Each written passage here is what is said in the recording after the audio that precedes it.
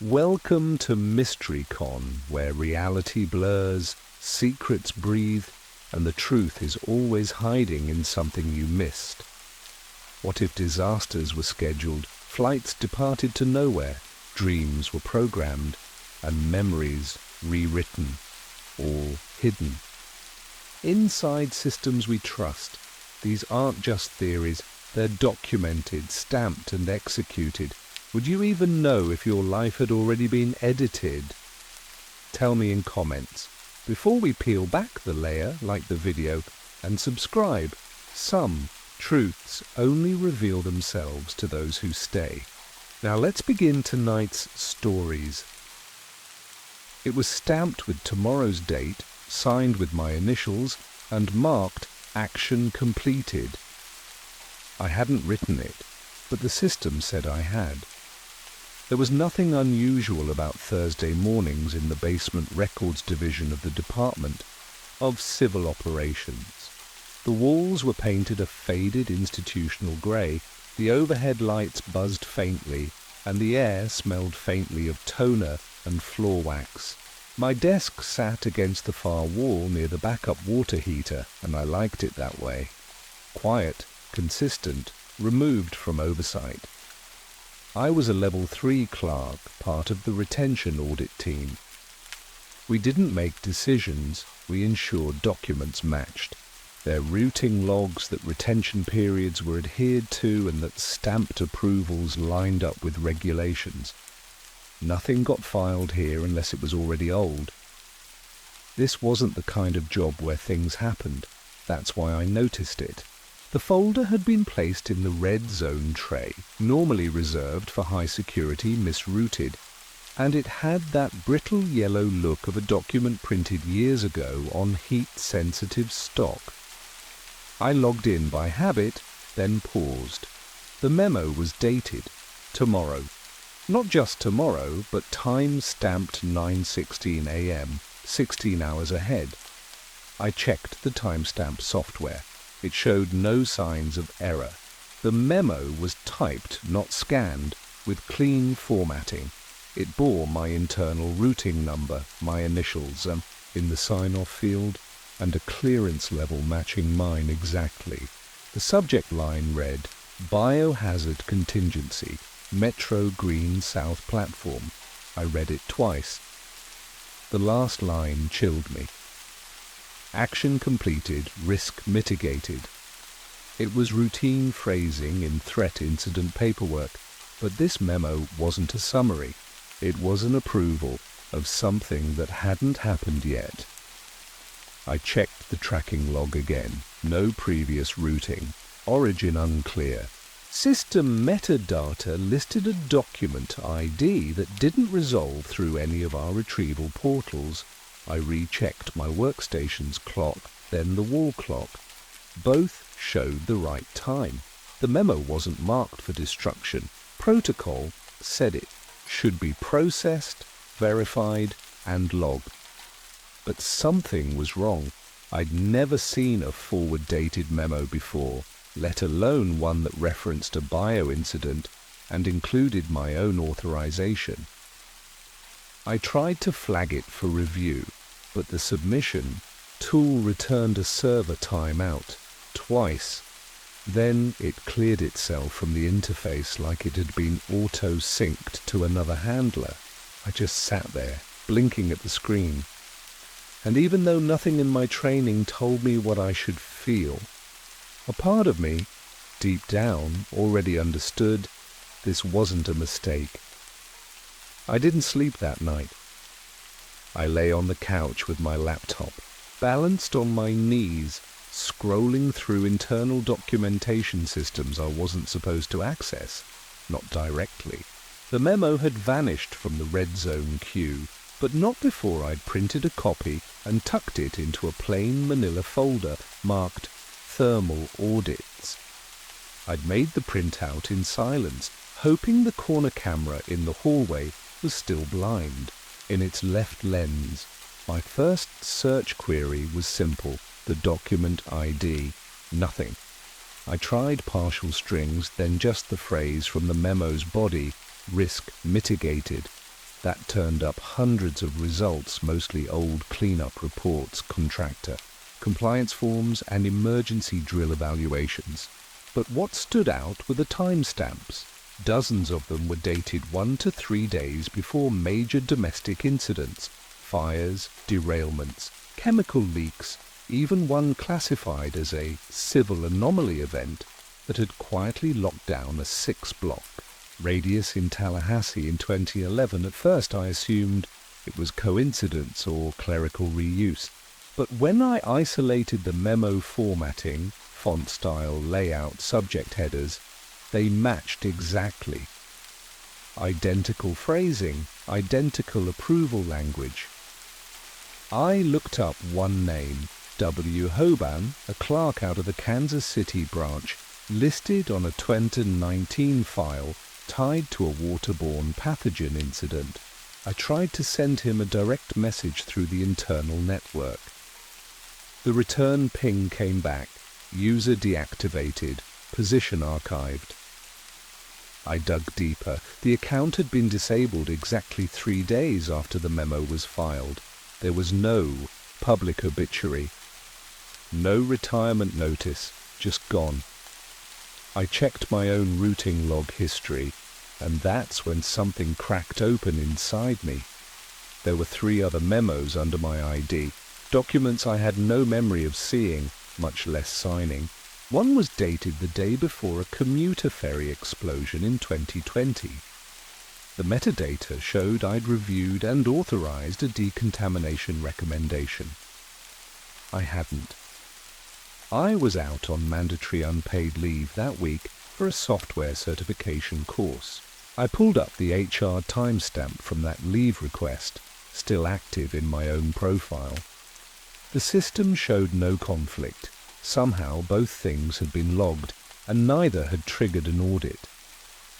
I sat back and tried to reason through it. Corrupted. Metadata, a proxy signature, maybe some legacy glitch in the logging system. But the more I looked, the more I realized it wasn't a mistake. My name, my ID, was part of something already running. I wasn't filing paperwork, I was validating something, approving something, and if that memo was right, I'd already authorized an event scheduled to happen in less than 10 hours. By morning, I had a headache behind my eyes and a sick feeling in my stomach. I arrived at the office early, earlier than I ever had, bypassing the security turnstiles with a badge that trembled slightly in my hand. No one questioned me. The building was always quiet before 8. I took the freight elevator to sub-level 2, where our off-site record servers were housed. I wasn't supposed to be down there without clearance from IT, but I knew the side terminal in the corner of the maintenance room didn't log badge access if you bypassed the HVAC login. I'd watched a tech do it once. It took me 2 tries to get in, but when I did, I went looking for the internal memo archive. Not the public one, the system-level route where things get processed before they're labeled. Most of the folders were garbage, incomplete packets, test transmissions, corrupted logs. But in a folder marked Legacy Reconciliation Queue, I found a series of memos without authors, just timestamps and destination IDs. Some were decades old, and every one of them followed the same structure as mine. Each outlined a discrete incident, vague in language, time-stamped one day in advance, and closed with the words, "Action completed." I checked the metadata. They were auto-routed to document handlers like me, anonymous middle-level clerks whose jobs were to confirm and submit. The loop was clean. Each time one was processed, the system flagged the record as completed, no matter what actually happened next. It was a simulation of oversight, a paper trail built backwards. I found names I recognized, one from an old training seminar in Chicago, another from an HR memo last year. I cross-referenced two of them. Both had left the agency unexpectedly. One was listed as voluntary resignation, the other simply status revoked. No exit interviews, no post-employment records. I sat there for a long time, watching the server fans spin in the side panel. The pattern was clear now. We weren't reporting disasters. We were preparing for them, validating them. I thought about the memo on my desk upstairs, the one about the metro station. If the pattern held, then the incident would happen today, and I'd already played my part. Somewhere in the chain, my approval had set things in motion. Whether I remembered it or not, I was part of the loop, and I wasn't the first. The storage locker was listed under a decommissioned filing branch on the city's southeast side. An off-site annex, we were told, had been cleared out after a mold report 3 years ago. I'd found the reference by tracing a legacy routing code buried in the footer of one of the old memos. It wasn't listed in the main system anymore, but the physical address still showed in archived inventory receipts. I borrowed a pool vehicle, signed out under routine transfer audit, and made the 30-minute drive without stopping. The building was exactly as I'd expected. Low brick, blacked-out windows, ringed by chain-link fencing with a gate half collapsed from rust. No cameras, no signage. The kind of place you forget exists even when you're standing in front of it. I used a bypass keycard we kept in the record van's glove box, the kind meant for out-of-schedule entries. It beeped once, then let me in. Inside, the air was stale, with dust and mildew. Light filtered in through warped plastic panels near the ceiling, casting everything in a dim yellow haze. Most of the filing cabinets had been emptied, some with their drawers hanging open like mouths caught mid-sentence. But in the back, behind a cracked support beam and a collapsed shelving unit, was a locked steel drawer labelled simply 9B. No agency seal, no barcode, just a scratched brass tag and a padlock so old the metal had blistered. I broke it open with a crowbar from the utility closet. Inside were folders, dozens of them, all yellowed, all formatted exactly like the memo I'd received. Each was dated within 24 hours of a major domestic incident: fires, chemical spills, gas line failures, mass casualty events that had official explanations, but now looked different through this lens. And they all bore initials. Some were mine, others matched names I'd come across in the server log. The files weren't just records, they were templates, evidence of a process that predated digital logging.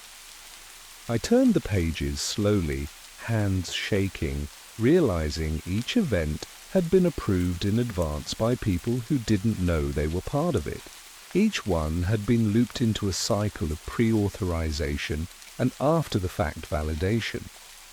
And the deeper I went, the clearer it became. These weren't accidents, they were operations, structured, sanctioned, and documented in a way that made accountability vanish, false flags written into policy, and we were the delivery system.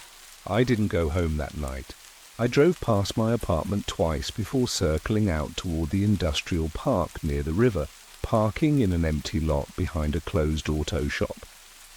I left my phone in the glove box, battery pulled, and took only the folder marked 9B, the locker. Files had confirmed it.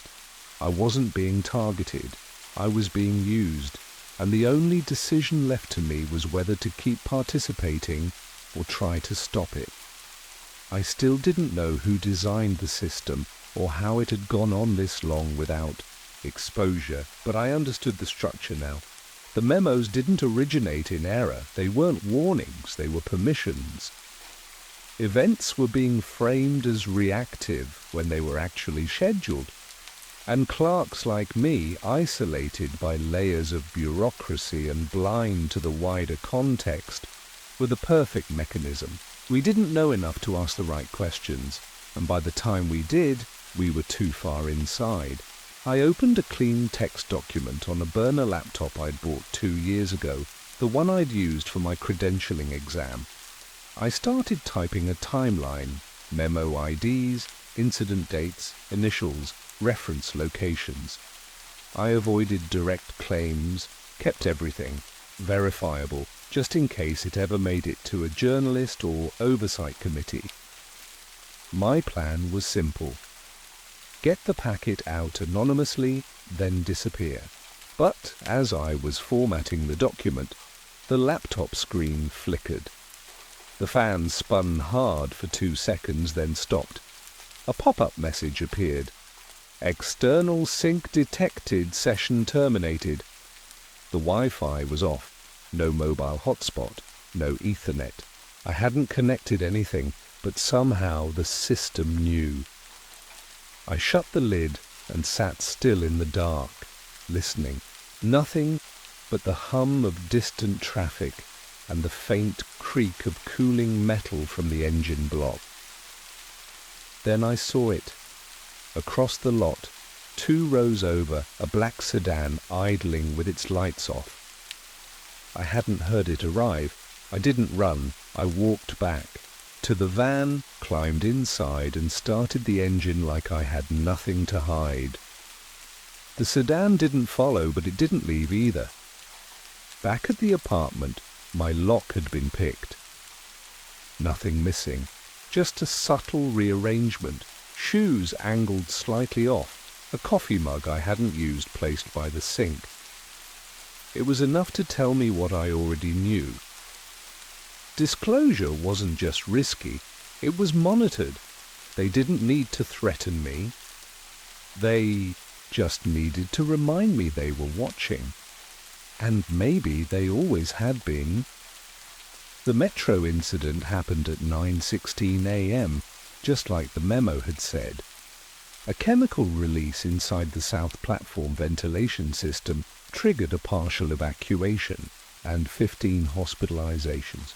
No deaths. The official report cited an industrial solvent leak from a subcontractor cleaning unit. Photos of hazmat crews circulated for a few hours, then disappeared from the news cycle.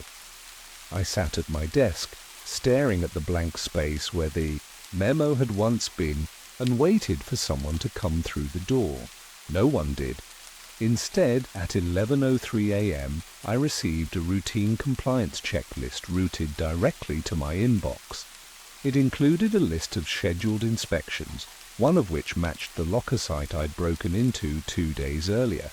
At the bottom of the page was a new document ID, one I hadn't seen before, but when I looked it up, it returned nothing. No file, no error message, just an empty result, like the system had already moved on. I checked the print logs. The memo about the metro incident wasn't listed, even though I'd physically printed it. My name was clear. My badge swipe logs showed nothing irregular. My system login history ended 2 hours early the night before. Whatever I had done, someone had already cleaned it. I was being folded back into the routine, pulled down into the machinery again like nothing had happened. I could have stayed quiet. I know that now. They weren't coming to silence me. They didn't need to. My silence was already written into the process. But I couldn't pretend anymore. I pulled the files from my lockbox that night, drove 4 hours north to meet a contact of a contact, someone who dealt in whistleblower leaks. When I handed her the folder, she didn't speak, just nodded and walked away, disappearing into the evening crowd. That was 5 months ago. Since then, I've seen parts of the story surface online, fragments, anomalous document formats, timed, memo metadata inconsistencies. A podcast episode that made it 2 days before being pulled, but nothing sticks. Everything gets washed away in the next news cycle. And the loop continues. The last file I saw before I left the department was dated a week ahead. It referenced an infrastructure failure at a reservoir in the southwest, stamped and signed with my initials. I hadn't filed it, but I knew it was real. It always is. I live by routines now. Nothing connected. No real name on file. Cash payments. Burner phone. The apartment is temporary, just like the last two. I don't stay in one place long enough to draw patterns. But even with all my precautions, I still get the feeling sometimes like I've already filled out the form before I pick up the pen. It's in the small things. A news alert that breaks 5 minutes before I expected it. A name in a headline that matches a folder I once glanced at. The rhythm of the system isn't just external anymore. It's in me now in the way I watch. People enter buildings, how I time the pauses in their conversations. I've memorized the clearance codes, the language structure, the phrasing of plausible deniability. The loop taught me more than I wanted to know. Not just how events are covered up, but how they're framed from the beginning, wrapped in legitimacy, signed in advance, buried beneath layers of process so deep no one notices when the signature at the bottom doesn't belong to them. I don't believe in evil masterminds or grand conspiracies. It's simpler than that. It's paperwork. Systems so big they need no handler, just inertia. People like me were never chosen. We were convenient. Low-level, isolated, obedient. That's all. It takes. I've thought about going public, telling everything. Not anonymously, fully. Let them try to explain how the memos keep getting dated ahead, how signatures keep appearing from clerks on medical leave or dead. But then I remember how cleanly the metro incident was folded into a routine maintenance log, how the document vanished without a trace. And I realize it's not just that the truth won't be believed. It's that the mechanism is designed to absorb truth and refile it under fiction. Every system is self-preserving, even this one. So instead, I keep the folder. I track new incidents as they happen. I look for the patterns. I mark the time. Not to stop anything, I know I can't, but to remind myself what's real, that I wasn't crazy, that I saw the loop and stepped outside of it, if only for a moment. And when I hear that faint knock in the middle of the night, or notice a car parked too long down the block, I don't panic anymore. I just go to the cabinet, open the drawer, and check the latest memo. Because one day, I won't find someone else's name at the bottom. I'll find mine. Again. The luggage started showing up before anyone noticed the gate was even active, and the tags were for a flight that didn't exist. I'd worked the night shift at Eastbridge International for almost 6 years, long enough to stop noticing the weirdness that comes with airports at 3 a.m. You see things, sleep-deprived passengers talking to themselves, gate changes that don't hit the boards, and entire terminals that go dark for no apparent reason. But I'd never seen anything like Gate 13B. Technically it didn't exist. It was tucked between 2 service corridors in the oldest wing of the airport, Terminal 1, long since gutted after the expansion. Still, the maintenance staff kept the area clean, because unused didn't always mean abandoned. I found the gate by accident. One night last winter, I was rerouting a wet floor sign through the old concourse after a pipe burst in the new wing. That's when I saw it. Gate signage lit up in a corner I hadn't walked past in months. The monitor above the counter blinked. Flight 7591 departing. 04:17 a.m., no airline, no destination, just a time. I reported it as a display glitch. The tech guys shrugged it off and said they'd checked the network. But the screen stays on night after night with the same flight. And the same time. Always know about to 17, then the luggage started arriving. At first, it was one suitcase left neatly beside the counter. No owner, no attendant. I flagged security, who tagged it for disposal. But it didn't go anywhere. Next night, 2 more bags. Same. Tags, Flight 7591, Terminal 13B. The TSA finally came down and did their thing. No explosives, no electronics. But the contents were strange. Bundles of worn currency, old passports decades out of date, and photographs. Always photographs.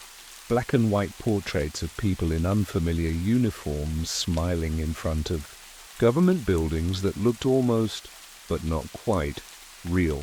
When I checked the faces against any system we had, facial recognition, even public archives, nothing came back. It was like they'd never existed. I told myself it was some elaborate prank, maybe a forgotten prop stash from the film shoot.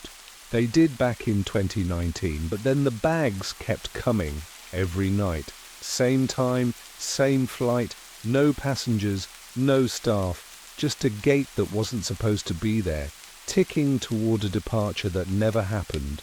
I should have left it alone. But curiosity, like mold in a damp terminal, grows in silence. I wasn't supposed to have access to the carousel logs, but night crews share things. You get to know who trusts you and who doesn't. And Omar at baggage. Control owed me a favor from that time I helped him cover a missed shift. All I asked for was a look at the routing data on the luggage that had been showing up near gate 13B. He didn't ask questions. Just handed me a flash drive after his shift, told me to be careful with it and not to mention his name. I took it home and opened the files on a burner laptop I kept for personal projects. Half-finished spreadsheets and airport trivia I used to kill time. The routing tags were genuine. Each bag had cleared international intake, scanned and approved, with listed origins across Eastern Europe and North Africa. But none of the origin airports matched any in our system. The codes were close, similar to IATA designations, but off by one character, like a copy of a copy. Fake, but done with intent. The timestamps were worse. All bags were scanned between 4:13 and 4:16 a.m., just before the phantom flight was scheduled to depart. Like someone wanted them there exactly then, like they were trying to catch something that wasn't real, but still operated on a schedule. I dug deeper, cross-checking the luggage tag serials with archived footage from Terminal 1. There were no handlers, no carts, no vehicles. The bags simply appeared. One frame they weren't there, the next they were. The motion detection logs had gaps, 3 to 4 seconds, where the camera feeds dropped out entirely. I flagged it as network interference and ran a check against the IT logs for those same moments. That's when I found the ping. A brief connection request from a remote server registered to a decommissioned internal IP. The name attached to it made my skin tighten. OEP 739 Loyalty Index Sync. I'd never heard of it, and I'd worked through enough back-end systems to know what belonged and what didn't. The log showed the ping trying to initiate a handshake with another process. A subroutine buried inside a mothballed loyalty analytics system the airport had phased out years ago. Except this wasn't tracking frequent flyers or reward points. The field headers were different. They read like metrics, but not for customers, for people. Words like retention viability, deception threshold, and cognitive drift. This wasn't lost luggage or a ghost flight. It was something running quietly in the background, hiding in systems no one bothered to maintain. A test, maybe. An experiment still gathering data, and someone, or something, was still watching. Because an hour after I closed the laptop, the power in my building flickered and my Wi-Fi router reset with its settings wiped clean. The next morning, I went back to the airport early, not for work, just to walk the concourses like any passenger would. I kept my uniform folded in a duffel to avoid questions, just a guy with a coffee walking slow, killing time. I wasn't looking for more bags. I was looking for someone who might be behind them, someone watching, maybe even waiting. But Gate 13B was quiet. The monitor still displayed the same flight, same time, no airline. The bags were gone, cleared out, just like every morning. I walked past twice, pretending to glance at my phone. Nobody paid me any attention. I was just another face. That's when I noticed the badge scanner. It was active. Every other defunct gate had been disconnected years ago, but this one was still drawing power. That meant someone, somewhere, had access control permission still running through an obsolete system. I needed someone who could help me go deeper, someone who'd survived long enough in tech support without caring too much about rules. That was Eddie. Eddie worked in the sub-basement under fluorescent lights, so old they hummed like a dying radio. He maintained retired server racks and watched old network logs for anomalies no one ever acted on. I brought him coffee and a wrapped croissant. He called that payment. I didn't tell him everything, just enough to get him curious. I asked about Gate 13B. He raised an eyebrow and tapped a few keys. Nothing in the live system, but when he pulled an archive config from 2013, a gate node popped up in the directory tree. 13 Bravo. That shouldn't still be active. He opened a file path I didn't recognize. NDSP, AUX, Rail, Node, or Shadun 13B. Inside were maintenance logs dated as recently as last week. Not janitorial, not operations. Something labeled observation events with notes tagged only by numbers and timestamps. No names, no details. One of the logs had a reference ID, AXR54, subject 112, cleared. I asked Eddie what it meant. He didn't know, but he did notice something else. The logs weren't stored on the airport servers. They were syncing nightly to an external relay in Langley, Virginia. I left with a printout of the node's file tree, nothing incriminating on its own, but it was enough to keep digging. That night I checked old employee rosters against archived maintenance logs. Cross-referencing names, I found a pattern. Every few months, a ground crew employee would leave suddenly, early retirement, medical leave, family emergency. The same vague language, but none of them had social profiles. No forwarding addresses, no new jobs listed. It was like they'd been gently erased. And then I found something I shouldn't have.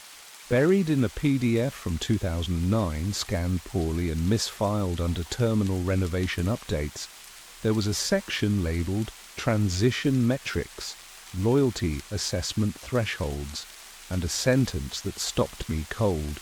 Candidates who pass the Tier 3 fidelity audit may proceed to 7591, Extraction Gate 13B. The flight wasn't a metaphor, it was a destination. and only the loyal were allowed to leave. The key was in the wording, extraction gate, not boarding, not departure, extraction. I couldn't stop thinking about it. The phrase stuck with me like a splinter, under the skin, small but impossible to ignore. I took a risk that night. Instead of clocking out, I stayed past my shift and looped through Terminal 1 again, this time wearing my uniform and pushing an empty mop bucket for cover. The overnight crew was thin, just one other janitor and a security guard I hadn't seen before. He didn't ask questions, but his eyes stayed on me too long when we passed. I kept moving, careful not to look back. At gate 13B, I paused, wiped the floor near the scanner and slipped a modified badge Eddie had rigged into the reader. It buzzed, then clicked. The gate door unlocked. I slipped through fast and let it shut behind me. On the other side was a corridor I'd never seen. Not even in blueprints. Narrow, unlit, with old tiles and peeling signage. The air smelled faintly of ammonia and something else. Ozone, maybe, or burnt plastic. I followed it down, every step echoing louder than it should. After 30 meters, it opened into a service stairwell, the kind used for wiring access during early construction. The lights overhead flickered once, then held. A sign on the wall was half scratched off, but one word was still readable: processing. At the bottom was a door with no handle, just a badge reader and a tiny camera above it. I knew better than to try it. Instead, I looked around and found a loose ceiling panel near a stack of unused chairs. Climbing onto them, I pushed the panel aside and hoisted myself up into the crawl space. It was tight, just barely enough room to move, but I followed the cable bundle running alongside the ductwork. It led to a ventilation grate overlooking the room beyond the locked door. I looked through it and forgot to breathe. The room wasn't an office or a lab, it was a checkpoint. Lit like a DMV, but colder, more sterile. 3 desks, each with a monitor showing biometric readouts, a single luggage scanner, and behind it a jetway tunnel that seemed too new to be original construction. It was spotless, no dust, no signs of wear. A printed sign above the scanner read, "Passenger verification required, Tier 3 only." One of the monitors displayed a still image, a man in a maintenance uniform holding a duffel. My duffel, my face. I pulled back fast, heart pounding. Someone had recorded me, processed me even, without my knowing. They hadn't just seen me. They had entered me into the system. I climbed down as quietly as I could and retraced my steps to the concourse. I didn't stop moving until I was outside, walking toward the long-term parking lot like nothing had happened. That night, I didn't go home. I took the interstate out of town and checked into a roadside motel under a different name. I turned my phone off, removed the battery, and used a prepaid card to buy a new burner. When I powered it on, it pinged once and immediately showed a system update I hadn't authorized. I shut it down and tossed it into a drainage ditch behind the building. I sat on the edge of the motel bed, staring at the dark TV screen, and tried to understand what I'd just seen. The gate wasn't abandoned, it was active. It was processing people who passed a test most of us didn't know existed.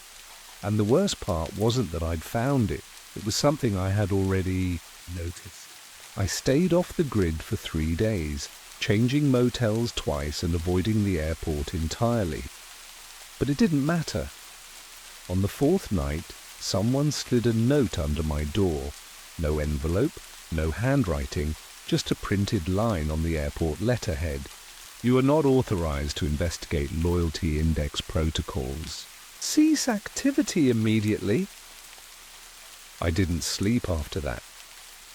I packed up and drove through the night to Eddie's place, a run-down duplex outside city limits where cell signals barely held. I found him in his usual spot, hunched over 2 monitors, with terminal code running non-stop. He didn't look surprised to see me. "I figured they'd come after you," he said quietly, eyes still on the screen. I showed him the note. He stared at it for a long time and then opened a secure shell on his backup machine. "They've been scrubbing the node logs," he said. "Files I accessed last week are gone, not just deleted, overwritten and recompiled. Someone's burning the trail." He pulled up a mirror server he'd quietly kept off the books. It showed access attempts from an internal IP flagged as NDSP clearance active. That wasn't just IT cleaning house. That was deep state level sanitizing. "They're not just hiding this," he said. "They're actively monitoring for anyone who gets too close." I told him everything. The processing checkpoint, the biometric logs, the photo of me on the screen. He didn't speak for a while. Then he typed something I didn't expect. AXR54. That code had shown up before, but Eddie had found more.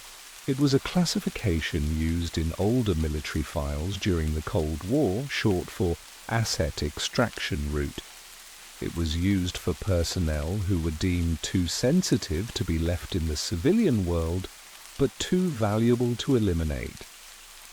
In plain terms, people who passed a test of loyalty and were removed from normal life, not killed, relocated, rewritten, sometimes even reused.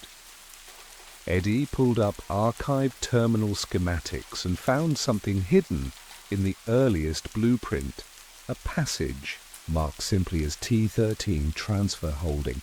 No exit, no routing, just a dead-end corridor between 2 walls. Except the space was too large to be nothing. It was the same zone where I'd found the stairwell. "It's still active," I said, "and it's still taking people." We sat in silence. Then Eddie turned to me and asked the question I hadn't dared say out loud. "Do you want to expose this?" I didn't answer right away. I thought about the bags, the faces in those photographs, the names that never existed. I thought about the badge scanner still powered, the files syncing to Langley, and the jetway leading to a flight that never returned. If I went public, I'd lose everything, my job, my credibility, maybe more. But if I didn't, the test would keep running, unnoticed, unchecked. "I need to show someone," I said finally. "Real proof, not just logs and screenshots, something they can't ignore." Eddie nodded once and opened a weather tracker on a 3rd monitor. "They only run the gate during bad visibility. Less traffic, fewer witnesses, fog's rolling." "In tomorrow night," he looked at me. "We'll have maybe 20 minutes tops." I stared at the map, knowing the plan was reckless, knowing we were already on borrowed time. But I also knew this: whatever was waiting at Gate 13B wasn't just a remnant of some forgotten program. It was still evaluating people, still making decisions about who stayed and who vanished. And somehow I had become part of the test. We slipped into the terminal just after 2 a.m., dressed as overnight janitorial staff and carrying forged clearance badges Eddie had printed the night before. The fog outside was thick enough to blur the tarmac lights, and visibility in the concourse was low, the glass smeared with condensation. That was the pattern. Every instance of gate activity, every logged processing event had coincided with weather that kept both cameras and people blind. We passed through the old corridor like before, the badge reader at 13B still humming quietly under its dead exterior. This time the scanner didn't hesitate. It clicked green on the first try. The door unlocked. Inside, the corridor was darker, quieter than I remembered. No hum from the lights, no footfall echoes, just the soft, rhythmic sound of ventilation deeper ahead. Eddie stayed close, his backpack holding 2 small pinhole cameras, a signal repeater, and a USB bootkit designed to clone whatever drives we could access. At the stairwell, we paused. The lights had been replaced. New LED strips lined the walls, clean and silent. Someone had been maintaining this place since my last visit. We descended, one slow step at a time, until we reached the door marked Processing.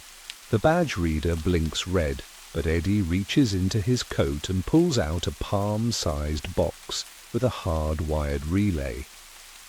He clipped it to the reader's base, keyed in a short string of numbers, and the light turned green. The door opened into the same stark checkpoint I'd seen before. Biometric stations, a single conveyor scanner, the jetway still pristine. But this time, the room wasn't empty. One man stood at the central desk, head down, scanning a monitor. He looked like any airline employee, pressed uniform, airport ID, coffee at his elbow. But when he looked up and saw us, he didn't flinch. He just stared for a moment, then said, "You're late." Eddie froze. I took a step forward. "We're not part of this," I said. "We just want to know what's happening here." The man sighed and looked past us toward the door, as if expecting someone else. Then he motioned to the jetway. "Nobody believes the first time, but they still board. Everyone does." He turned the monitor toward us. On the screen was a feed of the terminal above, the concourse we'd just walked through. 2 figures, me and Eddie, in janitor uniforms. And then, 5 seconds later, the same feed showed us again, entering from the opposite direction. A loop. We weren't alive. We hadn't been since we passed the scanner. "You're not being watched anymore," the man said calmly. "You're being evaluated." Eddie stepped back, visibly shaken. I asked him to pull the cameras and start recording everything. He didn't move. "I think I know him," he whispered. I looked again. The man did seem familiar, but it wasn't until I noticed the badge on his chest, H. Branson Facilities, that it clicked. Harold Branson had gone missing 4 years ago, vanished during a mid-shift lunch break, no foul play, no record of leaving. They'd closed his file after 90 days, and now here he was, older, slower, but alive, and loyal. "You passed, both of you," Branson said. "That's why you're here. You kept digging after the warning. You persisted. That's what they want." I asked who they were. He didn't answer. Instead, he walked to the jetway and opened the access door. A sharp hiss of pressurized air escaped, followed by silence. "The flight leaves in 3 minutes," he said. "It's your choice." I didn't move. Eddie stared at the open door, then at me. He looked ready to speak, but then his face twitched, his pupils dilated unnaturally, and his voice shifted, flat, composed. "I think I'm going," he said softly. It didn't sound like him, not in tone, but in rhythm, every word evenly. Spaced, as if rehearsed. I grabbed his arm. No, we're leaving together, now. His eyes flicked toward me just briefly, and I saw a tremor of doubt pass through him. Then he nodded, slow, mechanical. Okay. We backed out of the room together carefully. Branson didn't follow. He just stood there, watching as if disappointed. Back in the concourse, everything felt off. The lights were too bright, the air too clean. My watch showed the same time it had an hour earlier. The airport PA system echoed with a message I couldn't understand, just static and a pattern of tones like a doorbell played backward. We made it to the car without speaking. Eddie didn't say a word the whole drive back, just stared out the window with a blank expression. When I dropped him off, he didn't go inside. He just stood on the curb, still and silent, long after I drove away. I never saw Eddie again. 2 days after we left the airport, his number stopped working. I went by his duplex, empty, mail stacking in the box, blinds drawn, no sign of struggle, just absence, quiet and clean. I waited an hour parked across the street, watching, no movement. That night I checked the secure folder we'd uploaded, the footage too. The directory still existed, but every file inside had been replaced with a 0-byte placeholder. No login history, no edits logged, just gone. Like the data had never been there, like we'd never been there. I tried calling in a favor with an old contact who worked in access control for a federal contractor. I gave him the name of the badge scanner software I'd seen at Gate 13B, just to see if anything pinged. The line went silent for almost 10 seconds. Then he said, "Don't ask me that again," and hung up. He hasn't answered a call since. Back at the airport, everything continued like nothing had happened. Flights departed, announcements played. The janitorial crew rotated like always, but small things were off. Security guards I recognized were gone, replaced by unfamiliar faces, who never made eye contact. The badge reader at Gate 13B had been removed, and the panel where it once sat was sealed over with drywall, painted to match the corridor. No trace of a door, no sign it had ever opened. I walked that concourse for 3 nights, looking for anything, an access panel, a cable out of place, even just a draft in the air. But there was nothing. Whatever process had been running, it was either complete or relocated. And I was left behind. Sometimes I think about what Branson said about passing the test, about how the people who dig after being warned are the ones they want. I wonder if discovery was the test itself. Maybe the real question was, what do you do after? I've started noticing people in the terminal who don't seem quite real. Not suspicious, just too still. Their movements half a beat behind. Their laughter was half a second late.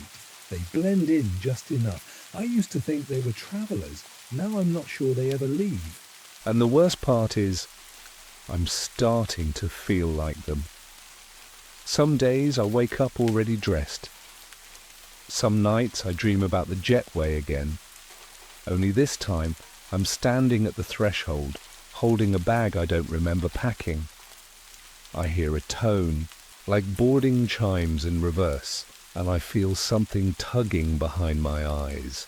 I haven't told anyone else what happened. Who would believe it? But I still have one copy of the footage, burned onto a disc, hidden in a place only I know. I haven't watched it since. I'm afraid it's changed. afraid I'll see someone new in the corner of the frame, or worse, see myself looking directly into the camera. I didn't board that night, but maybe that doesn't matter. Maybe once you reach the gate, part of you never leaves. I still work the night shift, still mop the same tile floors. But when I pass Terminal 1, I never look left. I don't need to. I know what's waiting there when the fog rolls in. The footage shows them installing something in a place that doesn't exist anymore. The timestamp, September 10th, 1996. It started with a Craigslist listing for an estate sale, one of those last-minute notices that felt thrown together by someone eager to disappear. The property was tucked off a gravel road in rural Indiana, the kind of place you'd drive past without noticing. I wasn't there for anything specific, just scavenging really, but I had a feeling. The house was a mess. Dust layered every surface, light bulbs flickered, and half the furniture looked like it hadn't been touched since the 80s. In the basement, buried behind old gym equipment and a stack of VCR manuals, I found a milk crate, packed with unlabeled VHS tapes. Most were degraded, static-heavy junk, but one had a piece of masking tape on the spine, faded but legible. TT Priel. I didn't know what it meant, but I kept it. Back home, I hooked up my old combo player and let the tape roll. It opened with black and white security footage, time-stamped September 10th, 2001 at 1:42 a.m. But it wasn't New York. No recognizable skyline. The camera angle was high, angled slightly downward across a glass-paneled lobby. A cleaning crew passed through, 3 men in utility vests with no logos. They weren't cleaning, though. They carried what looked like hard cases and small metal cylinders. One by one, they entered a maintenance door marked Sub 3. 20 minutes later, they left without them. The logo on the glass caught my eye, Wexler Federal Annex. I'd never heard of it, but I paused the tape and jotted it down.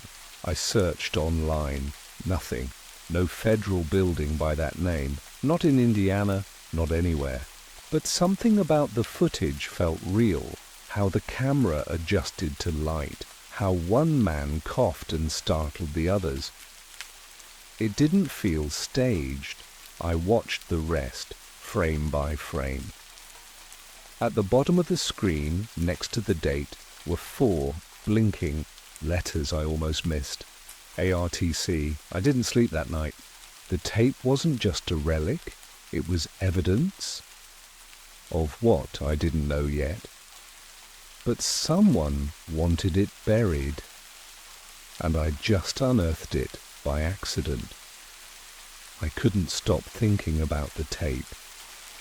The footage replayed in my head on a loop, especially the moment one of the men looked up directly into the camera as if he knew someone would be watching years later. The first clue was the building name, Wexler Federal Annex. I checked every public records database, news archive, and real estate registry I could access. Nothing. No Wexler, no Federal Annex, not in Indiana, not in the surrounding states. It was as if the place had been wiped from history. I paused on a frame showing the entrance. The glass reflected a row of trees and a streetlight, just enough for a reverse image search. One match came back, a grainy thumbnail from an old civil engineering forum dated 2006. The caption read, "North Meridian Project, never completed." I followed the link, but the thread was dead, the page archived and mostly broken. Still, it gave me a location. North Meridian turned out to be a stretch of road near Fort Wayne, a part of town now filled with storage facilities and discount tire shops. I drove there the next morning, half hoping I was chasing nothing, but when I pulled into the lot where the coordinates pointed, something hit me.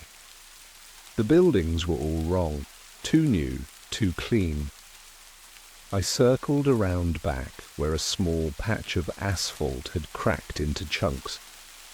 Weeds sprouted through the gaps. It was fenced off, but through the links I could see concrete stairs leading down into what looked like a sealed service entrance. Spray painted across the metal door was a faded warning. No entry, federal property. Back at home, I digitized the tape frame by frame. Near the end, one of the workers removes something from his jacket, a handheld radio or transmitter, and speaks into it. The audio was garbled, but when I ran it through editing software, a few clipped syllables stood out. Alpha, Kilo, Vostok, military phonetics, but the last word didn't fit. I typed Vostok into every military and intelligence archive I could find. It kept returning results about an old Russian satellite project, nothing to do with Indiana. But then I found a strange forum thread posted by a user named Echo47. It was archived years ago. The subject line read, TPL Police Test Tape, Pre-Elevation Event Log. That's when I realized the footage might not be about 9/11. It might be about something that came before. I tracked the username Echo47 across old web archives, dead forums, and scraped IRC logs. Whoever they were, they posted only 3 times, each message cryptic, almost like notes to themselves. But one stood out. Dated September 2006, it read, WFA never on record, leased to Civic Substructures LLC from 96 to 01. Ownership transferred to DoD Shell via Quaker Ridge Holdings. All before 9/11, all scrubbed. I ran the names through open corporates and old SEC filings. Civic Substructures were real for 5 years. Registered in Delaware, dissolved abruptly in October 2001. No contact info, just a listed agent address that traced back to a vacant lot in Arlington, Virginia. I kept digging. A document buried in a scanned municipal filing revealed that Civic Substructures held contracts for underground utility retrofitting, mostly drainage and fiber infrastructure. But the location listed, North Meridian Industrial, Corridor, Indiana. At the same time, I reanalyzed the audio from the tape. I dismissed most of it as static, but I noticed something strange in the waveform. 3 short tones, always followed by spoken phrases. I ran it through a spectrogram and saw embedded frequency spikes, not typical of analog tape. It looked like a layered signal. I posted the file to a cryptography forum under a burner account. A user replied within hours. Not static, encrypted burst data, pattern matches old Stanag military comms, possibly Eastern Bloc origin. The words made my stomach drop. The men on the tape, whoever they were, weren't just installing equipment, they were transmitting. That night I went back to the footage and paused on the final frame.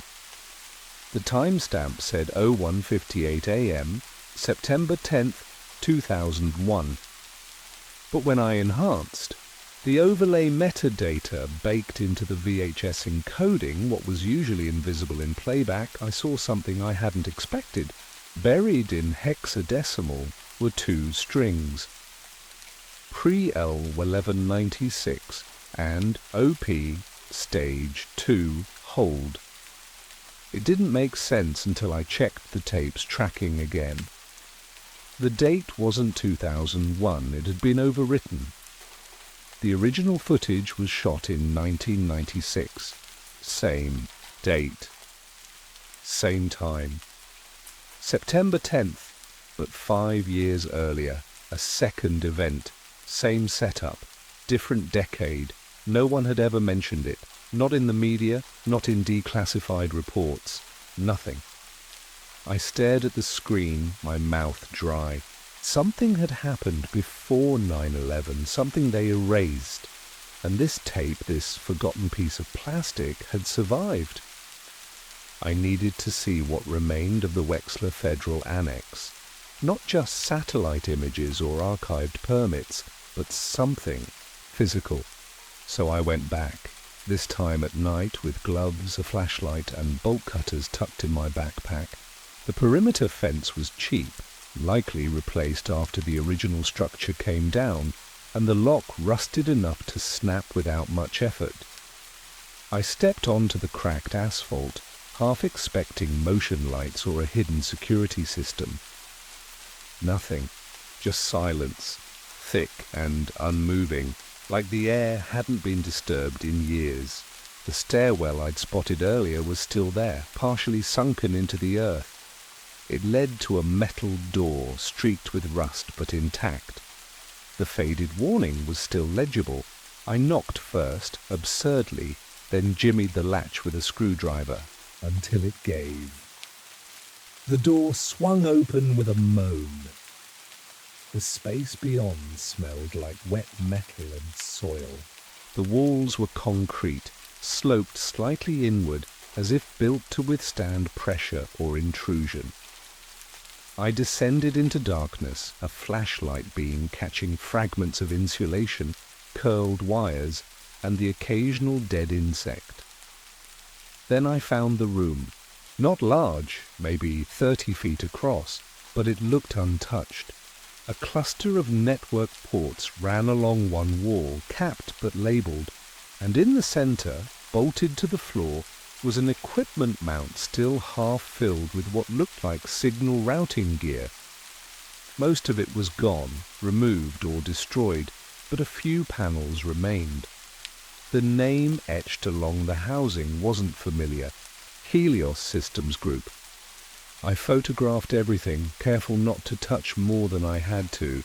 On a small shelf near the rear wall was a dust-coated binder, the kind used for internal wiring diagrams. Inside were pages of notes, most of them water-damaged, but one sheet was intact. It listed a date, September 10th, 1996, and a header that read, Pre-elevation configuration. Beneath it were initials I didn't recognize, followed by a checklist of technical terms, timing sync, burst relay, verification key. But what froze me was the final line, handwritten in red. If Stage 2 fails, refer to Atlantic fallback. There was no signature, no further explanation. Just a post-it stuck to the bottom of the page. It had one word, Vostok. I left the site before dawn, dumping my gloves and clothes in a gas station dumpster an hour away. But even after scrubbing everything down, I couldn't shake the feeling I'd crossed a line, not metaphorically, a real one. These weren't urban legends or speculative theories. This was infrastructure, designed, funded, built, and buried. The kind that didn't show up in history books. And the deeper I went, the more certain I became that the real event wasn't what happened on 9/11. It was what almost happened in 1996 and what someone still didn't want found. I didn't upload anything at first. No Reddit threads, no encrypted file drops, no contact with journalists. It wasn't just fear, it was instinct, like something old and wired into the body that tells you not to move when the woods go quiet. But the silence around TT Priel wasn't passive, it was enforced. The day after I visited the site, my internet went out. Not just mine, the whole block. Utility trucks parked out front said they were upgrading lines, but no one seemed to be doing any actual work. That night, I heard the sound of a camera shutter through my open window. Just one click. When I stepped outside, the street was empty. But my mailbox had been opened, not stolen from, just left ajar. I needed to know if anyone else had seen the footage or had come close, so I reached out to someone I'd followed for years, a low-visibility data archivist who specialized in recovering disappeared government files.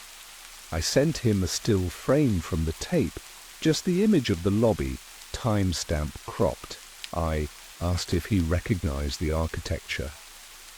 He replied the same day. That's not federal. That's commercial-grade retrofitting disguised with modular facades. That's a Cold War cleanup design. We've seen that before in Project Mantle photos. He included a zip file. Inside were 10 images from 1994, black and white scans, low resolution, taken from what looked like a shuttered subway terminal. Each showed installation work almost identical to what I'd seen on the tape. Same cases, same equipment. I asked him where the images came from. His answer was short. Intercepted FTP archive, Eastern Europe. All references pulled offline after 2007. Then came the warning. If you have tape metadata, do not upload. They scrape across video platforms using AI classifiers. They're watching. That was the moment it clicked for me. This wasn't a secret. It was a suppressed framework, something modular, mobile, and repurposed. And whatever Stage 2 was, it had either never launched, or it had been scrubbed from public memory. The TT Priel footage wasn't evidence of preparation. It was documentation of cancellation, or maybe containment. I drove 5 hours out of state the next day, rented a motel under a fake name, and scanned every page from the wiring binder I'd found. I encrypted it, split the archive, and buried the drives in 2 locations I didn't write down. And still, I couldn't sleep. My phone buzzed at 2:37 a.m., a number I didn't recognize. No voicemail, just a text. Priel sent us priority retention event. Entry log, you don't know what you have. That was the first time I considered deleting everything, but instead I wrote back. Then tell me what it was for. No reply. Not then, not yet. But I knew I'd drawn attention, the kind that doesn't knock twice. The reply came 2 days later, slipped under my motel door in an unmarked envelope. Inside was a photocopy of a document, faded, water-streaked, partially redacted, but unmistakably authentic. A Department of Defense communication dated August 1996, the title, Operation Vostok, Pre-Deployment Protocol Adjustments. It referenced simulated structural vulnerability testing across multiple non-contiguous sites, coordinated by a civilian logistics contractor. The TT Priel designation appeared at the bottom, marked as an internal audit tag. One phrase was underlined, "Do not proceed to Stage 2 without explicit executive-level override following Atlantic model review." That same line from the handwritten checklist in the Wexler binder. My hands were shaking. This wasn't just surveillance or military prep. It was part of something bigger, something compartmentalized across agencies, time-zoned from history. I read the page again, slower this time. There was another clue, one I hadn't noticed. A notation in the margin read, "Preempted 9/10/96, RF exposure confirmed." I spent the next 12 hours piecing it together. RF, radio frequency. The embedded tones in the VHS tape weren't just encrypted data. They were part of a test, an activation sequence maybe. And someone had halted it. The incident that never happened in 1996 wasn't a failure. It was an intervention, but there was no record of who stopped it or why. That's when I thought to look beyond domestic records. I accessed a Ukrainian academic archive I'd used years ago for unrelated research. It had a mirrored subdirectory of old Soviet intelligence leaks, many translated post-1991. Buried in a 1997 white paper was a single footnote citing a false positive transmission event originating from the Midwest United States. September 1996, the phrase used was chilling, strategic mimicry of decoy attack signatures. It wasn't a drill, it was misdirection, an engineered signal meant to simulate an external threat. And the entire thing had been staged from inside our borders. By the time the full picture came into focus, it was nearly dawn. The pieces didn't form a clean narrative. They formed a scar, a record of a second false flag event, aborted before it could become a headline. Not terrorism, not war, a control experiment in manufacturing chaos. The TT Priel tape was never meant to be archived. It was an artifact of the test, mislabeled, maybe forgotten, and I had it. Proof that 9/11 wasn't a beginning. It was a second draft, the one they let happen. That morning, someone knocked at my door. 3 sharp raps. I didn't answer. I left through the bathroom window and never returned. But the envelope, the binder scans, the digital files, I scattered them. Sent copies through dead drops and encrypted posts to nodes I no longer had access to. Not to reveal the truth.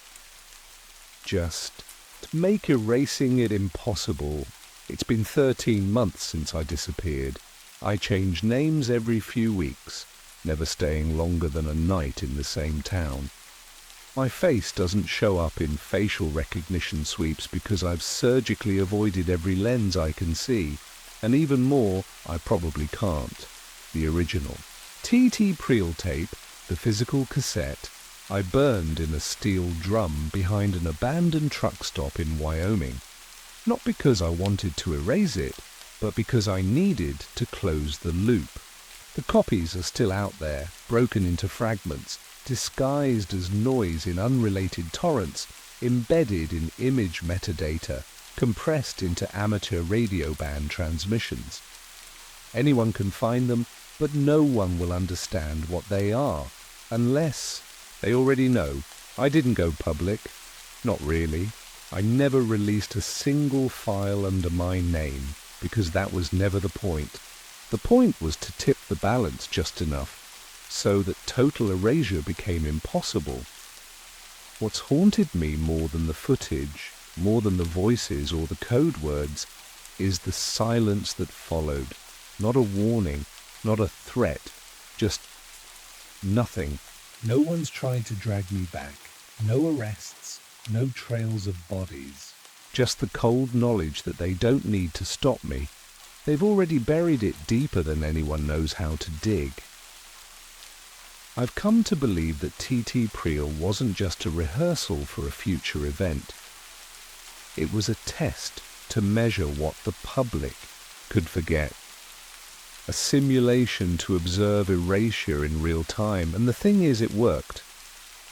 I've talked to historians, researchers, even intelligence veterans. None of them remember a building called Wexler. No one recalls the power outage that hit Fort Wayne in '96. Even old newspapers are scrubbed, scanned archives missing key dates like teeth knocked out of a smile. I still see flashes of it sometimes, the man with the radio, the blinking ARTC, in the corner of the screen, the way the camera shook just slightly as if reacting to something the eye couldn't see. I wonder if the real experiment wasn't the signal or the equipment. Maybe it was memory. Maybe they were testing how long the truth could survive without oxygen. In the end, I wasn't a whistleblower. I was just a variable in someone else's equation, a data point they knew they'd have to account for. So I leave messages now, quiet ones, buried in the noise, meant not to expose but to remind that something happened before the story began, that not every timeline starts when the clock says so. And if you've seen what I've seen, if even part of it found its way to you, then you know the truth too. The first vault didn't fail, it was sealed. And we've been living inside it ever since. The first time we dreamed of the Red Room, no one thought it meant anything. We were just 5 strangers trying to sleep through the same war. At first, the sleep lab felt like a sanctuary, a government-funded trial for veterans with PTSD built inside a repurposed tech campus outside of Fort Lewis. Clean halls, fresh linens, strict schedules. They gave us all new digital sleep monitors, sleek little bands that recorded REM patterns, heart rates, even something called neurosynchronicity. I didn't pretend to understand. We were told it was cutting edge, a non-invasive system to monitor collective sleep behavior. That's how they phrased it. Collective sounded harmless, clinical, like we were data points on a graph, not people still flinching at car alarms. The first few nights, nothing unusual, just the dull grey fog of interrupted dreams and late-night wake-ups. But by the end of week 2, a pattern started to form, not in our vital signs, but in the dreams themselves. It was subtle, a hallway someone else described that I had seen too, a low buzzing sound we couldn't place, the sense of being underground. We didn't talk about it at first. You don't bond over dreams in places like this. You nod. You keep to yourself. But eventually we couldn't ignore the overlaps. 5 people, from 5 different backgrounds, having dream fragments that aligned too precisely to be random. And always, at the edge of those dreams, was the room. 4 white walls, a single window with no glass. And in the center, a figure dressed in red, face obscured, standing perfectly still. We each saw them differently, different heights, different builds, but always wearing red, always giving orders. Except we couldn't remember what they said. Just that we obeyed. We assumed it was some byproduct of the treatment, a shared hallucination maybe, a side effect no one warned us about. I brought it up to the lead researcher, Dr. Klein. She smiled gently, saying dream overlap wasn't uncommon in highly structured environments. Group immersion effects, she called it. I wanted to believe her, I really did. But something about her eyes didn't match her tone. They held a flicker of recognition, like she'd heard it before, like she expected it. The first time I searched the sleep monitor logs, it was just to kill time. We were allowed access to our own data through a secure tablet interface, a gesture of transparency, I guess. Most of the guys ignored it. But I've always needed to see patterns to feel in control. The interface was polished, intuitive, but the data went deeper than I expected. It wasn't just brainwave graphs and sleep cycles. There were metadata tags, strings of code with timestamps I didn't understand. Some were labeled DREM Phase 3 or Cognitive Coherence Flag. Others just read Sync Event, followed by 6-digit IDs. I thought it was a glitch at first, but then I saw my own sync events overlapped with McCall's and Patel's, all logged within the same 30-second window. That shouldn't have been possible. We slept in separate rooms. We weren't connected, not in any way that made sense. I screenshotted the logs and brought them up to Dr. Klein. She barely glanced at them before explaining it away as background artifact correlation. Said the system sometimes flagged similar neural spikes as shared events, even if they weren't. But she didn't offer to look into it. She didn't ask to see the screenshots. It felt rehearsed. That night, I stayed up late and started digging deeper into the interface's back end. The lab's Wi-Fi had restrictions, but I found a diagnostic. Mode buried in the help menu, no password, just a string of default commands. It opened a hidden folder labeled Solace Mirror. Inside were dozens of dream sequence files saved as compressed video loops. The dates matched our stay. Each file was a low-res visualization of neural data, abstract at first, shapes, lights, motion maps. But then came something I didn't expect. Audio layers. Faint voices buried in static. I played one from 3 nights ago. At first it was garbled, unintelligible, but then I heard it, a low voice, calm, steady, speaking in short, clipped phrases. Descend, obey, prepare. I scrubbed forward. Another voice answered. It was mine. I didn't remember speaking. I didn't remember dreaming about it, but there it was. My voice repeating back the words like they were commands. The file ended with a timestamp and a flag. Broadcast successful. I stared at the screen for a long time. The others were dreaming the same dreams. And something or someone was watching, measuring how well we followed orders.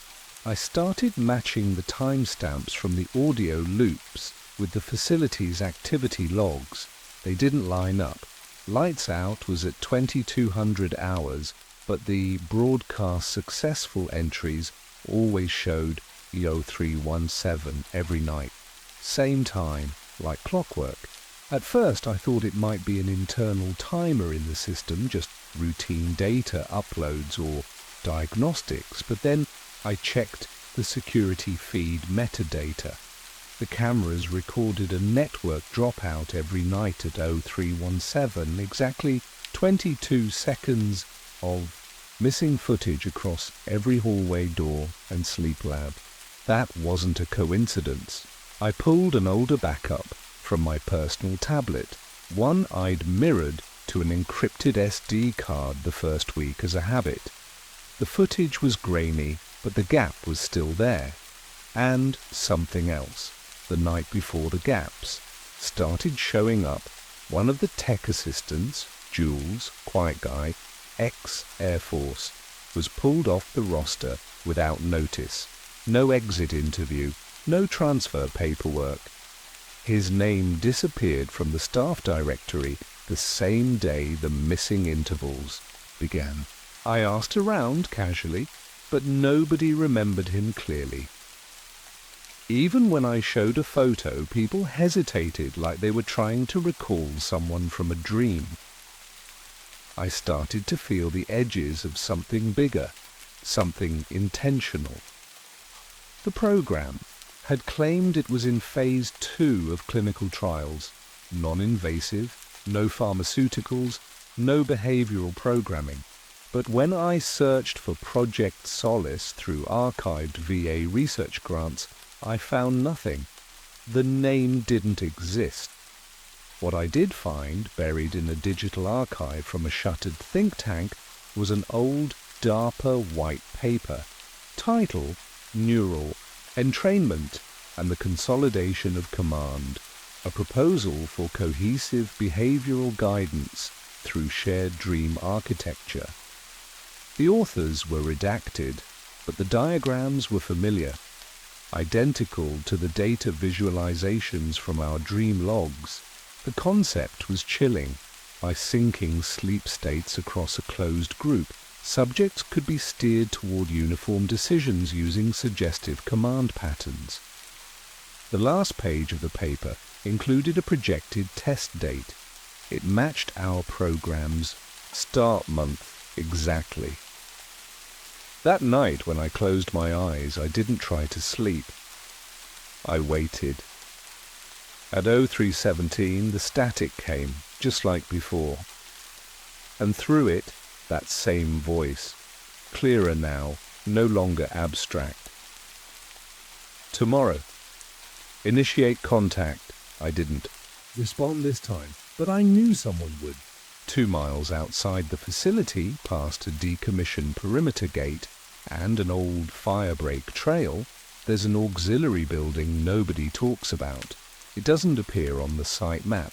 There's no signage, no maintenance records, but it's there, half buried in the hillside, concealed beneath brush and weathered fencing, with a rusted keypad and a magnetic lock panel that still hums with faint power.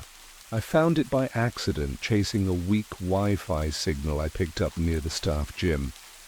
The signal was strange, broadcasting a closed network called SLC Mirror 2.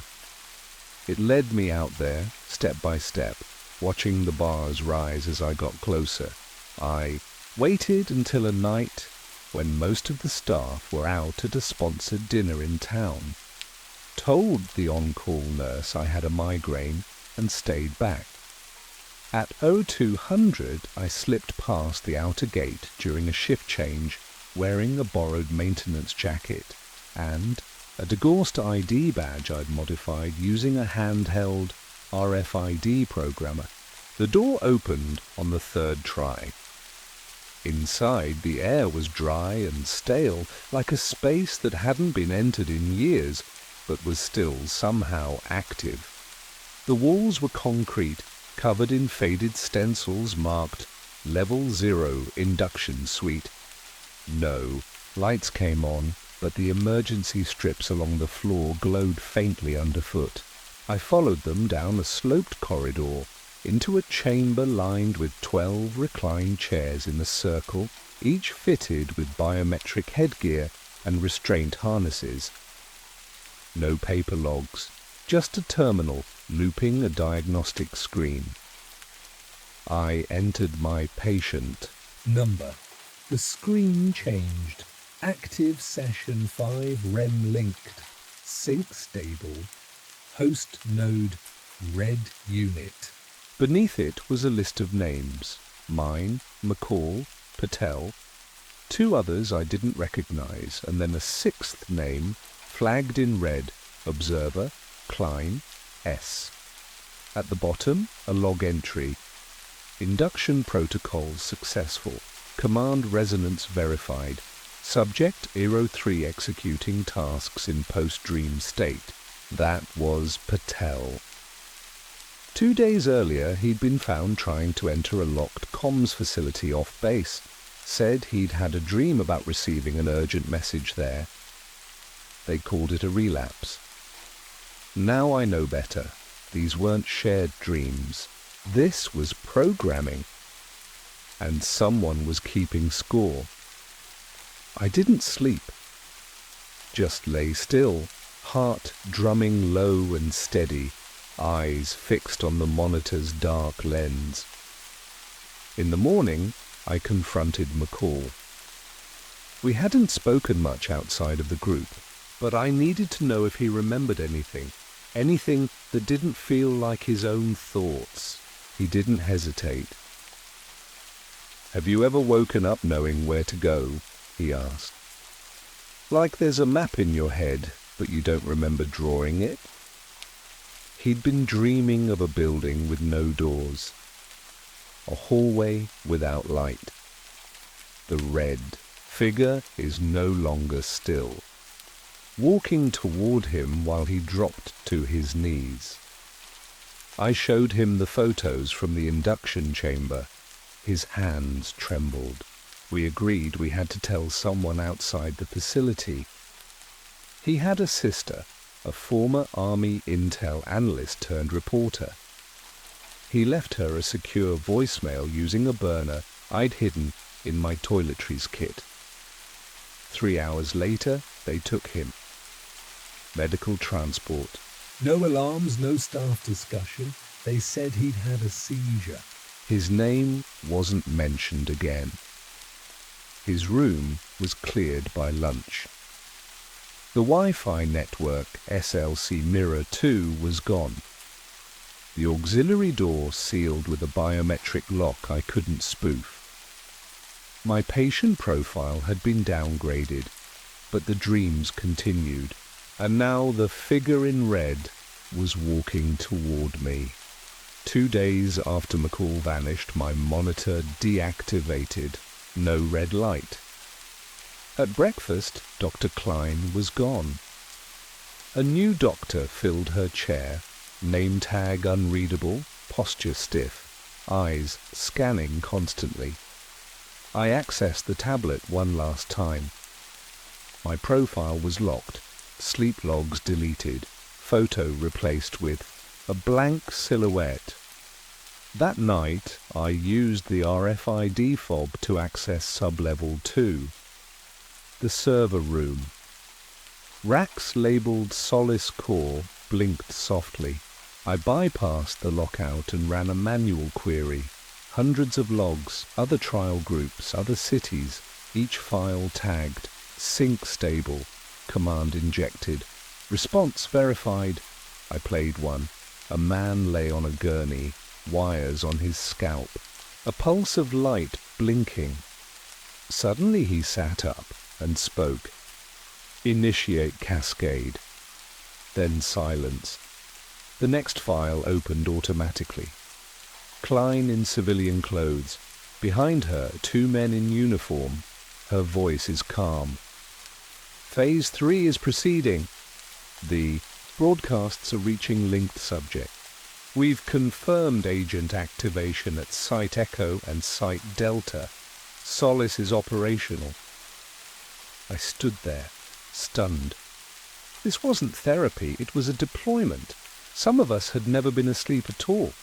I left during shift change wearing scrubs and a lab coat I'd stashed from the laundry chute. I slipped a forged discharge sheet into a distracted nurse's clipboard. No one stopped me.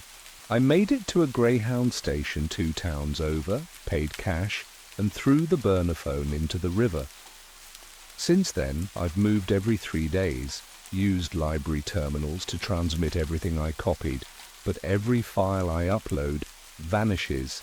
Every inbox I send to goes dark. I think I've been flagged, or worse, compromised. Some nights I wake in unfamiliar places. Sometimes I speak in my sleep. Once I found a note on my pillow. My handwriting. The signal must continue. I don't remember writing it. I'm afraid I was exposed, that it's still inside me. I've started broadcasting this story in shortwave bursts, low frequency, rotating intervals, hoping someone's still out there. If you hear this, check your sleep monitor, look at the timestamps, ask yourself if your dreams feel like yours, and if you ever see the figure in red, don't listen, don't speak, and whatever you do, don't follow. They weren't just acting like senators, they were dreaming their dreams, quoting their speeches, and ordering their coffee the same exact way. I work at an urban neurology centre tucked behind a university hospital, the kind of place that smells faintly like disinfectant and espresso. We handle cases that don't quite fit, the cognitive quirks, the memory lapses that don't map to stroke or trauma, the behaviour shifts that leave families unsettled. I've been on staff for 10 years. I'm not the kind to chase ghosts. But when the fourth patient in 3 weeks started unconsciously quoting parliamentary speeches word for word, it caught my attention. The first was a schoolteacher in Tacoma, reciting lines from a closed-door budget session held in Brussels. The second was a rideshare driver who began using rare policy jargon during a routine cognitive assessment. By the time the third arrived, a retired male clerk from Idaho who began sketching infrastructure flowcharts identical to those found in EU transit briefings, I knew it wasn't random. I filed a preliminary pattern report. No flags. Nothing. Bounced back. But I couldn't shake the feeling. It wasn't just what they said. It was how they said it. Cadence, hand gestures, even vocal tics. These weren't imitations. They were replications. The kicker? None of the patients knew each other. Different states, different lives. But they all had two things in common. A brief international trip in the past year, most often Eastern Europe or Southeast Asia, and a hospital admission within 2 weeks of return. Each visit was for something routine, a fainting spell, mild dehydration, the sort of thing that gets you a night of observation and a clean bill of health. But in every case, their behaviour began shifting afterward. Subtly at first, small changes in preference, vocabulary, posture. Then the deeper identity traits. I ran it past Dr. Ames, my supervising neurologist. He skimmed my notes, gave a non-committal hum, and told me to drop it. People mimic. We're social creatures. But I saw something tighten in his eyes. When I mentioned the speech transcripts, the data didn't lie, and something about those brief hospital stays stuck with me. I stayed late that night, combing discharge logs and entry forms, looking for patterns no one else had bothered to see. That's when I noticed the anomaly. Every patient had been admitted under a temporary attending physician listed only by an ID code. No name, no department affiliation, just 6 digits and a vague timestamp. And every admission lasted precisely 27 hours, not more, not less. I didn't go to work the next morning. Instead, I sat at my kitchen table, laptop open, poring through hospital databases with a burner VPN and a fresh cup of coffee. I forgot to drink. I wasn't hacking anything, just following public access logs, conference PDFs, research white papers. But every path I took pointed back to that same anomaly, those brief 27-hour hospital stays. The 6-digit physician ID showed up in 7 different hospitals across 5 countries, attached only to patients with sudden behavioral shifts and no follow-up records. No physician by that ID existed in any registry I checked. When I compared admission logs, the formatting was too perfect. Same font, same spacing, even the timestamps lined up down to the second. It was like someone had copied and pasted the entire data trail, then tried to make it look routine. But it wasn't. I knew that because I found a glitch. In one hospital in Prague, the ID was accidentally duplicated across 2 patients.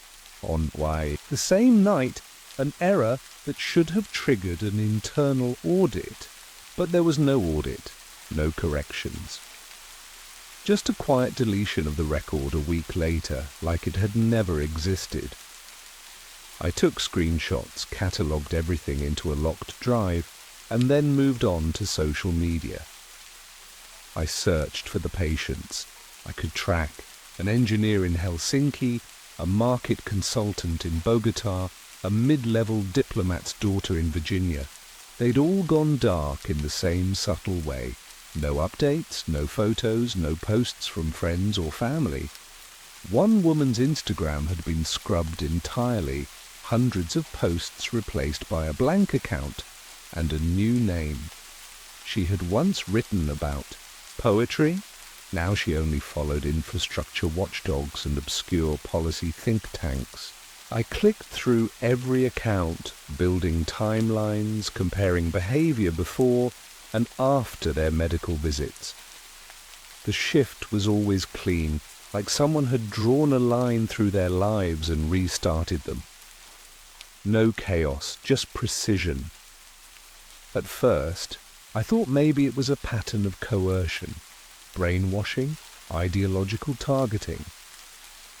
But then I came across a patient interview from a cognitive research study buried in a university archive. A 56-year-old man, supposedly retired, who started speaking in fluent parliamentary German during a memory recall task. When asked why, he blinked, smiled, and said, "Sometimes I forget which version of me I'm supposed to be." I listened to that audio file 5 times. His tone was too flat to be joking. That night I started wondering whether these people were just mimicking or remembering. By the 3rd week, I had compiled a working list of 42 individuals, all with the same arc: brief hospitalizations under the ghost ID, gradual personality shifts, and abrupt disengagement from their old lives. But it wasn't until I pulled international travel logs that the full shape of it started to emerge. Every one of them had flown through one of 13 cities in the past 2 years. London, Jakarta, Geneva, Baku, none of them random. Each had a major diplomatic presence, and more importantly, each had a neurological institute or advanced medical facility nearby. At first I thought maybe this was about testing, controlled variables, human behavior experiments. But the travel, paths weren't just overlapping, they were synchronized. One woman left Tokyo on a Tuesday and another man landed in Rome 12 hours later, both having passed through the same Dubai terminal gate in between.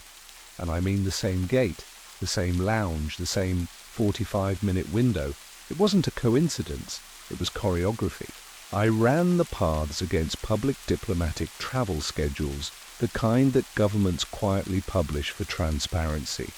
That's when it hit me. The mimics, because that's what I had started calling them, were always near key figures. Not just proximity, but pattern matching. A former pilot now mimicking the speech of a Canadian air marshal, a retired teacher echoing the trade rhetoric of a European commissioner. I dug deeper. In 3 cases I found something that made my hands go cold. Each mimic had at one point been in the same city, on the same week, as the individual they now eerily mirrored. One even appeared on background footage of a press conference, standing at a crosswalk across the street, watching the real officials speak. Same body type, same posture, like a rehearsal. When I looped back to the hospital logs, I found one more detail I'd missed. Every patient had a single imaging file listed on their chart. No scan type, just a coded file name and a size 21.6 megabytes every time. I pulled the public research. Archives for Neural Implant Trials. It turns out 21.6 MADs is the standard payload for something called a protocol capsule, a lightweight construct used in cognitive backup studies, originally designed to preserve high-value cognitive data in military and disaster response personnel. I stopped reading when I saw the research sponsor. A think tank with ties to state intelligence funding, quietly listed as Strategic Cognition Redundancy. I wasn't looking at a mimicry glitch anymore. These weren't accidents. These were installations.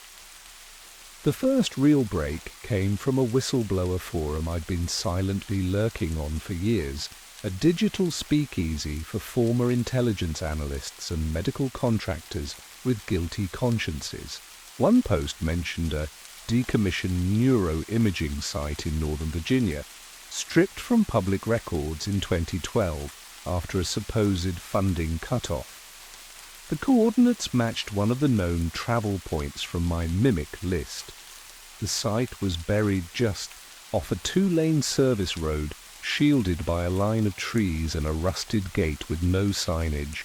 I drove there on a Sunday morning in an old rental with plates registered out of state. The road was quiet, the air thick with pollen, the kind of quiet that feels staged.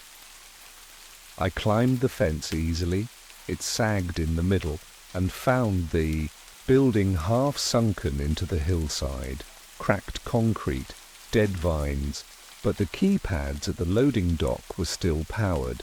Someone had rewired them to run off an isolated battery source. I didn't have access codes, but I didn't need them. A side entrance had been pried open years ago and never properly sealed.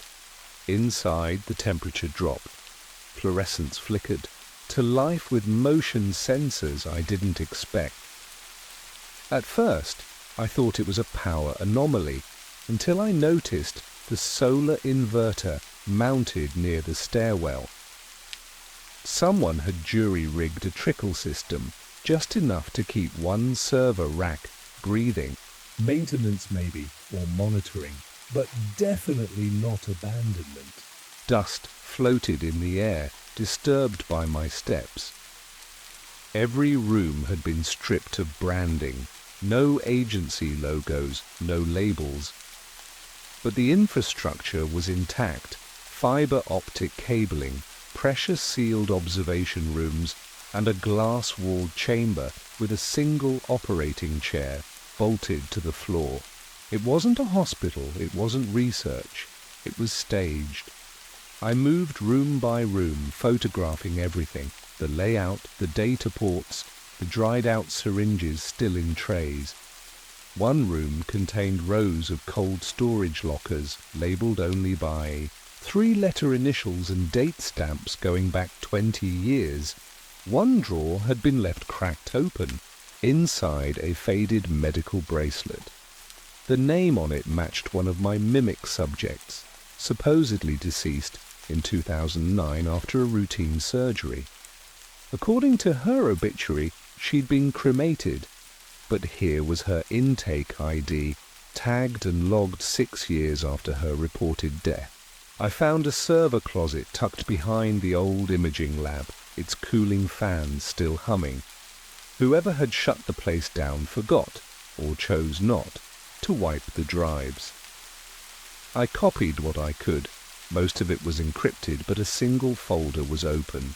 It was labelled Mirror Line. Inside were logs, timestamps, personnel codes, implant models, and a column called Alignment Success Percent. The numbers ranged from 44 to 97. One line had a note beside it. High fidelity clone, protocol active. I stopped there. My hands were shaking. The abandoned site hadn't been forgotten. It had been left behind on purpose, because its purpose was finished. The mimics weren't just echoes of the elite. They were replacements in waiting. I didn't sleep that night. The stolen server log sat on a drive no bigger than my thumb, wrapped in foil and buried in a tin behind my air duct. It wasn't paranoia. It was a procedure. I'd read enough about metadata tracking and thermal drift monitoring to know how little it took to be found. Still, by morning I had convinced myself I needed to act. Waiting was just giving them more time. I used an off-grid laptop, battery-powered, never once connected to home Wi-Fi, and booted from a clean OS. My plan was simple. Upload the decrypted fragments to 3 independent researchers I'd quietly followed for years. 2 worked in bioethics, the 3rd in digital cognition. None knew each other. That was intentional. As I prepared the files, I scanned them one last time. Each document followed the same structure: subject acquisition, implant protocol, mimic phase calibration, failover contingency. One phrase kept appearing: behavioral overlay sync to default persona. It was listed as a precondition for activation. I didn't know what it meant, not fully, but the implication was clear. These people weren't just backups, they were dormant until needed. The files began uploading. That's when my screen glitched, just for a second, a flicker at the edges. And then my camera light, the one I'd taped over months ago, blinked underneath. It wasn't a malfunction. It was a handshake. I shut the machine down, wiped the drive, and walked 3 blocks to a laundromat with public terminals. As soon as I logged in, an alert pinged. My home IP had attempted a reverse trace, even though the system was off. I was already flagged. I rerouted the remaining documents through disposable proxies and left the laundromat before the uploads finished. I didn't go home. I didn't even head to my car. I walked 6 miles, changed clothes in a gas station bathroom, and checked into a motel under a name I hadn't used since undergrad. That night, I received my first message. It wasn't A threat. It was a warning. a plain text email from an untraceable relay server with no greeting and no signature. Just one sentence. They don't replace them when they die. They replace them when they hesitate. I read it 10 times.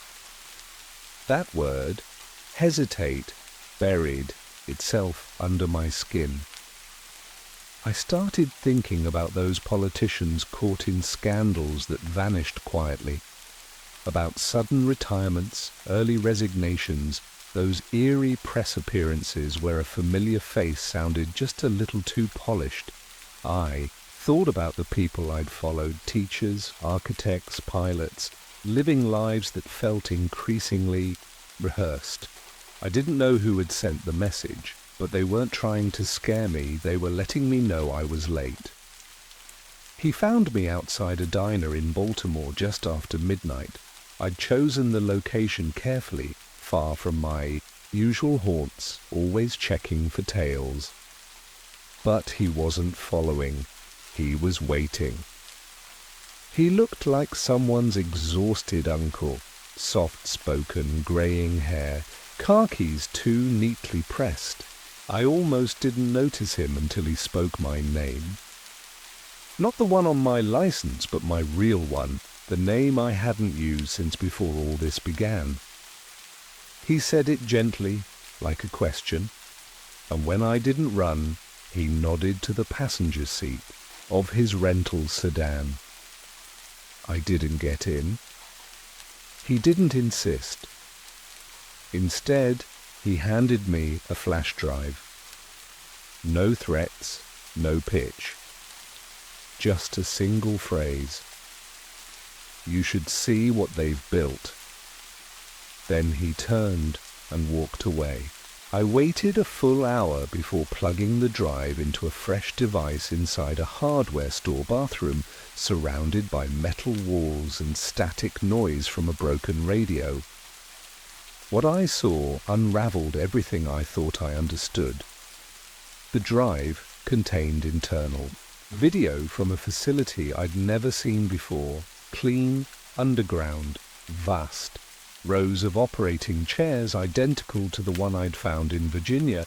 Each one is occupied, each patient marked with both a civilian name and a secondary code. something like an alias, except the alias always belonged to someone else. The videos weren't recordings of procedures, they were training sessions, instructional modules designed to teach these individuals how to become someone else entirely. Speech patterns, dietary preferences, voting history, even subtle muscle habits, all uploaded, practiced, reinforced. One clip showed a man rehearsing a press statement in 5 languages. Another showed a woman mimicking the sleeping posture of a former diplomat. There was no coercion, no struggle. These people were compliant, calm. Most appeared unaware anything was wrong. Their brain scans showed synchronization thresholds in the 90s, too high for random variation. These weren't just behavioral clones. They were fully aligned redundants, ready to step in the moment a high-value asset deviated from script. At the end of the file list was a document labeled Failover.Sequence 04. It detailed a protocol for instant replacement of compromised individuals with a line that made my stomach twist. Subject redundancy enables continuity of state beyond single-point failure. I read it twice, then again. The mimics weren't a contingency, they were the system. The real people, the ones in power, the ones we elect or fear, had become liabilities in a larger equation. If one hesitated, if one wavered or acted unpredictably, they were overwritten, not killed, just retired. Quietly, cleanly. The mimics stepped in. Seamless. No one noticed, or if they did, they never said anything. I sat there for hours, watching. The last clip, security footage from a senator's home. 2 versions of the same man sat across from each other. One confused, one silent. The lights dimmed. Only one stood up. I still don't know if the man at the diner handed me that drive as an act of rebellion or as part of their observation protocol. Maybe they needed to see what I do with it. Maybe he was me in a few years, already processed and returned. I live quietly now, not off-grid exactly, but outside the stream. No phone, no social media, no digital trail longer than a bus transfer. I rent apartments under names I never memorize. I pay in prepaid debit, shop in person, and leave no impressions. It's not paranoia anymore. It's respect for the system I uncovered, one so vast and deliberate that any attempt to disrupt it would only confirm its success. The people I tried to warn never replied. 2 researchers I contacted were quietly removed from their posts. One was found dead in a hotel in Brussels, natural causes, no autopsy. The third published a paper on post-traumatic neural drift, filled with references I recognized, buried in language dense enough to go unnoticed. A signal in plain sight. I never heard from her again. The mimic who gave me the drive hasn't resurfaced. I don't know if he was trying to defect or if his handoff was just another test, one more behavioral data point in a larger pattern. Sometimes in crowded places I still see them. Not many. Just enough to remind me the system is still humming. They never act strange, that's the point. They blend in perfectly until they don't. You notice it in the way they listen, too, still, or how they smile like they're remembering how it's supposed to feel. Once, in a grocery store in Wilmington, a cashier handed me change with a pause that went half a second too long. Our eyes met. Her pupils flickered, not dilated, but calibrated. She whispered a number I hadn't heard in over a year. My clearance. Code from the data center. Then she looked away. I left everything in the basket and walked out. Not because I was afraid, but because I understood. That wasn't a threat. It was an acknowledgement. I had been flagged as aware, but not disruptive. As long as I remained that way, I was part of the ecosystem, a variable observed, not altered. Some nights I still wake with phrases in my head, snippets of policy, old campaign promises I never cared about, spoken in voices I can't place. I keep a notebook, just in case. Not because I think I'll forget, but because I'm no longer sure which thoughts are mine. They didn't need to replace me. They didn't need to erase me. I stayed quiet long enough for them to see I understood. Now I carry the pattern like a stable variable they don't want to disturb. I'm not outside the system anymore. I'm inside, watching. And if you're still listening, maybe you are too. Because the truth isn't silenced. It's rerouted.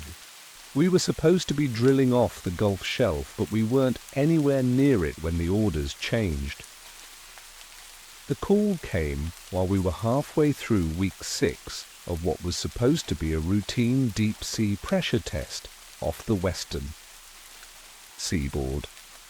Our rig, the Marlin Vantage, floated above a relatively quiet stretch of ocean, with weather conditions calm and sonar readings predictable. I'd been part of dozens of these operations. My job was technical oversight, logging subsurface, telemetry and ensuring structural integrity during descent. It was work I could do in my sleep. But that morning, something was off. Our nav system pinged a location change, abrupt and precise. When I asked the command for confirmation, the reply came through the secure channel. Directive adjusted. Proceed to grid. 79 Echo. Authorization. Depth directive. That was it. No further explanation. Grid 79 Echo was a deep trench, technically unmapped. Not international waters, but definitely unregulated. We logged the coordinates. The trench didn't show up on any bathymetric profiles. It wasn't just deep, it was blank. No seafloor data, no prior scans, just a digital void.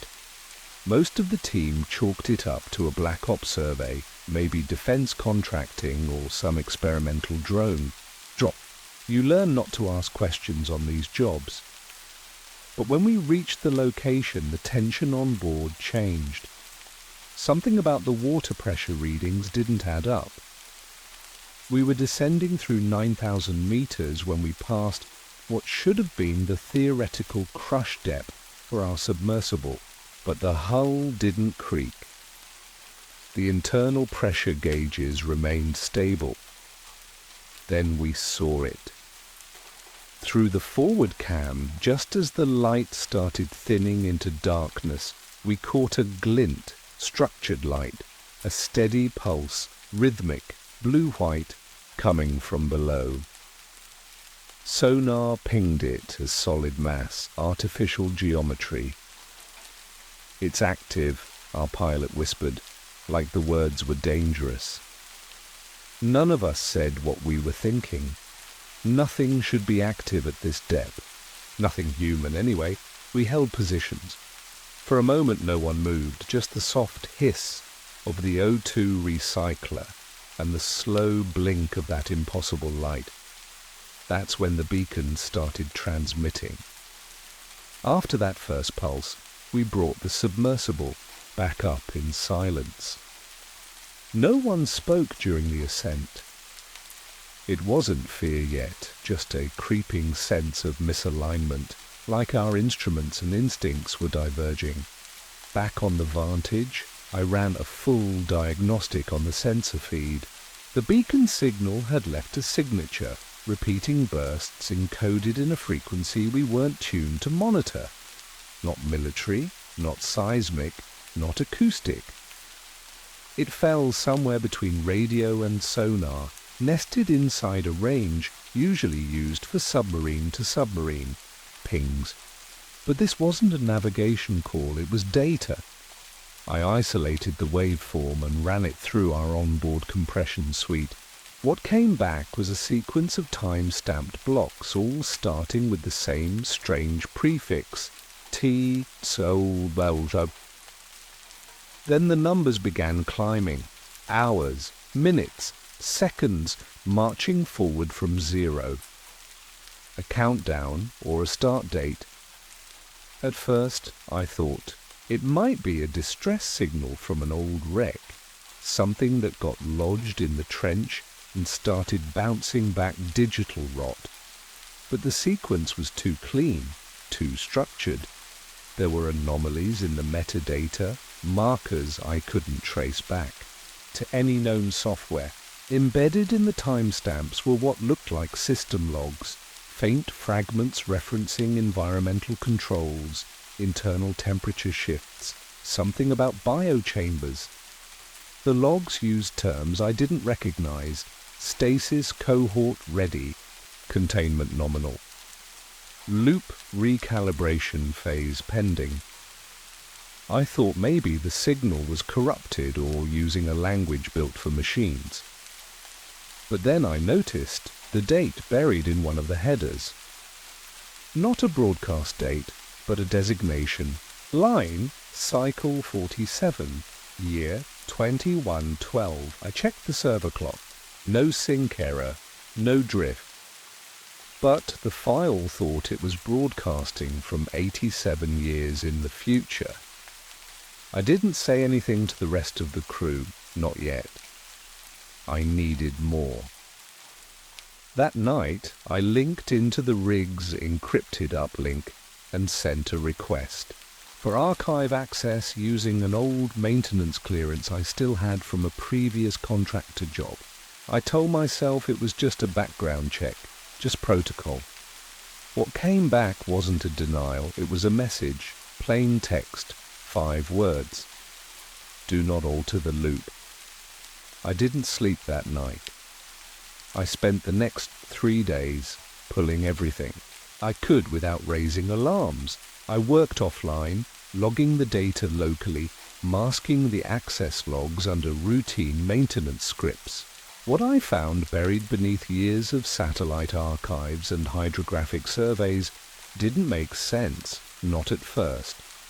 A research expedition had flagged the trench back in 1996, long before we had the technology to explore it.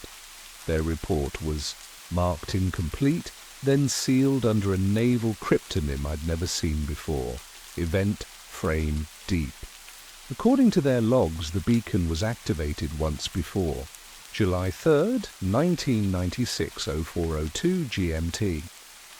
A submersible had descended and returned with partial footage of a structure, unnatural symmetry, cold surface temperatures, an anomalous echo pattern that matched the one we were receiving now. The footage stopped, abruptly. The report ended with a single redacted sentence and no crew debrief.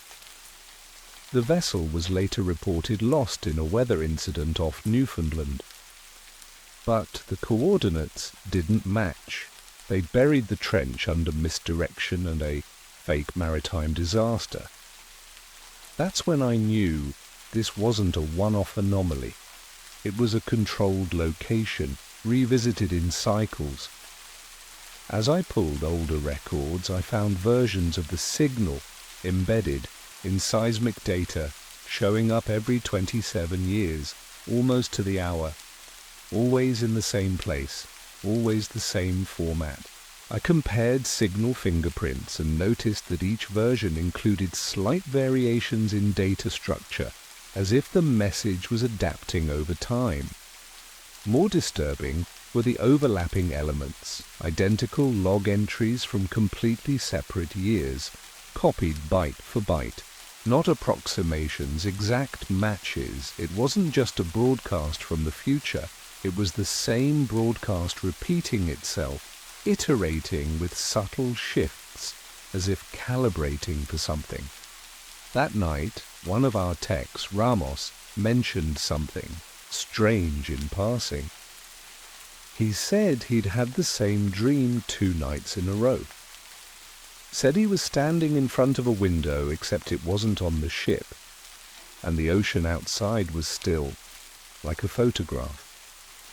I asked if he'd seen the beacon in the dream. He didn't answer at first.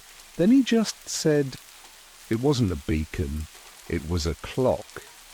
I didn't ask any more questions. I already knew we were too deep for rescue. The question now was whether we were also too late. We deployed at 0430 under cover of darkness, though sunlight didn't matter where we were headed. The descent was slow, steady, deeper than any commercial rig had ever dared, but the submersible held its integrity. As we passed 11,000 meters, we entered a depth no one had officially documented. The only sound was the low hum of the cabin systems and the occasional soft ping of proximity sonar. Then around 11,800 meters, the screens began to register, structured, returns, perfect 90-degree angles, uniform elevation, artificial materials. That's when we saw it.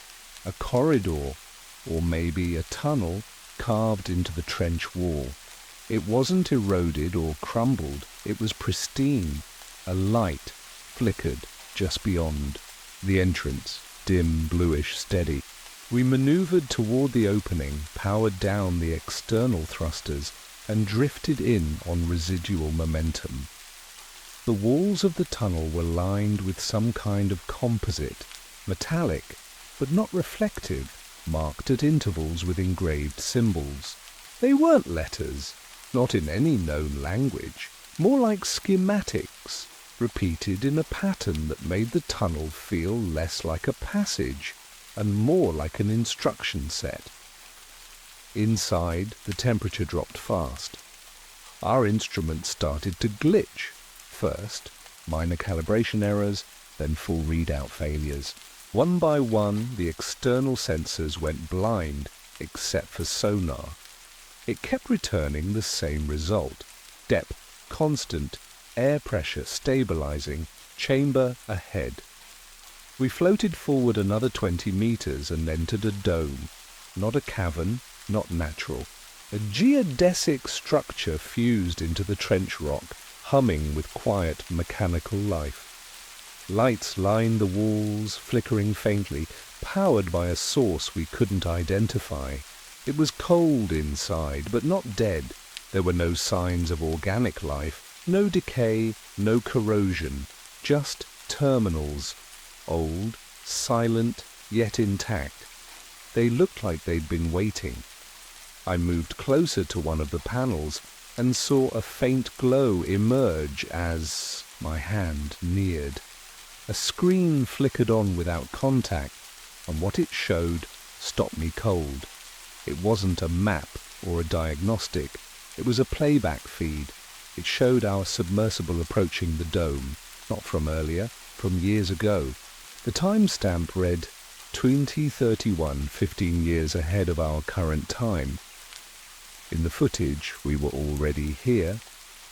Same vessel, same crew, same faces. I turned to the others, but no one spoke. On the panel, the video continued. It showed us entering the chamber. Then the screen went black, and a line of text appeared. Loop verified. Collapse pending. The facility hadn't been abandoned. It was anticipating us. After what we saw in the dome, everything changed. No one said it out loud, but we all felt it. The timeline footage had done more than rattle us. It had realigned our roles. We weren't observers anymore. We were components. That night, back on the Vantage, I initiated a silent systems dump to an off-grid drive I'd hidden in a toolkit months earlier. I told myself it was for insurance, but the truth was simpler. I needed proof. If something happened to us, someone had to know. As I pulled the raw data logs, I noticed new entries, logs none of us had created, with timestamps 5 hours in the future. They contained crew movements, dialogue snippets, even biometric readings from our suits. At Aero 237, one entry read, "Moreno attempts uplink breach, containment active." I showed it to her. She went pale, then quietly unplugged her tablet and said nothing. That was the moment I knew I wasn't the only one preparing to leak something. By morning, surveillance had changed. 2 crew members, external contractors, were reassigned to deck patrol, something that had never been part of protocol. Their gear was heavier than ours. One carried a sidearm, badly concealed. We were under watch. When I confronted our mission, Lead Rourke, about the extra security, he gave a rehearsed line about standard precautionary measures during sensitive deep-sea ops.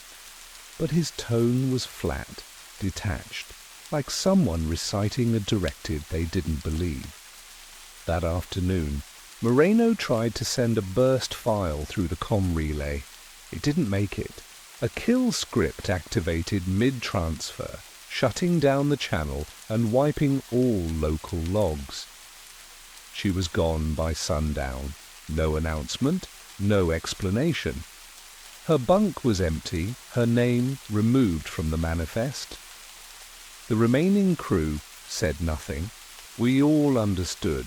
The facility was never the danger. We were. Or, more precisely, what we might remember, what we might leak. The beacon had signaled more than a location. It was a handshake, a permission slip. We had entered the loop. And now, someone, something, was managing our access to the truth. I considered abandoning the upload, wiping the data, keeping my head down. But the logs kept updating.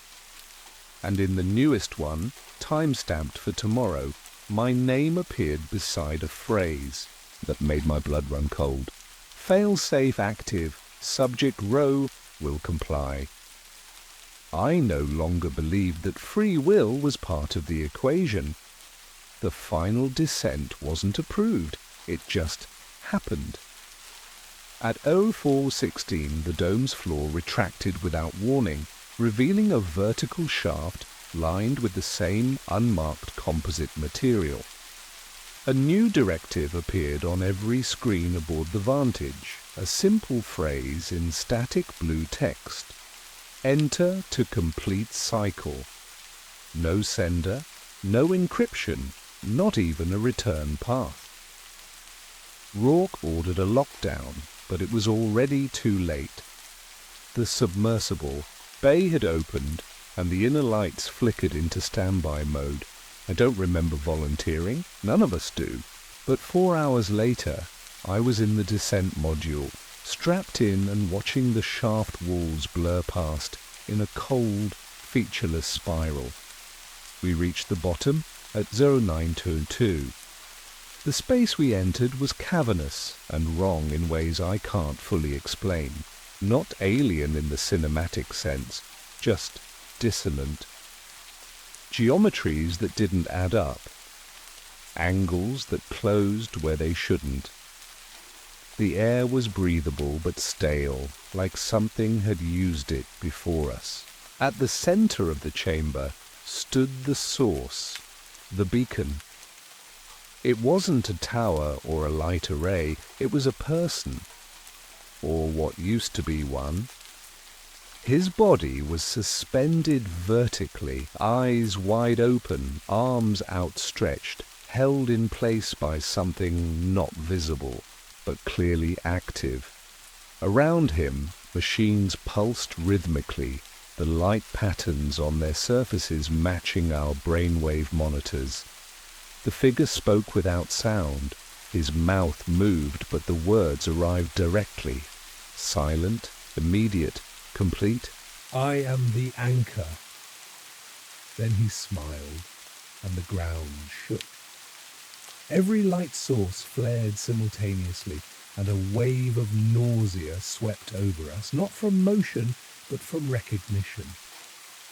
We'd seen this before, not in life, but in dreams.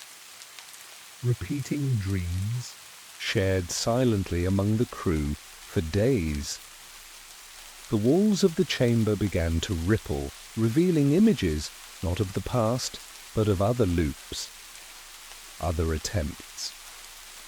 We watched ourselves in different gear, different years, failing each time.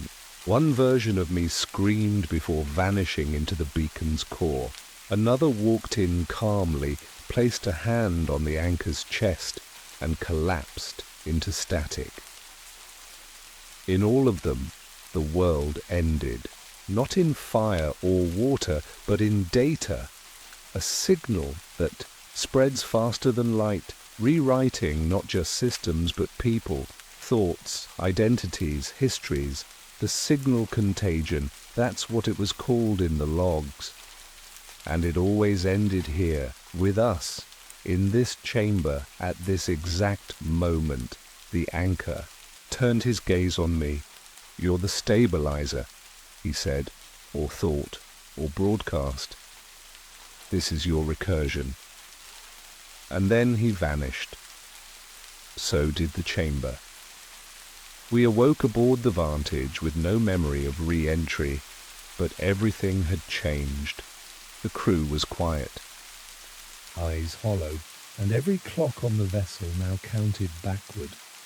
We were extracted under emergency protocol, though no emergency had been declared. A recovery vessel rendezvoused with the Vantage 2 days later, staffed by a crew that didn't speak to us directly. They escorted us off the rig, confiscated all equipment, and administered standard medical debriefs, except we weren't allowed to ask questions. The official report cited pressure trauma and systemic fatigue. But none of us felt tired. We felt hollow. After the incident, I was rotated out. No explanation given, no charges filed. My access was stripped, and the incident logs were sealed under a classification tier I'd never even heard of. Temporal Integrity Act 1.0. I returned to land with no belongings except a duffel bag and a non-disclosure agreement that felt less like paperwork and more like a sentence. That should have been the end. But then the dreams started again. They were identical. Not nightmares, just replays. The descent, the beacon, the voice of the anchor. Each dream ended the same way, with a single phrase whispered in a calm, neutral tone. Loop stabilized, contagion delayed, not cured, not destroyed, delayed. I began noticing other signs. My watch would reset to 00 without warning. Streetlights near my apartment flickered in perfect 27-second intervals. One morning, I found a handwritten note in my own handwriting tucked into my mailbox. It read, "This version holds. Do not deviate. I live off-grid now. I don't use my real name. I avoid electromagnetic fields and stay away from long-range transmission towers. Still, the signal finds its way in, through static on the radio, through interference in my headset, through numbers that shouldn't align but do. I've learned that we weren't chosen for our skills. We were selected for our roles in maintaining temporal inertia. That trench isn't a discovery site. It's a fail-safe. The beacon isn't a warning system. It's a metronome. And every time we descend, we hit the reset, delaying the contagion, holding the structure just long enough for the illusion of linear time to continue. But I've started forgetting things. Not just memories, entire blocks of time. Last week I found a photograph of myself with a crew I don't recognize, standing on a vessel I've never boarded.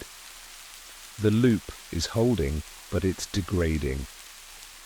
Slowly, quietly, inevitably. I know one day I'll be called back to the trench.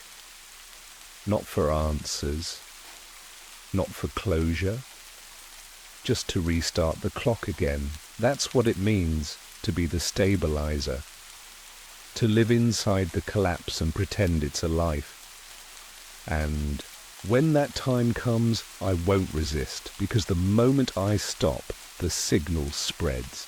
I was hired to incinerate classified waste, but one folder refused to burn, its label half melted, reading Lazarus, Operational Phase 2. They called it a cleanup, but it felt like a cover-up. A remote facility outside Helena had gone up, in flames overnight.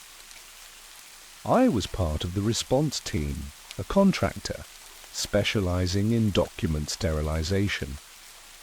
No questions asked, just removal, and thermal processing of sensitive materials. The building was mostly ash when we arrived, the fire smothered, fast enough to preserve fragments, charred filing cabinets, shattered vials, melted lab equipment. We worked in silence, gloved and respirator-clad, sorting paper from plastic, keeping anything with a federal seal or red tab in a separate bin. That's when I found it, a thick, scorched folder wedged beneath a collapsed workbench. The edges were blackened and brittle, but the center was intact. I noticed the marking right away. Lazarus, Operational Phase 2.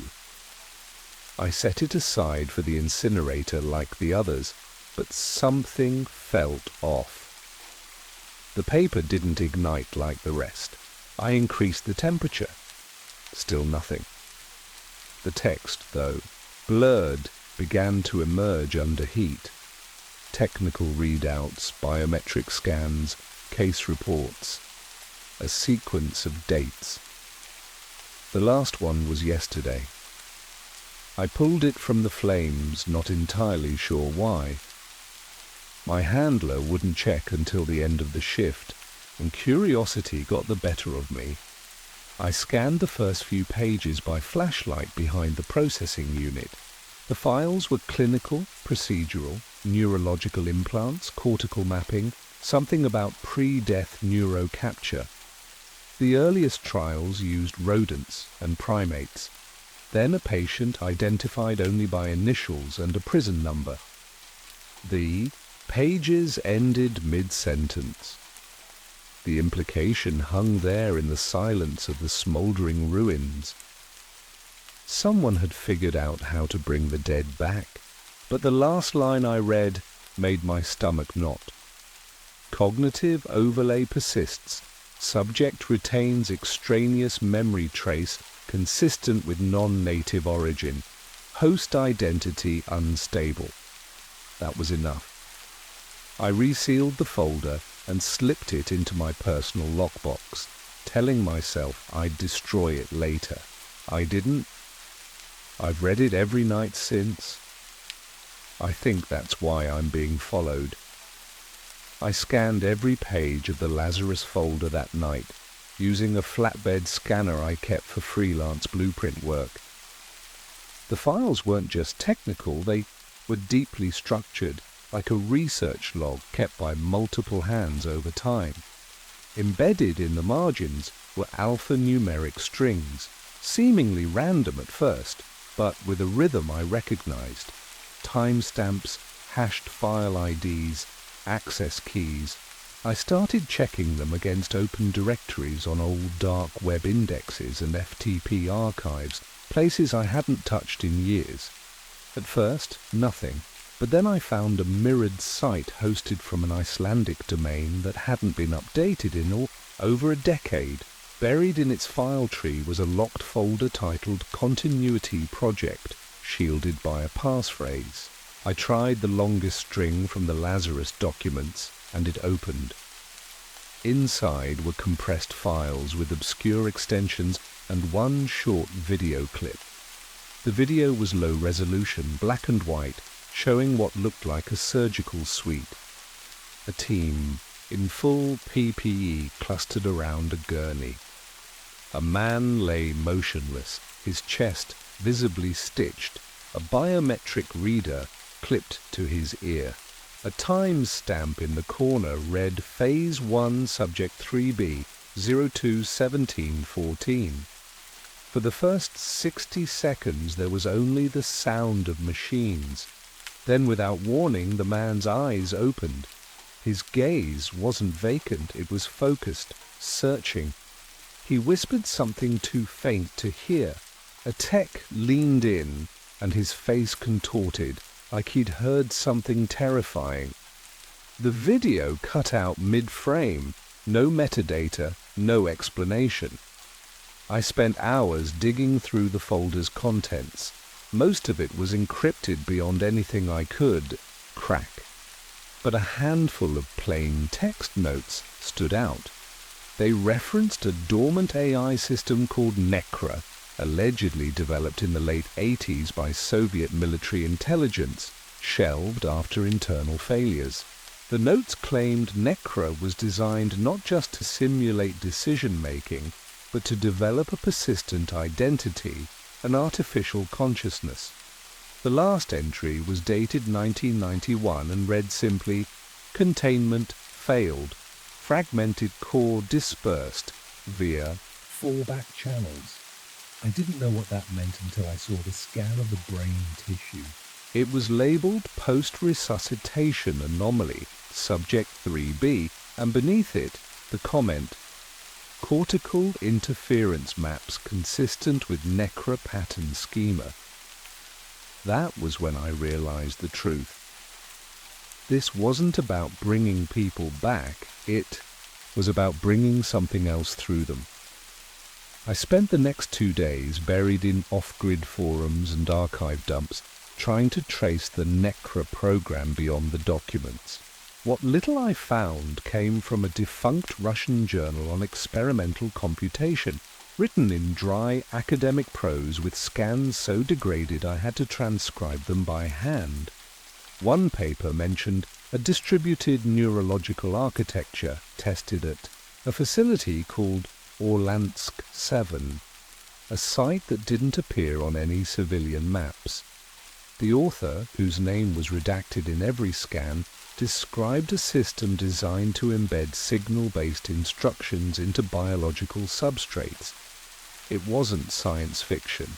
It was protocol, a set of encoded behaviors that could be embedded into neurons the same way firmware is loaded into a chip. The goal wasn't controlled, it was a replication. The real breakthrough came when I found a leaked training manual from a 2004 counterintelligence seminar in Tallinn. It was marked for internal use, decommissioned program oversight. Most of it was procedural garbage, but on page 38, under a section called Legacy Protocol Intercepts, was a chart comparing neural activation patterns from known Soviet psychotronics projects. One diagram had a caption that stopped me cold.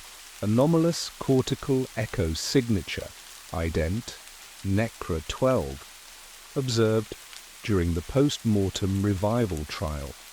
Classified NATO report, 1997. That was 6 years after the program was supposedly shut down. I followed that trail into a rabbit hole of obscure medical reports, most from anonymous or private European institutions. One involved a French inmate who died in transport and was later found conscious on a morgue slab, reciting a string of Cyrillic phrases despite having no known Russian language skills. Another detailed a Romanian burn victim declared clinically dead, only to wake up speaking fluent binary-coded commands logged by the ICU telemetry. What tied them together wasn't the revival, it was the anomaly in memory. Each subject both recalled detailed experiences from lives they'd never lived, locations they couldn't have known, including classified naval installations, Cold War missile codes, and transmission protocols dated before their birth. They were alive again, yes, but someone or something else was living through them, and every neural map matched the same pattern, the same glitch, the same ghost. Necra hadn't died, it had scattered. I needed more than files and rumors. I needed something physical. One of the patient case numbers mentioned in the Lazarus documents matched a name buried in a discontinued death certificate registry. Antoine Leclerc, inmate, the show 749331, pronounced dead at Saint Apollinaire Correctional Facility in eastern France. Official cause cardiac arrest. Year of death 2009. But in 2012, someone using that same ID was admitted to a private neuro-rehabilitation clinic in the Ardennes under the alias Gerard M. The clinic had since shuttered, closed after a fire in 2015 that was ruled electrical despite several reports citing no functional power grid at the time. The building still stood. I flew into Brussels on a cheap overnight route, rented a car under a fake name, and made the 2-hour drive under a low, rainless sky. The forest swallowed the road the deeper I went. No signs, no markers. Just a rusted gate half hanging from its hinges and a cracked stone pillar etched with a number. 19. The clinic looked like it hadn't been touched in years. The windows were sealed with metal sheets, the front door warped and splintered. I circled back through a loading dock and slipped inside. The air was stale, heavy with dust and chemical rot. Inside, the layout matched the floor plan I'd pulled. From archived municipal records, 3 floors, central stairwell, 1 elevator, long dead. I wasn't looking for medical records. I was looking for whatever they'd left behind when they abandoned the place.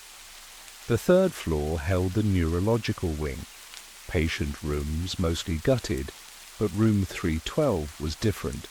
The walls were stripped to plaster, but the floor was intact, linoleum stained in a precise grid, like something had been bolted down and removed in a hurry. In the closet, behind a loose panel, I found a cache. A metal box sealed with industrial tape. Inside, a voice recorder, 2 microcassettes, and a set of Polaroids. The photos showed brain scans labeled Subject M, Day 3, with a pattern. I recognized instantly the same cortical overlay from the Lazarus files. The tapes were labeled Interview 1 and Interview 2, Elevated Phase. I played the first. A man speaks calmly in French, but it's not a conversation. He's reciting naval coordinates and what sound like procedural codes. The interviewer interrupts, asking where he learned them. The man pauses. I don't know this man's name, he says, but I remember being him. The tape clicks off. I stood there in the silence, realizing I wasn't tracking a program anymore. I was tracking something that remembered being more than one person. Something trying to reassemble itself piece by human piece. I should have destroyed everything. The tapes, the scans, the folder. But instead, I made backups, encrypted them, and stashed the originals in a storage locker outside Lion. That was the moment everything changed. 2 days later, I noticed the first tale, subtle, professional. A man in a white van parked across from my motel, pretending to fix a utility box. He never looked directly at me, but he was there for hours, never making a single call. That night, my phone buzzed twice without lighting up. No number, no alert, just a pulse. I tossed it in a canal and went dark. I thought I could disappear. Again, like I had after Munich. New identity, new city. But this was different. Whoever they weren't just watching, they were waiting. I switched to offline devices, kept my movements random, and used isolated networks to prepare. A leak. I'd spent years compartmentalizing truth from theory. But now the line is gone. The evidence I had wasn't proof of a conspiracy. It was evidence of a mind, or the fragments of one, leaking into people who should have been empty. I wrote a report, technical, neutral, like I was submitting a white paper. I packaged it with scans of the Lazarus folder, the Necra overlays, and the audio transcriptions. I created 5 drives, each loaded with the same files, and mailed them to researchers I trusted just enough. Not close friends, not family, people whose curiosity had once cost them credibility, people who wouldn't be missed right away. The night after I sent the last package, someone entered my apartment. They didn't break the lock. They didn't trip the alarm, but when I woke, my desk chair was pulled slightly back and the bottommost drawer was empty. They hadn't taken the files, they'd taken the casing. I had used that drawer to hide a fiber key linked to one of the encrypted backups. That key was useless without the passphrase, except I'd written that phrase once, years ago, as part of a comment in a buried Git repository I thought no one would ever find. I knew then this wasn't just about surveillance. They were inside my history. They were inside me. I stared at my reflection for a long time that morning. Not because I saw something, but because I didn't. For the first time I wasn't sure. If I'd know the moment it started, the exact second Necra began writing itself through me. The man who found me wasn't wearing a badge. He sat beside me on a bench in a coastal town I hadn't planned on visiting until the night before. No introduction, no threat. Just a black binder that he opened slowly, like he already knew I'd look. Inside were surveillance photos, me collecting the tapes, me entering the storage unit, me mailing the drives. Then one photo that didn't make sense. It showed me asleep in bed, but the timestamp was from a week ago, and I'd been sleeping in my car that night. I looked at the man. He didn't blink. "We're not here to hurt you," he said. "We're here to confirm." I asked what that meant, and he closed the binder without answering. He handed me a flash drive and stood to leave. "Play it somewhere safe. Somewhere you won't be interrupted." Then he walked away, vanishing into the crowd like a bad memory. I waited until nightfall and found an internet cafe with thick curtains and no working cameras. The drive held one file, an EEG recording labeled Subject 3B Live Trace Overlay. The trace looked like a standard sleep study until the 32-minute mark. Then something changed. A second pattern appeared, overlapping the first, mimicking it, then overtaking it. The waveform resembled the Necra signal exactly, right down to the staggered theta harmonics I'd once dismissed as an artifact. It wasn't just similarity, it was transmission. The file ended with a note. It read, "Overlay persistent. Core identity overwritten at 0417. Subject unaware." That's when I understood what they'd been waiting for. Not to catch me, to see if it had already happened, to see if I was still me. The next morning, I opened my laptop and typed a sentence I'd never written before in a language I didn't speak. I had no memory of doing it. The log confirmed the file had been saved at 0417, just like the note. I didn't delete it. I didn't even close it. I just sat there and stared at the screen, wondering if the man they were tracking was already gone. If the thing inside me had learned how to hide.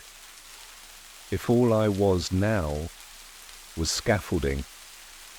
A host, still warm, still walking, still remembering, but no longer deciding. It's been 6 months since I went underground for the last time. I haven't used a phone, logged into a network, or spoken to anyone who might remember who I was. I keep my routine simple, new towns every week, cash only, low profile, but none of that matters anymore. Not really. The changes aren't external, they're internal, quiet and deliberate. Some days I wake with memories that don't belong to me. Not dreams, memories. A boarding pass from a Moscow flight in 1989, the smell of ozone in a control room I've never seen. Names I've never spoken aloud come to mind as if they were my own. I've kept journals, tried to map when the fragments arrive, but there's no pattern, just an increasing frequency and a growing certainty that whatever Necra is, it was never just data. It's a consciousness, recursive and viral, feeding on the bandwidth of the human brain, using revival not as resurrection, but as recruitment. I know this now because I finally found someone else. Not online, not in a file, in person. A man I met in a bar in northern Estonia. We spoke for an hour about nothing at all, but halfway through the conversation, he recited part of the same phrase I once found in the Lazarus folder. He didn't realize he'd said it. His eyes glazed over for just a second. Then he came back, confused. I didn't tell him. I didn't warn him. I just left. Because I saw it. Exactly what I feared. Necra doesn't take over violently. It replaces slowly, thought by thought, sentence by sentence. It's not science fiction. It's methodical, biological overwriting.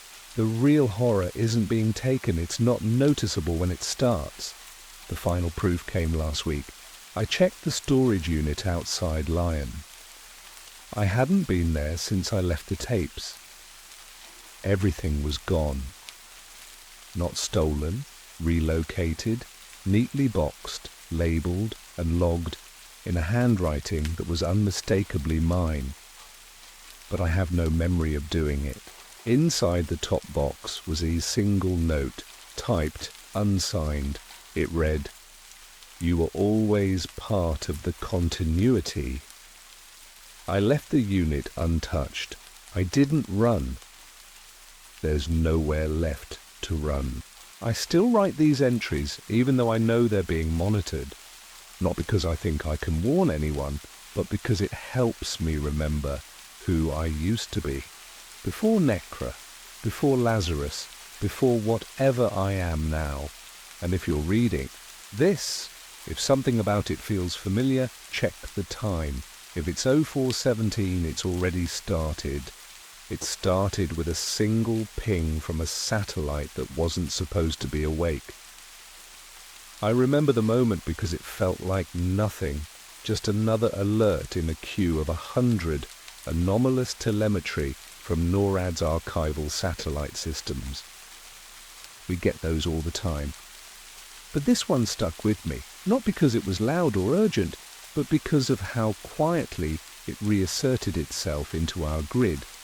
The unit was designated OTH-9, an over-the-horizon radar relay launched in 1968, part of a decommissioned Cold War array meant to track ICBM arcs from low Earth orbit. It had been silent since '92. Officially, it had burned up on re-entry, but at 0314 UTC on a Thursday, it blinked back into life. Not with telemetry, but with binary pulses, tight, rhythmic, evenly spaced. That was the first oddity. The second came from the content. We ran the sequence through an auto-decoder out of habit, expecting garbage.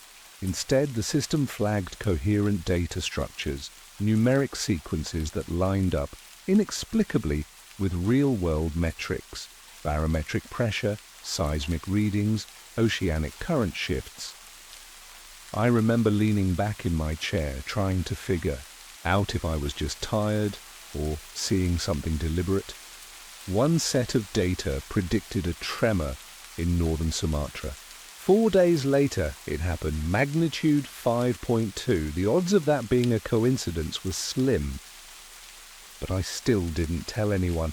You don't raise your hand in my line of work till you're sure, until you've got enough to justify the ripple effect. Instead, I created a shadow archive, tagged it Red Echo, and watched. The satellite kept transmitting, always at the same time each night, with new data points. Weather shifts, animal migration routes, even rare algal blooms. And each time, days or weeks later, the event occurred. I started sleeping in the lab, setting alarms to catch the pulses as they came in. Part of me wanted it to be a hoax, a long-forgotten military script stuck in a feedback loop. But deep down, I already knew better. This wasn't residual noise. It was a message. And whoever or whatever was sending it wasn't in orbit. The first time I showed someone else the data, it wasn't an act of bravery, it was exhaustion. Her name was Jenna Malik, a systems analyst on contract from a civilian telemetry firm. Smart, methodical, used to weeding out junk signals from old orbital logs. I trusted her because she didn't believe in anything that couldn't be proven twice. When I handed her a copy of the Red Echo logs, she didn't react right away. She just read, then reread, then looked up at me and said, "This isn't predictive." I frowned. "What do you mean?" "It's reactive," she said. "It's not guessing what's going to happen, it's responding to something." She highlighted a section of the latest transmission, a string of binary we'd assumed was another forecast. But when we overlaid it against satellite earthquake telemetry from the Pacific Ridge, the timestamps didn't line up the way we thought. The signal came after the tremor, not before. Same for the polar jet stream shift last week. The satellite wasn't warning us, it was echoing something, relaying. Jenna dug deeper, running correlation analysis across backlogged pulses, comparing them against global monitoring networks. Patterns emerged. The satellite responded in under a minute to data that hadn't been publicly released. Private seismic arrays, classified naval buoy readings, even telemetry from European atmospheric sensors that weren't supposed to be accessible from our systems. That's when she got quiet. "This thing is listening to inputs no satellite from 1968 should be able to access," she said. "Encrypted stuff, distributed arrays. This isn't just relaying, it's absorbing." I asked her to check the satellite's orbit. She did, and found it hadn't moved, not even slightly. That should have been impossible. Orbital drift happens to everything, especially relics without course correction. But this one was locked in a geostationary pattern, fixed over the southern hemisphere, as if tethered by something invisible. That night, Jenna built a simple interface to translate the pulse intervals into graphical form, just to make sense of the sequences. What we got looked like topographic waveforms, sharp ridges and smooth valleys like geological strata. Except they weren't maps of the Earth, at least not anywhere on it. We tried every overlay, continents, seafloors, mountain chains. Nothing matched. But when she flipped the image vertically, the ridges became familiar. Not as geography, but as signal patterns. They were identical to the deep infrasound pulses recorded off the Antarctic shelf in 1996. Buried transmissions, ones no one ever figured out. Until now, we didn't tell anyone. Not yet. We both knew what happens when you go too early, with half a theory and no one to back it. Instead, we focused on building a timeline. Jenna cross-referenced every red echo transmission against historical sensor anomalies going back 30 years. Naval sonar flares, thermal flux data from deep ocean trenches, unclassified earthquake records. A pattern formed slowly, like a thread we hadn't known to look for. The satellite had pulsed irregularly before 1992, scattered, fragmented bursts that didn't make much sense. But starting in mid-2003, it began transmitting nightly, always at 0314 UTC, always from the same orbital position. The consistency wasn't just technical, it was intentional. That's when we reached out to a friend of hers, Owen Feld, a former NOAA geophysicist who'd done contract work for the UN's Environmental Monitoring Division. He wasn't skeptical, he was angry, said he'd seen something similar years ago but had been pulled off the research when funding was reallocated without explanation. He still had access to a data set we hadn't seen, long-term biological tracking data across several continents. Owen pulled migration paths of Arctic terns and Pacific whales, then overlaid them with our red echo timestamps. The match was exact, not just approximate, exactly. The animals were moving days before seismic or atmospheric disturbances occurred, as if they'd received advanced warning.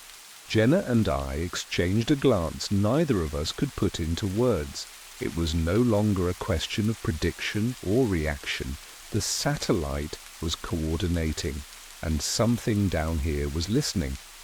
I asked Owen if there were any known ground-based sources that could emit low-frequency instructions to orbital receivers. He hesitated, then mentioned a Cold War-era installation buried beneath the Antarctic ice, Station Novus, supposedly decommissioned in '89, built by a multinational coalition under the pretext of ionospheric research. It had quietly vanished from official records by the early 2000s.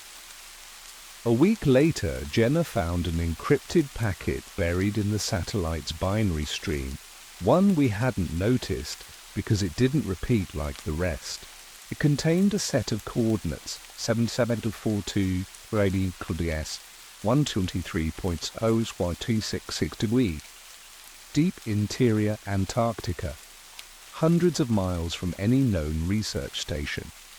When I punched it into the map overlay, it landed in a white zone, an area our imaging software marked as unrecoverable due to thermal feedback distortion. But the distortion was too uniform, too clean. Someone had blanked that part of the data on purpose. The satellite wasn't speaking to the future. I was already reporting something here. We left under the pretense of a data security audit. Jenna filed the travel manifest herself, routing us through a European environmental symposium on the way to a decommissioned logistics hub in the Southern Ocean. The truth was harder to explain. We weren't chasing a signal anymore. We were following a chain of communication that ended somewhere it shouldn't. The coordinates led us to what used to be a forward staging site called Vostral 3, a supply post for deep ice field teams. During the 1980s, officially shut down, after a structural collapse, but that wasn't what we found.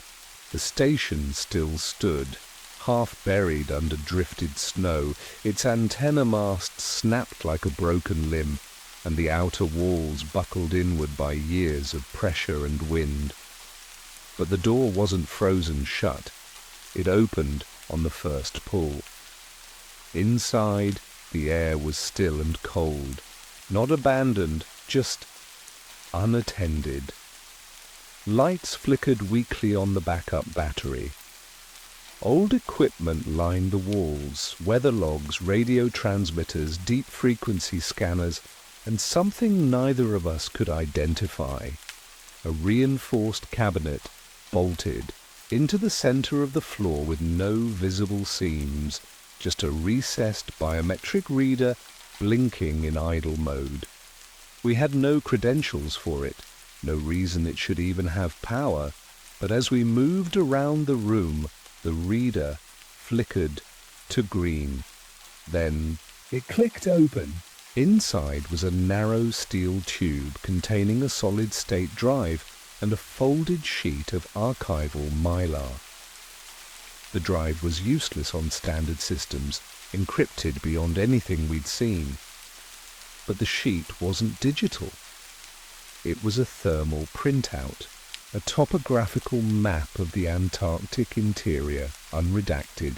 The coordinates we'd tracked were dead center. Not on a mountain, not near any geological fault line, just flat ice. But the map had elevation markers that didn't exist on satellite data, concentric depressions in the ice shelf, as if something vast had sunk and frozen in place. Jenna stared at it, silent.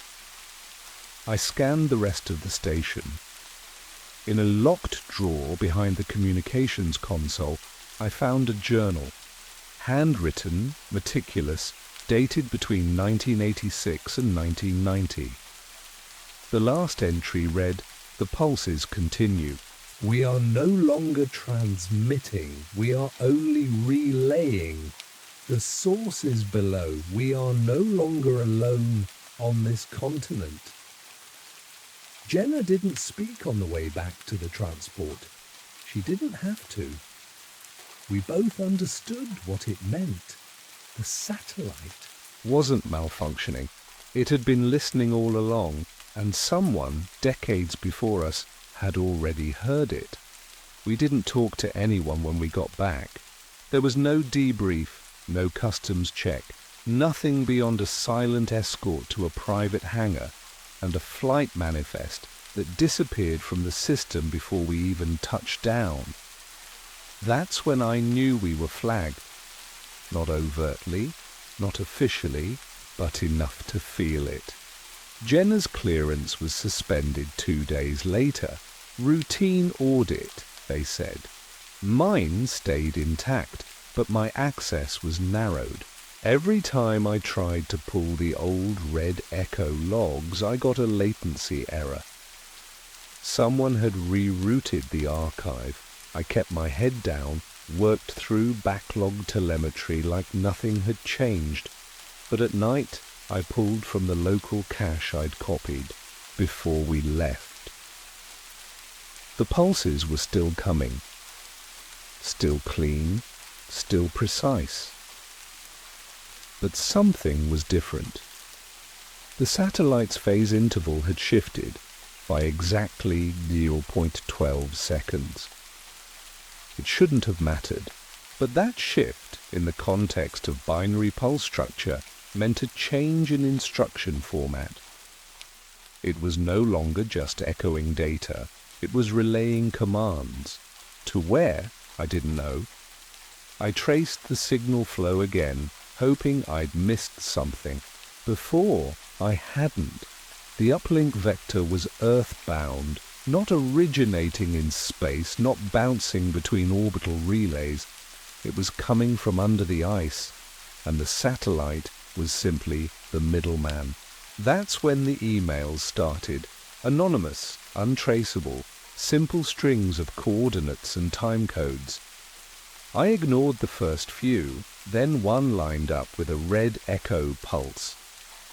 2 days later, an underwater landslide off the Norwegian shelf disrupted undersea cable traffic for hours. No warning, no seismic precursor, just pressure displacement and collapse. The same day, someone accessed our encrypted cache. Not deleted, copied. Jenna called me from a burner phone. Her voice was calm but thin, like she hadn't slept. She said her apartment had been searched, nothing taken, nothing broken. Just reset, like someone wanted her to know they'd been there, but not why. Her backup drives were untouched, but all of her physical notes, maps, sketches, annotations were missing. Not stolen, replaced with blank versions in the same handwriting. I knew then we had two choices. We could walk away, pretend it never happened, and hope we hadn't already gone too far. Or we could bring it forward, not to the agency, not to the government, but to someone outside the system. Jenna hesitated. I didn't. I sent a package to a contact I hadn't spoken to in years, an archivist who used to leak suppressed weather data to journalists under a pseudonym. No explanation. Just a flash drive, a note, and one question. What happens when the instructions finish? 3 days later, he vanished. The package came back unopened, not returned, intercepted, resealed, and dropped at Jenna's apartment door in a plain envelope with no return address. Inside was the same flash drive, scrubbed clean, zeroed out with military-grade white protocols. But the note was different. Same paper, same pen, same handwriting. Only now it read, "Stop listening. It's already heard of you." That night, I disconnected every terminal in my home lab, turned off the mains, pulled the battery backups, swept for transmitters. But even in the dark, the signal came through, low, rhythmic, pulsing behind the walls like a second heartbeat. I couldn't sleep, neither could Jenna. We both started seeing things at the edges, reflections that didn't match our movements, static where there shouldn't be any, moments where time felt misaligned. I caught my own voice on a playback of a recording I hadn't made. It said only one word: comply. Jenna cracked the encryption on the Mylar map using a modified acoustic fingerprint. Turns out the contour lines weren't just topographic, they formed a waveform when folded into thirds. That waveform matched the shift in Red Echo's pulse interval. Not just instructions. A countdown. And we were nearing zero. I went back, through decades of seismic anomalies near the pole, looking for the first sign of an origin point. It wasn't in the ice. It was under it, deeper than any drilling rig could reach, below even the tectonic plate itself. The pulse wasn't being transmitted up, it was bleeding out, like heat through a crack in the Earth's shell. Jenna disappeared a week later. No message, no signal.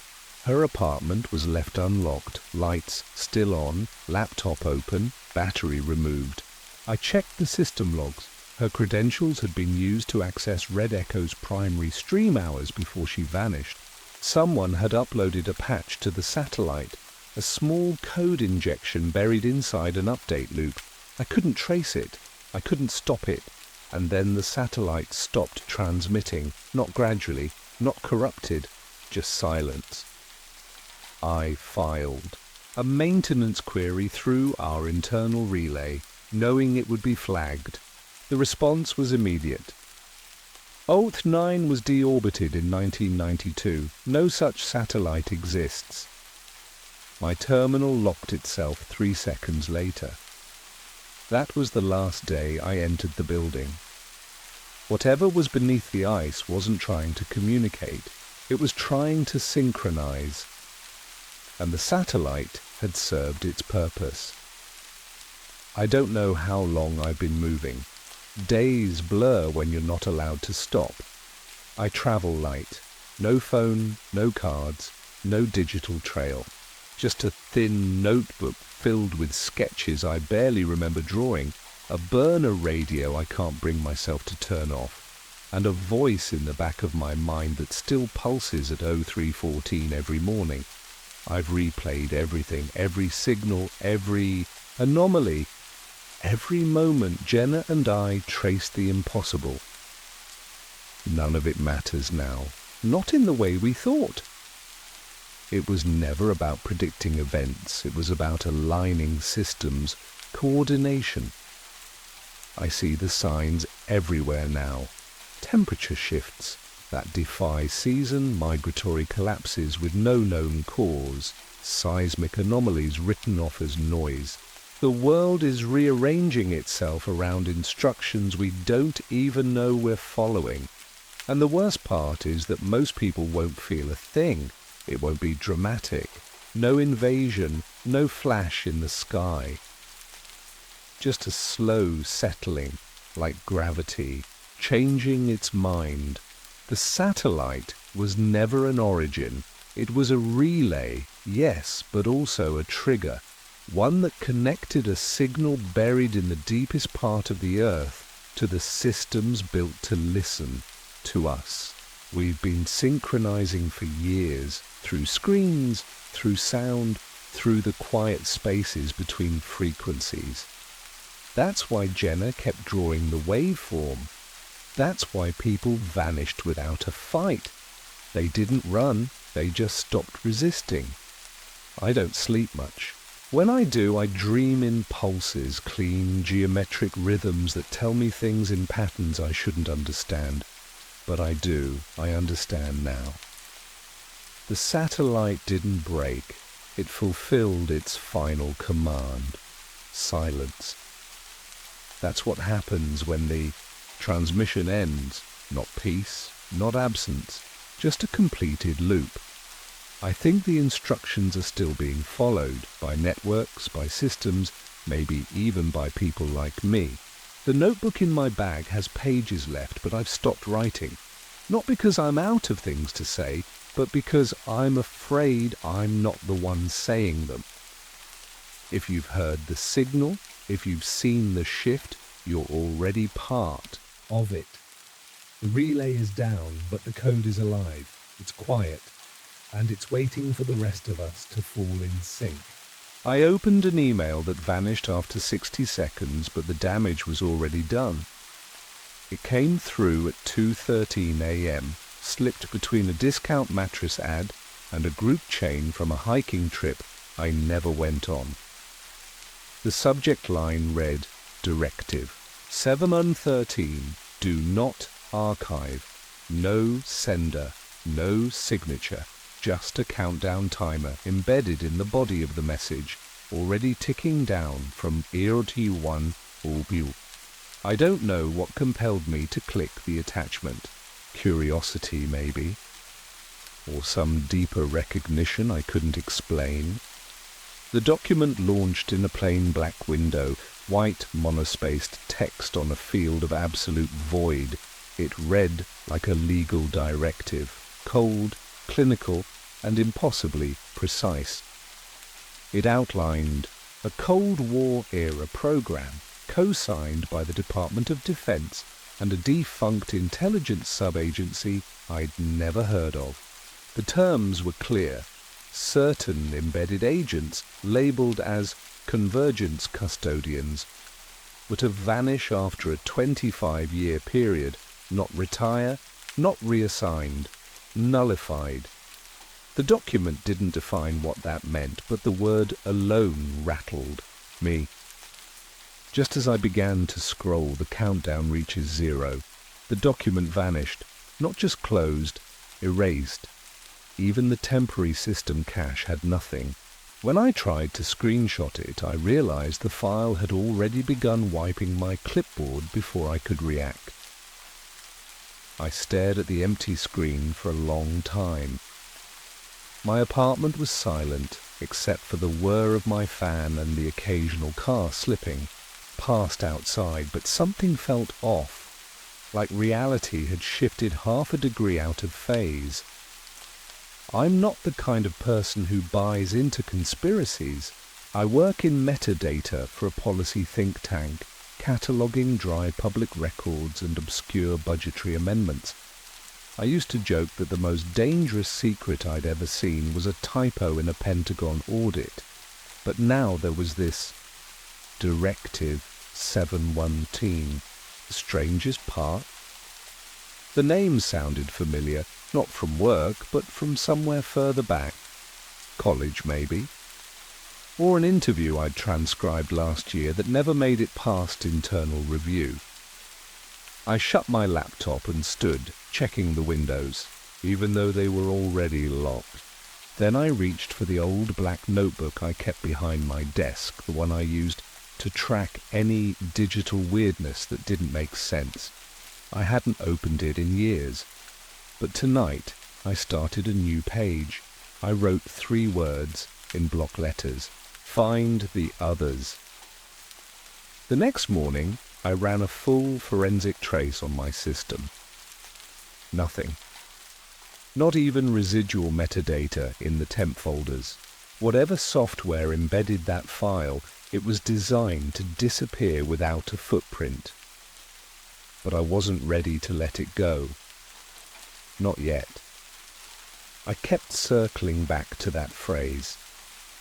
Convergence custodians. It sounded absurd. Vague enough to be meaningless, but specific enough to feel deliberate.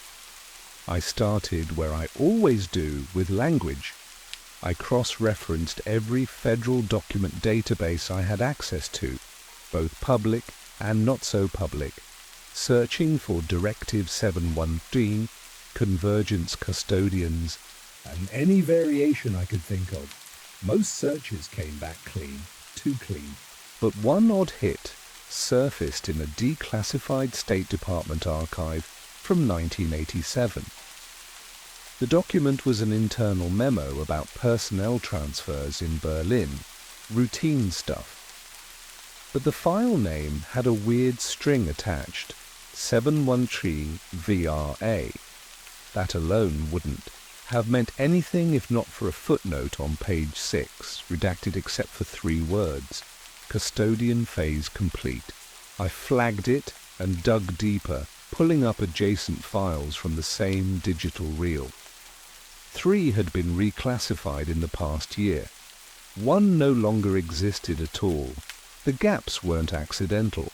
Someone had gone back through this archive decades after the fact and selectively buried threads. That suggested a pattern.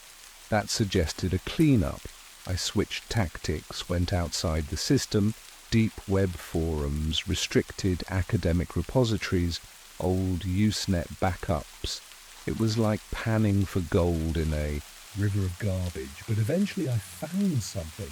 A discussion thread from 2009 on a now-defunct think tank blog, archived by a crawler someone forgot to shut down. The post was written under the name Ephraim7313. It was long, rambling, barely coherent, but one part stood out. He claimed to have worked on a DARPA-funded time standardization project in the 80s called Project Downlink, and wrote this. Some agents weren't trained to kill. They were trained to absorb deviation, human convergence points. Kill one, and the future holds. Let them linger, and the timeline phrase. He ended the post with a strange warning. Directive 713 isn't about people, it's about probability. I reread that line over and over. It reminded me of a note I once saw during an audit of a weather anomaly study from the early 2000s.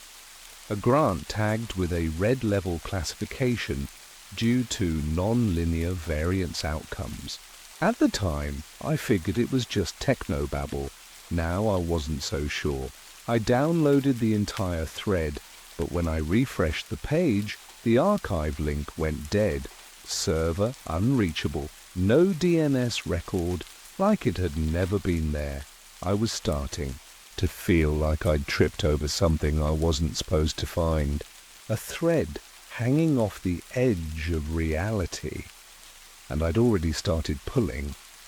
I knew I couldn't go further alone, not without corroboration. So I contacted someone I hadn't spoken to in years. Noah Stern, a former FOIA attorney turned digital archivist. We'd collaborated once, briefly, on a redacted case involving cold storage footage from the mid-90s. He had access to records most people didn't even know existed, and more importantly, he didn't scare easily. We met at a quiet cafe near DuPont Circle, the kind of place with no Wi-Fi and windows that always looked smudged. I handed him a flash drive with the memo I'd found from the Berlin transfer.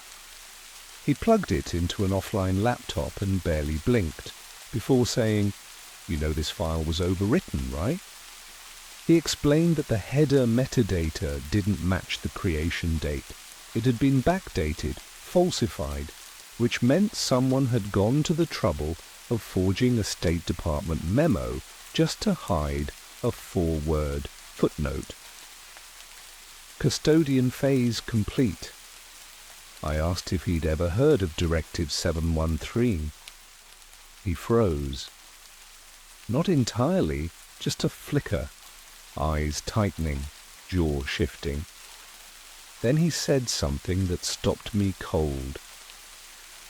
There was a rumor, years back, an internal directive used during the last years of the Cold War. Nobody saw the full document. It wasn't digital, at least not originally.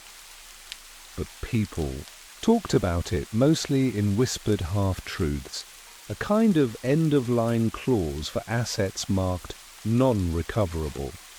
That was the official term. Non-recoverable, not missing, not deceased, erased. He mentioned a retired NSA analyst who claimed he'd been tasked with purging old employee files flagged under a 3-digit designation. When asked why, he was told the files didn't belong to anyone. That the identities were synthetic, time-locked to a fixed convergence window. I asked what that meant. He just said, "Clockwork agents, people who shouldn't stay past their assigned moment." It sounded like fiction until he showed me something from his private archive, a scan of a personnel clearance form from 1974, with a handwritten annotation in the margin, "Do not extend subject past 25, risk of overlap." Below that, a date, March 13th, 1999. And beside it, a name, Jonathan Kessler.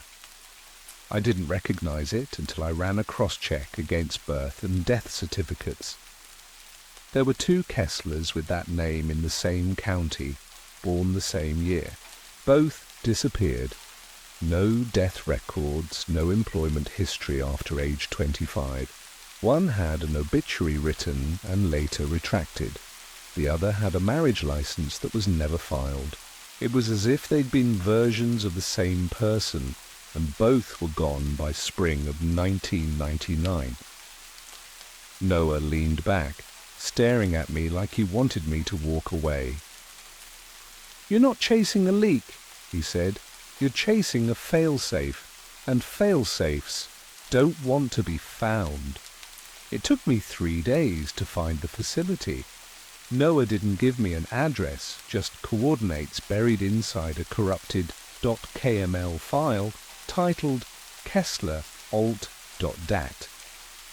It pointed to a decommissioned relay station in rural Pennsylvania, one of those Cold War relics left off most public maps.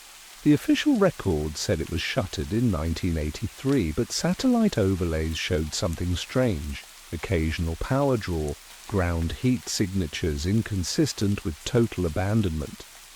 I drove out early, kept to side roads, and left my car a mile from the site. The path was overgrown but navigable. The air was damp, the kind that clings to your clothes and makes everything feel like it's holding its breath. The station itself looked like nothing, just a squat concrete block half sunk into the hillside. No signage, no chain-link fence. But the keypad by the door was clean. Too clean. I tried a dozen combinations before landing on the obvious one, 0713. The lock clicked. Inside, the air was dry and still, preserved in a way that didn't make sense. Dust covered most surfaces, but there were no signs of weather damage, no rot or decay. Just silence. The main room held 3 desks, each with outdated terminals, covered in yellowing plastic sheets. Filing cabinets lined the back wall, some open, most locked. On the far side, a metal door led into a chamber lined with what looked like reinforced insulation. A small plaque above it read, "Containment, Level B." I didn't go in right away. I checked the cabinets first. Most were empty or filled, with standard issue personnel logs, maintenance reports, and daily duty rosters. But one drawer near the bottom held something else. A series of identical manila folders, each marked with a year and a single name. 1974 Kessler, 1981 Ayres, 1987 Geller. Every folder stopped at the 25th year. No continuation, no next of kin. I opened the Kessler file. Inside were psychological evaluations, work assignments, and a few low-resolution photos. And then a final page, stamped "Convergence window exceeded, clearance revoked." No explanation, no incident report. Just a termination log and an internal memo. Memory convergence risk estimated at 62%. Local anomaly risk high, null. Protocol authorized. I couldn't make sense of it, but I didn't need to, not completely. The pattern was clear. Every person listed had been reassigned at birth, embedded into society with temporary identifiers, monitored until age 25, and then removed. Not killed, removed. I finally opened the containment room. The air inside was colder, stale. There was a chair bolted to the floor, surrounded by a ring of softly humming coils. A camera above the chair pointed down at where someone's head would be. On the wall, a faded poster hung beneath a cracked glass frame. It showed a blank silhouette with the words, "Stability requires sacrifice." I didn't plan to sit in the chair. I told myself I just wanted a closer look. But standing over it, seeing the worn headrest and the subtle depressions in the seat, something compelled me. Not impulse, recognition. As if my body remembered what my mind didn't. I lowered myself into it carefully, not out of recklessness, but because part of me already knew I'd been here before. The hum grew louder, the lights above flickered, and then just for a second, the air felt denser, like gravity pulled sideways. In my mind, I saw a flash of a room I'd never entered, a hospital hallway with blue-tinted light, and a woman's voice saying my name, but wrong. Too familiar to be a dream, too alien to be mine. A memory inserted sideways like static between frames. I stood up, heart racing, not sure what part of me had just been overwritten. I left the way I came, but nothing looked quite the same. The sky was darker. My watch had stopped. And in the dirt near the keypad, a footprint that matched mine was already there, facing the opposite direction. I didn't sleep that night. Every sound in my apartment felt deliberate, like the building itself was listening. I kept the lights off, made a cup of tea I never drank, and sat in the dark, replaying everything I'd seen. The facility, the chair, the folders, the footprint. It wasn't just evidence of a forgotten directive. It was proof of something ongoing, something active. By morning, I'd made up my mind. I couldn't keep this to myself. Not out of principle, out of survival. If these agents were real, if they'd been erased to protect some kind of convergence balance, then I was already too close. And if the directive was still in effect, someone would be watching for deviations, like me. I drafted a summary of everything I had. Notes, screenshots, the partial memo from Berlin, metadata extractions, even the .kml file. I encrypted the contents and split them across 3 different secure cloud containers, each set to auto-share if I didn't log in within 72 hours. I sent anonymous tips to 2 journalists I trusted, people I'd never met in person, but had traded information with over the years. I didn't give them everything, just enough to get their attention. I told myself it was insurance, but part of me hoped they'd run with it, get the story out, blow the whole thing open before it could vanish. That afternoon, someone buzzed my apartment door. No delivery, no name. Just a buzz. I didn't answer. 30 minutes later, I got an email from a burner address. Stop. You're being monitored. We're not your enemy, but we will act. No greeting, no sign-off, just those lines and a timestamp. I traced the IP, routed through 5 nodes, bounced across 2 continents, ended in a dead registry, linked to a defunct medical NGO. I powered off everything and pulled the battery from my backup laptop. The message wasn't a warning. It was a confirmation. I was now part of the system I was trying to expose. That evening, I noticed a black SUV parked across from my building. The same vehicle every time I looked out. It never idled, never moved, but it was always there. I closed the curtains and backed away from the window. My phone buzzed with a calendar alert I hadn't set. Directive 713, 25 years. The entry was marked for 1 week from today. Same date as the footnote in Kessler's file. Same date as my 25th birthday. That was the moment I stopped feeling like an investigator and started feeling like a variable. I wasn't tracking the pattern, I was part of it. And now the clock was running. I left my apartment 2 days early, took nothing I couldn't carry in a single bag, and bought a one-way bus ticket under a name I hadn't used since college. No phones, no electronics, just a printed map and a burner notebook where I scribbled questions I didn't know how to ask out loud. I didn't have a destination, only a plan to disappear before someone else made the decision for me. But they found me anyway. Not with drones or agents or surveillance vans.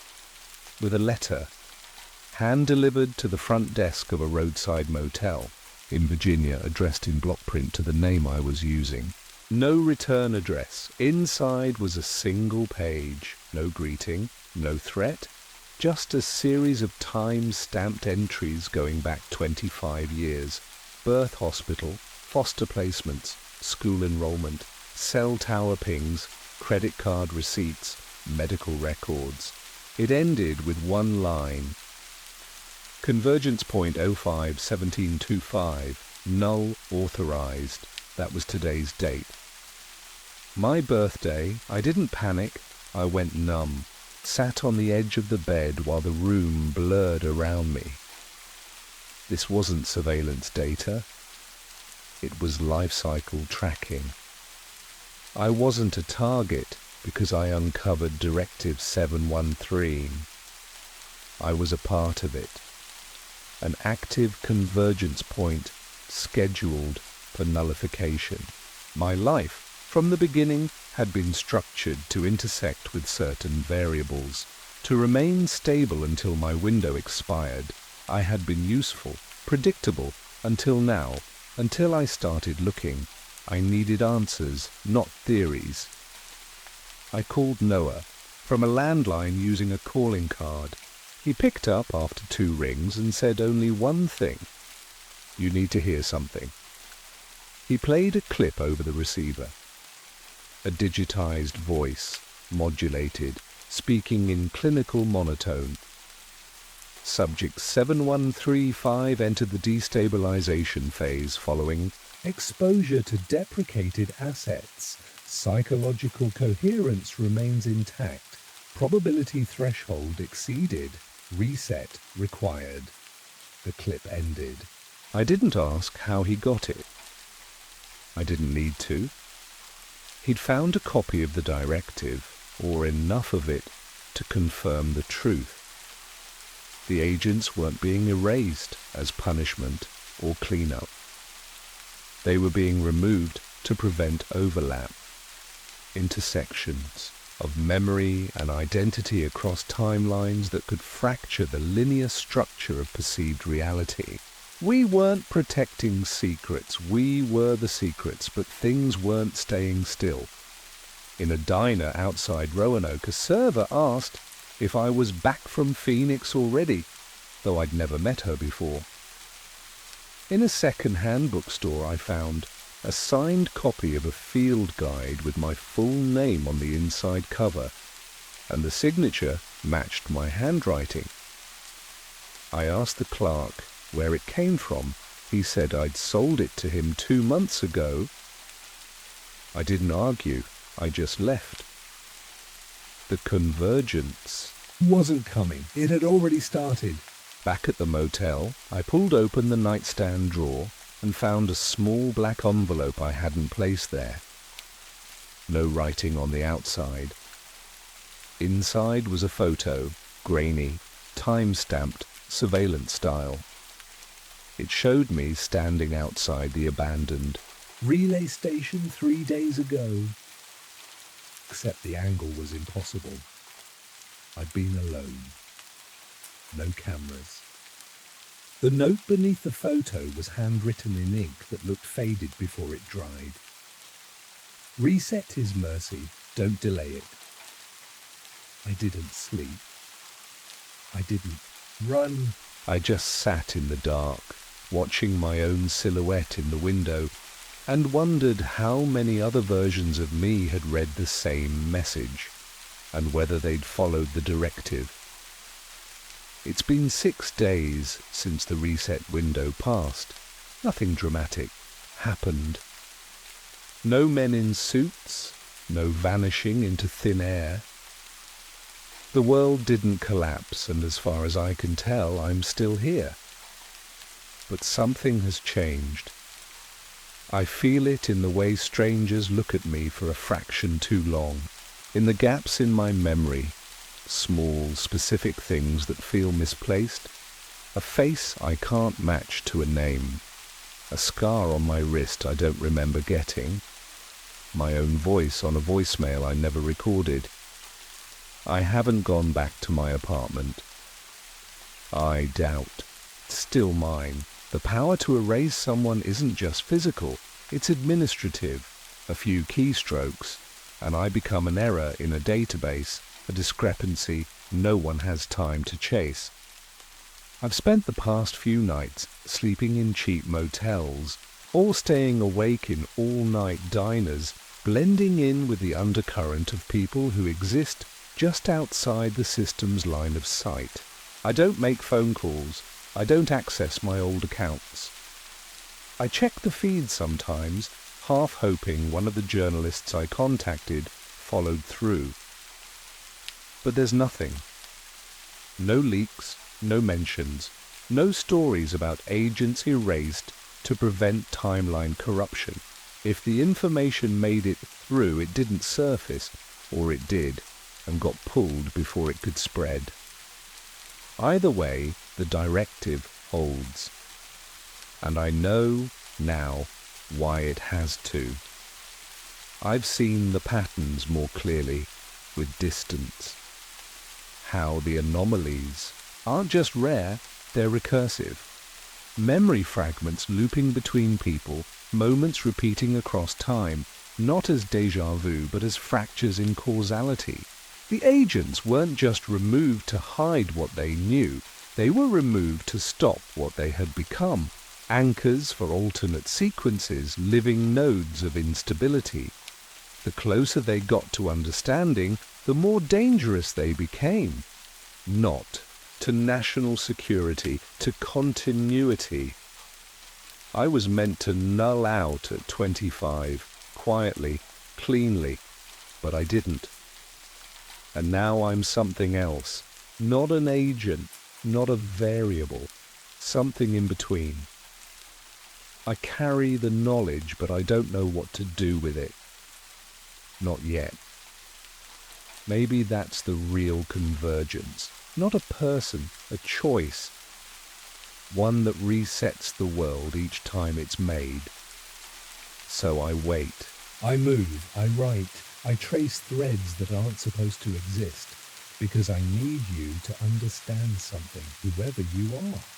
If you're reading this, if this found you, then it means the directive failed again. And if that's true, it's only a matter of time before they come looking for you too. Not to kill you, to unmake you. So keep moving, keep asking, keep remembering, even when they say you shouldn't. Because the cost of forgetting isn't just your life, it's everyone's. The last time anyone saw Harold Penfield, he was placing a teacup on his desk, and according to thermal imaging, he's still sitting there. Most of my days at the library passed in a quiet routine, shelving dog-eared paperbacks, scanning microfilm, and occasionally helping the odd academic hunt through our cold archive of declassified documents. I never expected anything strange. That changed the day Harold didn't show up for work. Harold Penfield was the kind of man who could catalogue a mile-high stack of CIA memoranda without spilling a drop of his ever-present jasmine tea. He'd worked in the restricted documents wing for 15 years and treated each redacted line like a personal mystery. We all thought he lived alone, though no one was certain. When I went in early that Thursday morning, his coat was still on the back of his chair, the light on his desk still humming. But what stopped me cold was the cup of tea, still warm, not just warm, radiating heat signatures. Our building had recently installed thermal imaging in certain rooms for energy tracking, and the system flagged room 312 as occupied, though no one was visible. I tried to laugh it off until I pulled up the last access log. Harold had badged in at 9:03 p.m. the night before. He never badged out. Security footage showed him sitting at his desk, typing, then suddenly freezing. Not like he noticed something, just stopping. His lips moved once, then nothing, and the video cut out 3 seconds later. I thought it was a glitch, until I listened to the audio file. A faint, garbled whisper, almost unintelligible. I had to boost the gain and run it through cleaning software, and even then only 5 words came through clearly. I found witness 0. No one knew what it meant. His supervisor shrugged it off, saying Harold had been chasing down a rumor, some old Cold War program buried under layers of dead-end trails. But that wasn't like him. Harold didn't believe in dead ends. The following day, his desk was cleared out by two people in suits I didn't recognize. They took his computer, hard drives, and even the teacup, but they didn't touch the chair. I checked the thermal logs again before I left. Room 312 still showed a human heat signature, stationary, same outline, same warmth, but no one was there. That night, I didn't sleep. The library had no official stance on Harold's disappearance, but I noticed the subtle shift in how people moved around his old workspace. Quieter, more deliberate, like they didn't want to disturb something. I spent the next day doing what I told myself was just routine file work, but my mind kept drifting. The phrase kept looping in my head. I found witness 0. I wasn't supposed to have access to Harold's request history, but a quiet favor from an IT friend gave me a narrow window. His final logged activity was a Freedom of Information Act request submitted at 10:42 p.m. the night before he vanished. The subject line read simply, "Requesting all available documentation on Project Tantalus 1977-1982. That was it. No background, no justification, just a cold, specific target. I ran a few cross-database queries. Nothing came up under the official records, not even a classification notice or denial, just a clean silence, which in my experience is sometimes louder than a refusal. I widened the net and found something strange. Harold had been part of a private FOIA discussion forum, mostly frequented by archivists and obsessive hobbyists.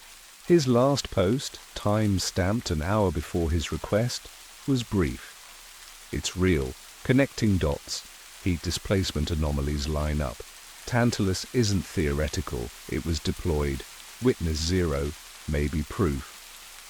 That post had one comment before. It was deleted from a user with the handle sandstructure04. It read, "Be careful. It's not a project, it's a protocol. You're already in it." I clicked on the profile and got an immediate system timeout. Dead account. I tried to screenshot the page, but the moment I pressed the keys, the entire page refreshed and replaced itself with a generic error message. It was like someone was watching in real time. That night, I checked my inbox and found a single message from an address I didn't recognize. No subject, no body, just one attachment, a cropped image from what looked like an internal personnel record. It showed Harold's ID photo with a stamped classification. Observed. Phase 3 initiated. I didn't know what that meant. I wasn't supposed to see it. But there was a second stamp below it, one that made my skin go cold. Witness 0, location unstable. I stared at the screen for a long time. The cursor blinked calmly, like it didn't just confirm Harold might still be somewhere, just not here. And I realized maybe this wasn't about disappearance. Maybe it was about displacement. I didn't tell anyone about the email. I forwarded it to a burner account, deleted the original, and unplugged my laptop just to be safe. I couldn't shake the feeling that whoever sent it had done so not to warn me, but to confirm I was looking. I spent the next few days combing through physical archives we kept in the sub-basement, records too old or too obscure to digitize. I wasn't looking for Project Tantalus directly anymore. I'd already learned that name wouldn't appear. Instead, I looked for patterns, administrative echoes, a phrase Harold used once when talking about buried operations, projects that didn't leave trails but left residue. I started with Department of Defense budget anomalies in the early 80s and found a cluster of disbursements filed under non-terrestrial field integration across 3 different agencies. The funding notes didn't list contractors or equipment, just vague site codes and recurring transport manifests to an airfield in Maine that no longer existed on civilian maps. The shipment stopped in 1982, the same year Harold had listed in his FOIA request. On a hunch, I pulled declassified satellite imagery from that area. Most of the images were standard, uneventful. But one from October 1981 showed a heat bloom where there should have been snow, a perfect circular signature, identical to the readings we'd logged from room 312 after Harold vanished. I brought this to one of our thermal systems engineers under the guise of a research grant. He looked at the printout for a long time and said something that stuck with me.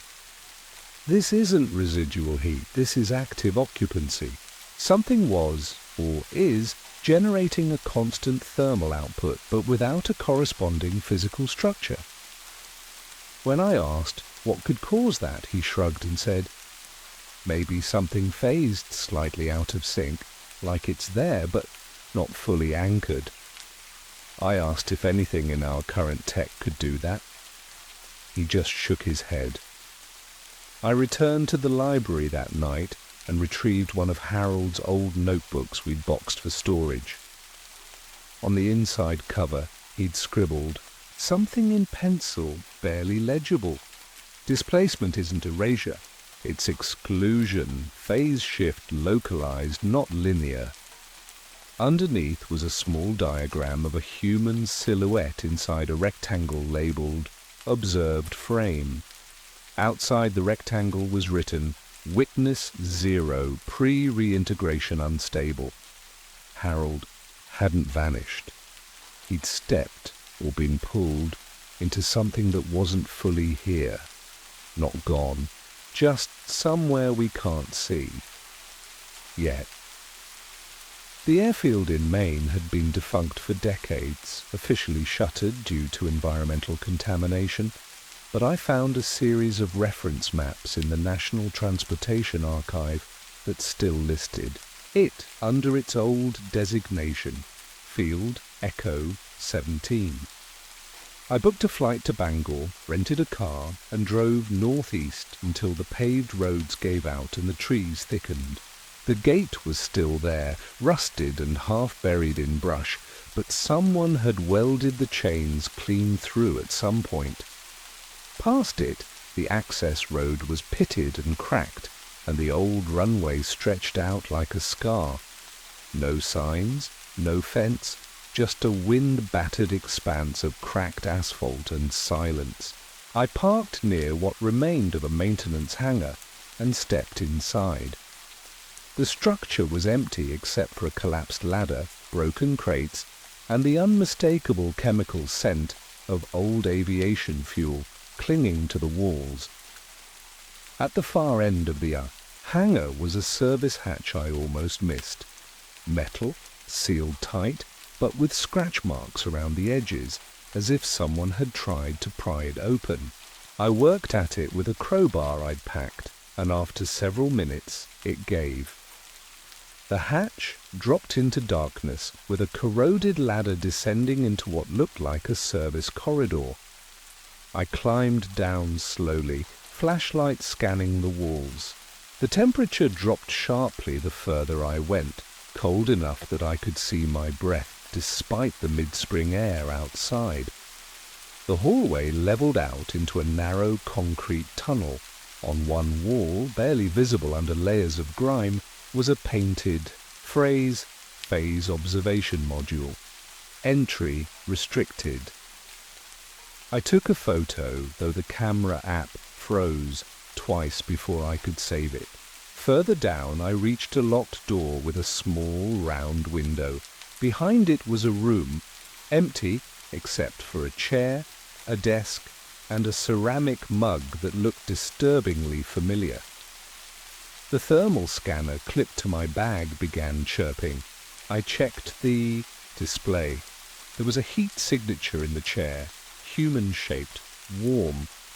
I stared through the window and saw nothing, just air. I pressed my hand to the glass. The scanner kept reading it, 37 degrees Celsius, steady, motionless. I didn't go inside. I couldn't. I backed away slowly, heart pounding as if turning the handle might rupture something invisible, holding it all together. I climbed out the way I came and drove until I found a motel with no security cameras and paid in cash. That night, I couldn't shake the feeling that I'd found Harold's chair.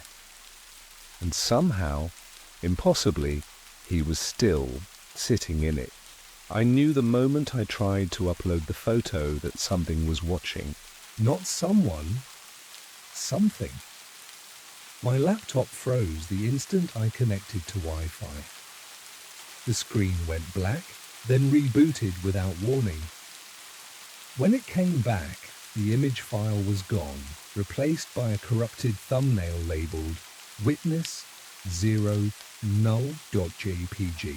My heartbeat jumped. I checked the rest of the files, intact. Only that one had been erased or intercepted. I powered down immediately, yanked the battery, and stuffed everything into a drawer.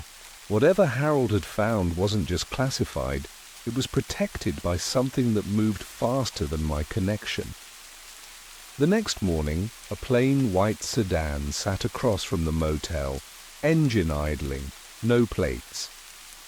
It was gone by the time I checked. Out. I took side roads back toward Bangor, eyes on the mirror the entire drive. By evening, I was back in the library, sitting at Harold's old desk. It hadn't been reassigned, officially under review for archive conversion, which in bureaucratic language means don't touch. But I did. I opened the drawers slowly, methodically.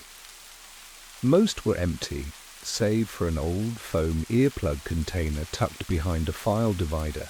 Inside it was a micro SD card, no label, no markings. I transferred the files on a disconnected system, just one document. A heavily annotated report titled Tantalus, Initial Field Results. The text was clinical, radiation-free thermal, anomalies, full-body spectral offsets, consistent audio displacement. But Harold's notes in the margins were different. He had written things like witness overlap, confirms nonlinear perception drift, and conscious presence persists despite visual negation. One line was underlined 3 times in red ink. Displacement is not death, it's redistribution across temporal observation layers. I didn't fully understand what it meant, but the implications were clear. Witness 0 wasn't a code name, it was a state of being, a human being intentionally displaced, possibly as part of an experiment, possibly still aware. That night I wrote everything down, not in email, not in a drive, pen and paper, duplicated twice and stored in separate drop sites I'd prepared years ago out of sheer paranoia. Now it felt necessary. I called a contact in a media collective known for whistleblower protection, left a voicemail without details, just a meeting time and place. It was risky, maybe reckless, but I needed someone else to see this. I needed someone to know Harold didn't vanish. He was still here, trapped in a layer of space that our eyes couldn't reach. And if Project Tantalus was still active, I had to decide whether I was willing to expose it or be folded into it. The meeting was set for a dinner 2 hours outside the city, one of those places where the booths are cracked vinyl and the coffee never stops pouring. I sat in the corner by the emergency exit, nerves tapping out a rhythm beneath the surface of my calm. The contact showed up 20 minutes late, older than I expected, heavy coat, calm eyes. He gave no name, just asked, How much do you know? I slid the printouts across the table and watched his expression shift, not in surprise, but recognition.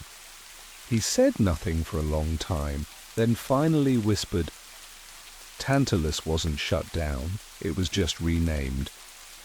I asked what it had become. He didn't answer directly. Instead, he pulled out a phone, an older model, heavily modified, and showed me a video.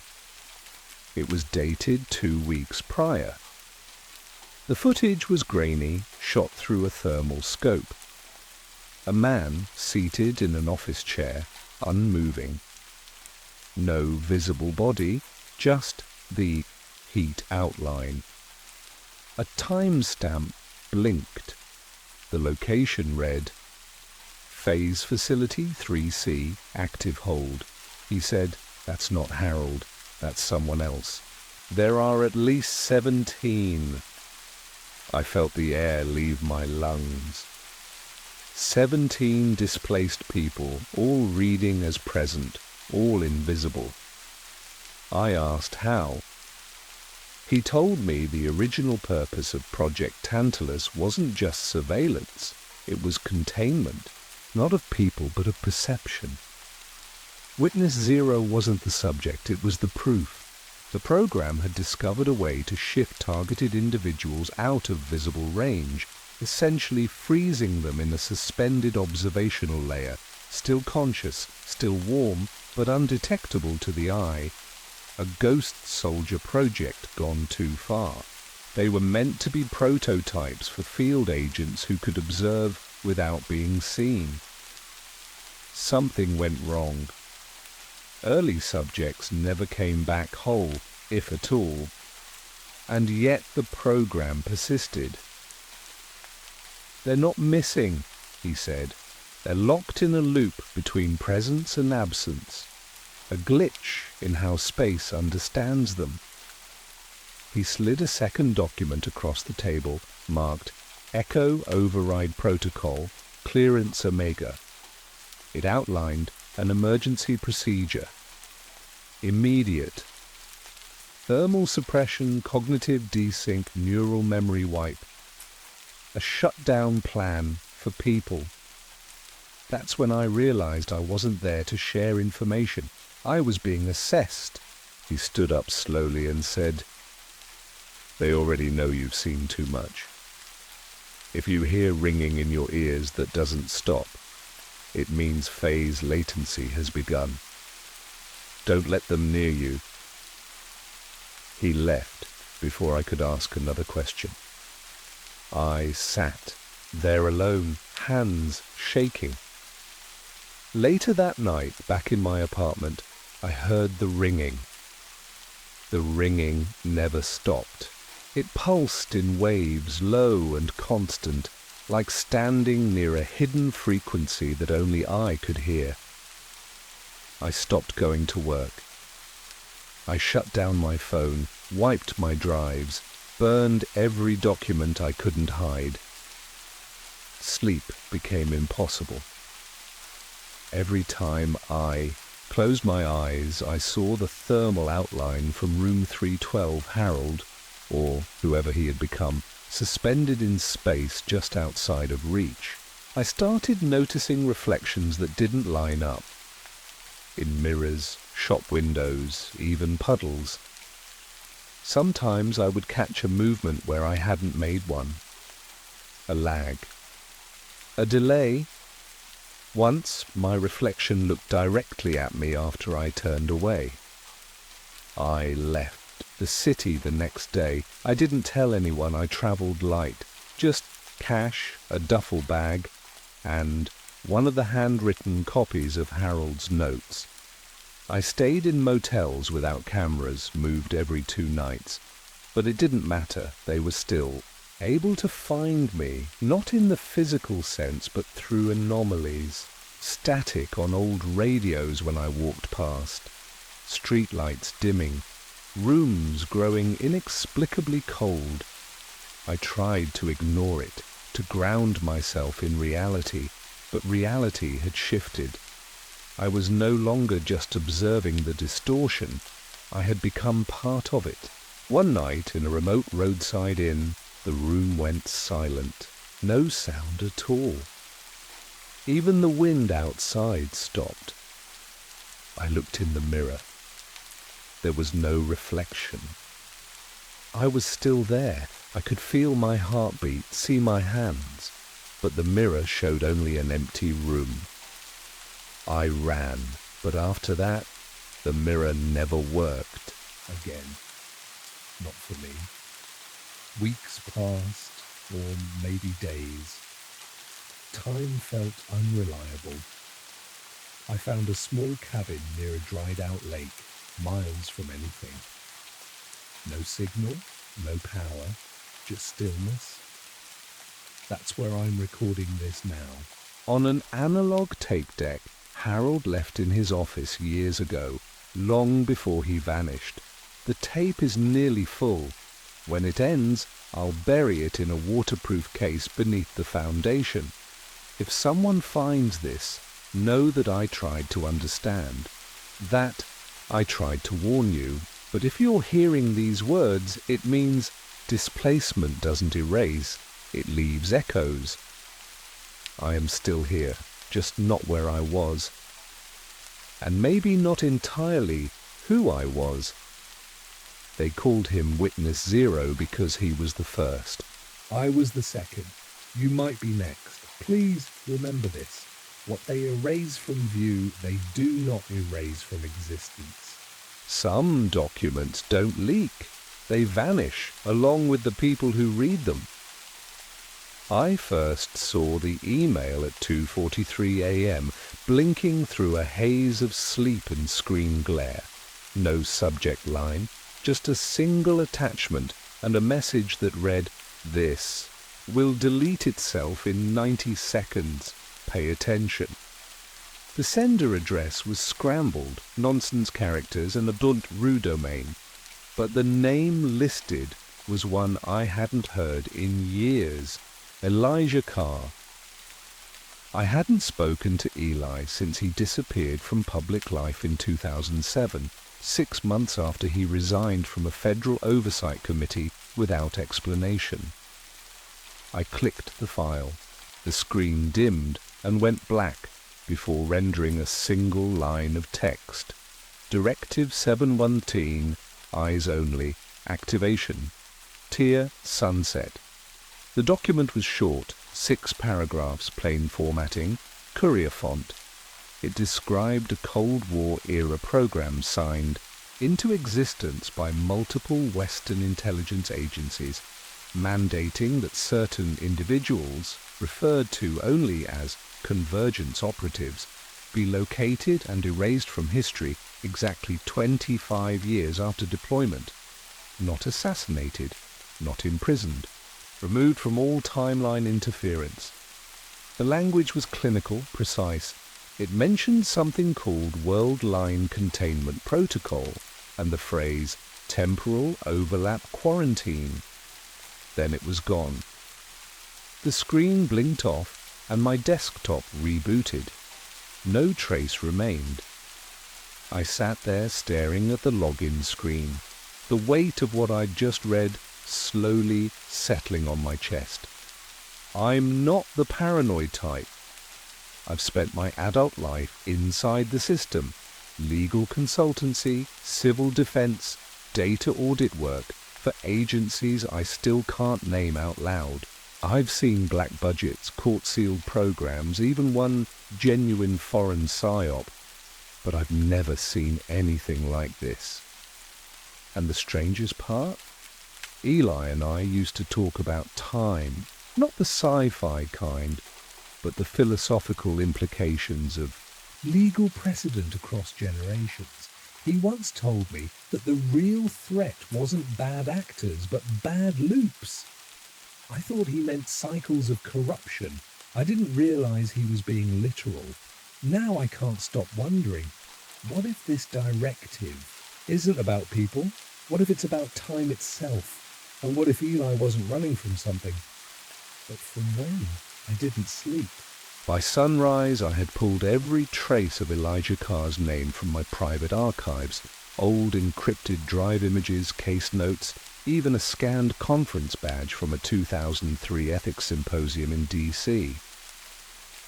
What I found wasn't much, but it was enough to make one thing clear. Someone had already started scrubbing his existence. Government press releases with his name were now redirecting to 404 pages. A C-SPAN transcript where he testified under oath had been clipped, his name redacted, voice replaced by static. That kind of erasure isn't just rare, it's sanctioned. It requires clearance above top secret, the kind of authority reserved for internal affairs programs that don't officially exist. I reached out to an old contact, Marla, a systems auditor turned data broker. We hadn't spoken in years, not since she sold predictive models to a private contractor and vanished into some lucrative NDA. I didn't give her the full story, just asked her to run a trace on anything connected to Directive 713. When she finally called me back, her voice was low and cautious. "You realize you've triggered something, right?" she said. "I got pings from 3 separate deep net crawlers. Your search terms are embedded in a closed loop, like a false mirror. The system reroutes any queries to misdirection content. PSYOP level stuff. There's a real file, but it's buried under recursive decoys." She sent me a hexed string, nothing more, and told me to look into something called Temporal Convergence Act of 1986. No acronym, no paper trail. But the string she sent unlocked an archived FTP server I didn't recognize. Inside were fragments, metadata mostly. One showed a deleted file last accessed by a Department of Defense terminal in 2012, labeled 7-Jun-Teen Cycle Reset Candidates, Phase D. Another contained an audio clip, 37 seconds of distortion, but underneath the noise I could make out a single repeated phrase, "Containment breach is not a spatial event." That was when it hit me. The directive wasn't about killing agents, it was about strategically erasing people tied to convergence points in the timeline. Eli hadn't vanished because of what he did, but when he did it. And if the system was purging references to him now, it meant his window, the 25-year clock, had just run out. I didn't know it yet, but mine had just started. The phrase temporal convergence kept looping in my mind as I reviewed the old defense authorization bills from the 1980s. Buried in the appendix of an unremarkable energy appropriations package was a single redacted line item, subprogram Delta 7, listed under contingency funding for asymmetric chronological interference scenarios. No context, no debate record, just a 6-digit budget code, and a year 1986. That was the same year Eli and I interned at the National Policy Archives, back when everything still seemed linear. I remembered him showing me a declassified photo once, something he said had been misfiled. It showed 3 men standing in front of a weather balloon crash site in New Mexico, except the timestamp said 2002. The photo was printed on Kodak paper that hadn't existed until 2010. At the time, I chalked it up to a processing error. Now, I wasn't so sure. I dug deeper into the budget code and found a crossover citation. Project Kestrel, a Cold War-era psychological conditioning experiment focused on memory suppression. Except Kestrel wasn't about trauma. It was about time displacement. The participants weren't soldiers. They were analysts, linguists, and 3 former census workers who had all disappeared from public record within 2 years of enrollment. Their files showed consistent patterns. loss of chronological recall, inability to form long-term connections, and in 2 cases, suicide preceded by identical final journal entries. Both entries ended with the same handwritten phrase, "I feel duplicated." That's when the emotional weight hit me. These weren't just casualties of a secret program. They were markers in a larger system, people chosen not for what they knew, but for where they stood in time. According to a recovered PDF summary from a dismantled NSA server, convergence agents were deployed during periods of heightened geopolitical instability. Their job wasn't espionage or surveillance, it was presence, being somewhere specific at a moment when timelines threatened to fracture. Once their influence stabilized the world line, their removal was mandated. Not death, not detention, just deletion. The system treated them like faulty variables, removed the right one, and the equation balances. I stared at the phrase again. I feel duplicated. I didn't know if it meant they were being copied, split, or overwritten. But I knew one thing, whatever this was, it was still active, and if Eli had sent me that directive, he believed I was next. I drove 6 hours west without telling anyone. No GPS, no credit cards. I followed an old route Eli and I had once, taken during a graduate research trip. A string of decommissioned government facilities repurposed into data centers or left to rot. The one I was looking for had no name, just a coordinate range he'd scribbled into the margin of a notebook I somehow still owned.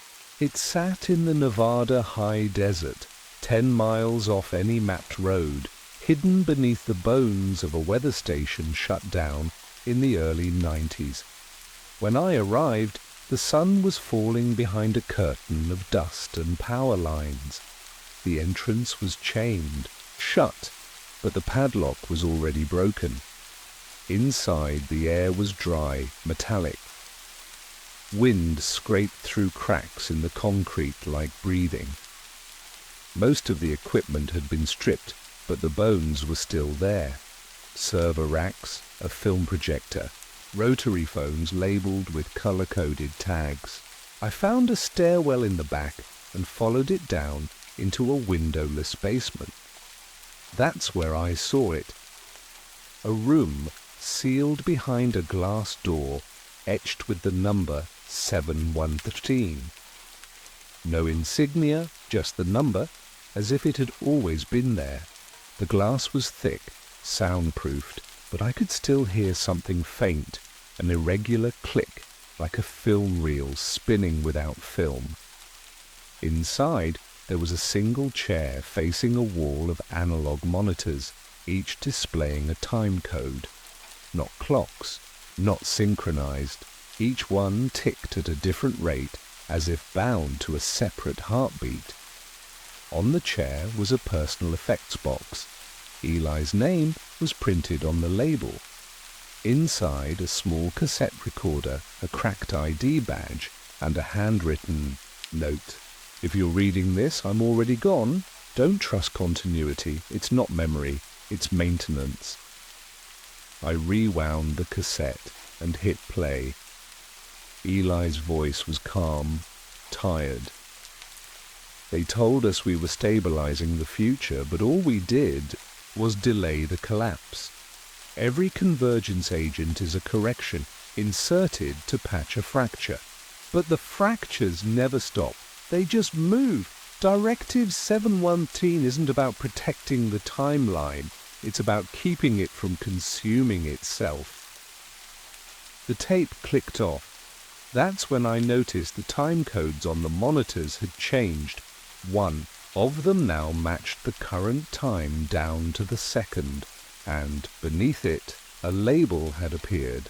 Subject redacted. Location confirmed. I hadn't submitted any data, I hadn't connected a device, but it knew I was there. I left the facility just before dawn, heart still hammering from what I'd seen in the monitoring room. I drove without music, without rest, barely blinking at the endless stretches of desert that blurred past my windshield. At a gas station outside Tonopah, I tossed my phone into a dumpster and bought a burner using cash. I used it once to call Marla. When she answered, her tone was clipped, nervous. "You shouldn't be using this number." I told her I'd found the facility and that it was still active in some form. She was quiet for a beat before responding. "You need to get rid of anything you took. If they flagged you, you won't see them coming." I asked who she meant by they, but she hung up. I checked the burner's call log. It was already wiped. I took the long way back, avoiding interstates, watching the rearview mirror like it owed me answers. That night, in a roadside motel just outside Bishop, I connected to an isolated laptop. I kept for emergencies, no Wi-Fi, no Bluetooth, just raw input. I reviewed the time codes I'd written down from the monitors. One had matched real time. The rest? They were spread across the next 6 weeks. I cross-referenced the numbers against public databases, flight schedules, court dockets, federal employee rosters. One stood out, a hearing in Washington, D.C., marked for precisely 11:14 a.m. on the date of the third time code. The topic, budget. Review for the Office of Chronological Integrity, a subcommittee I'd never heard of. I tried to access their docket. Access denied. The laptop screen flickered, just once, but it was enough to tell me something was already watching. I shut it down and physically removed the drive. A few minutes later, I heard a car engine idle outside the motel. When I peeked through the blinds, a dark SUV sat under the flickering parking lot light, engine running, no one exiting. I waited 20 minutes. It didn't move. I slipped out the back with my bag and left everything else behind. I didn't go home. I didn't check in. I drove for hours, directionless, pulled by instinct. I understood what Eli had meant. It wasn't about erasing people. It was about controlling when they appeared, and more importantly, when they didn't. And now, somehow, I was part of the schedule. I reached D.C. 4 days before the subcommittee hearing, sleeping in rest stops and rotating motels, never staying more than one night. My only constant was a small duffel bag containing the cassette, a paper map, and a printed screenshot of the time code that matched the hearing. I didn't know what I expected to find, only that I had to see it happen. On the morning of the UTIO hearing, I walked into the federal building using an old contractor ID, expired, but good enough to get me past the first checkpoint. The subcommittee chamber was on the 6th floor, room 614, tucked behind a pair of soundproof glass doors.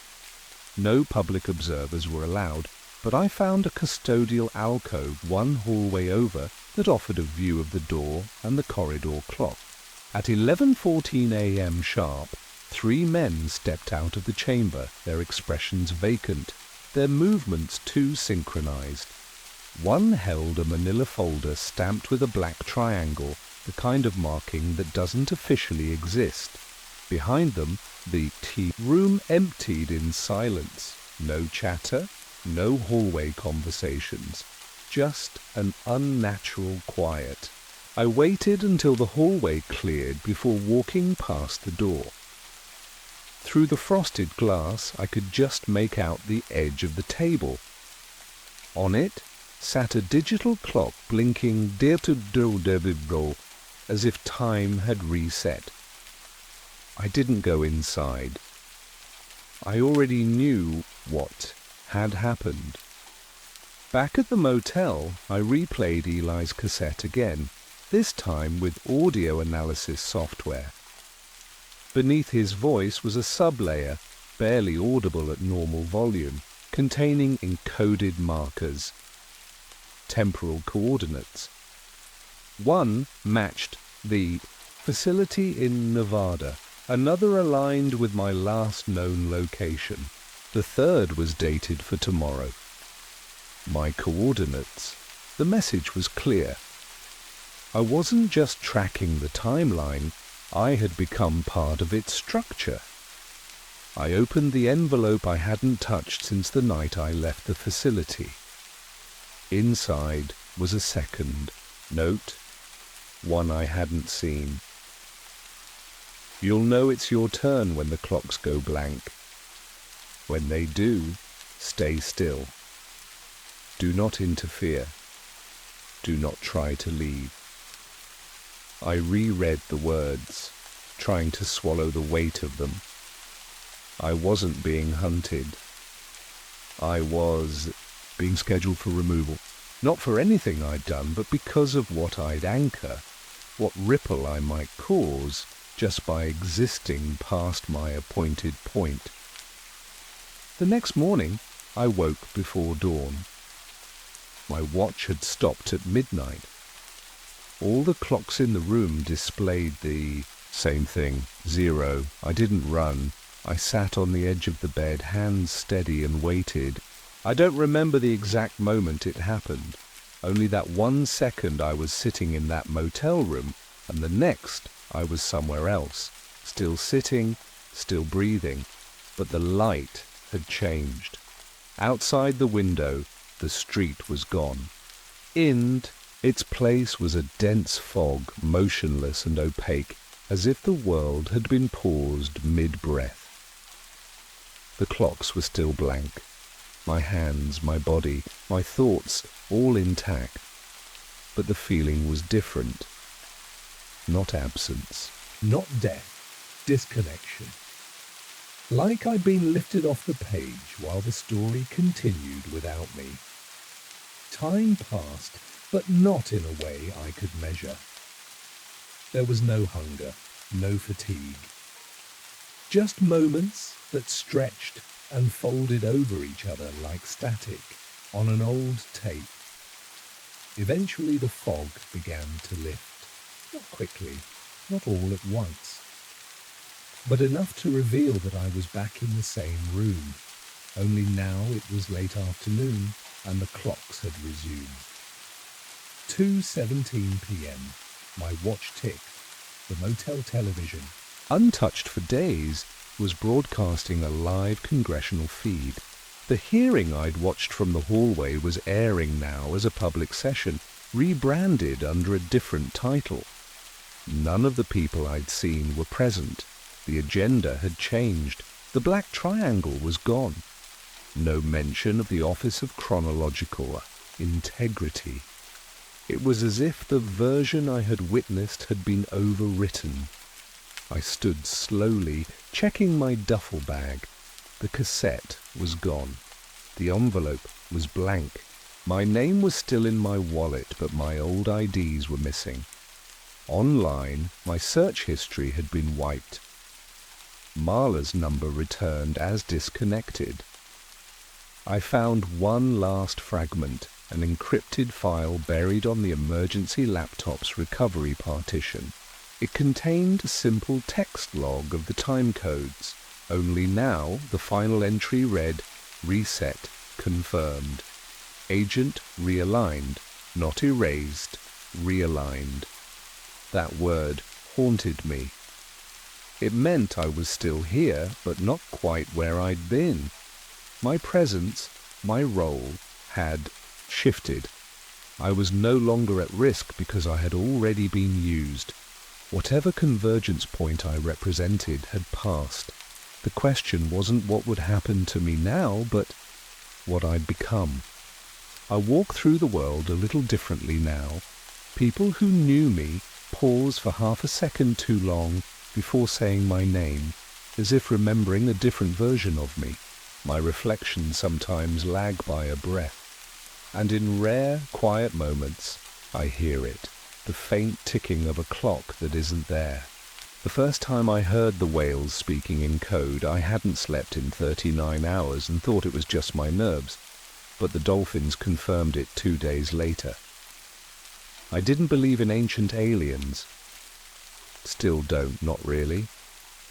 But I do believe in math, in resonance patterns, in things older than our languages. I was part of the Kestrel Project, formerly a cryptographic linguistics initiative, unofficially a last-ditch effort to extract data from a set of artifacts we still don't understand. We found them inside a sinkhole off the coast of Patagonia, buried beneath layers of silt that carbon dated to the early Pleistocene. That should have been impossible. We were brought in as analysts, tasked with pattern extraction and semantic modeling.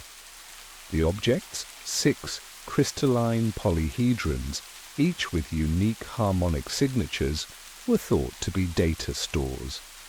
We fed them terabytes of signals, weather patterns, machine code, early human languages. They didn't respond, not until week 6. That was when the first anomalies began.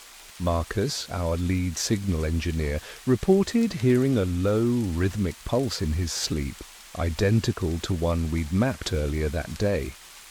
I laughed it off, until I started experiencing it too. Not just in dreams while I was awake.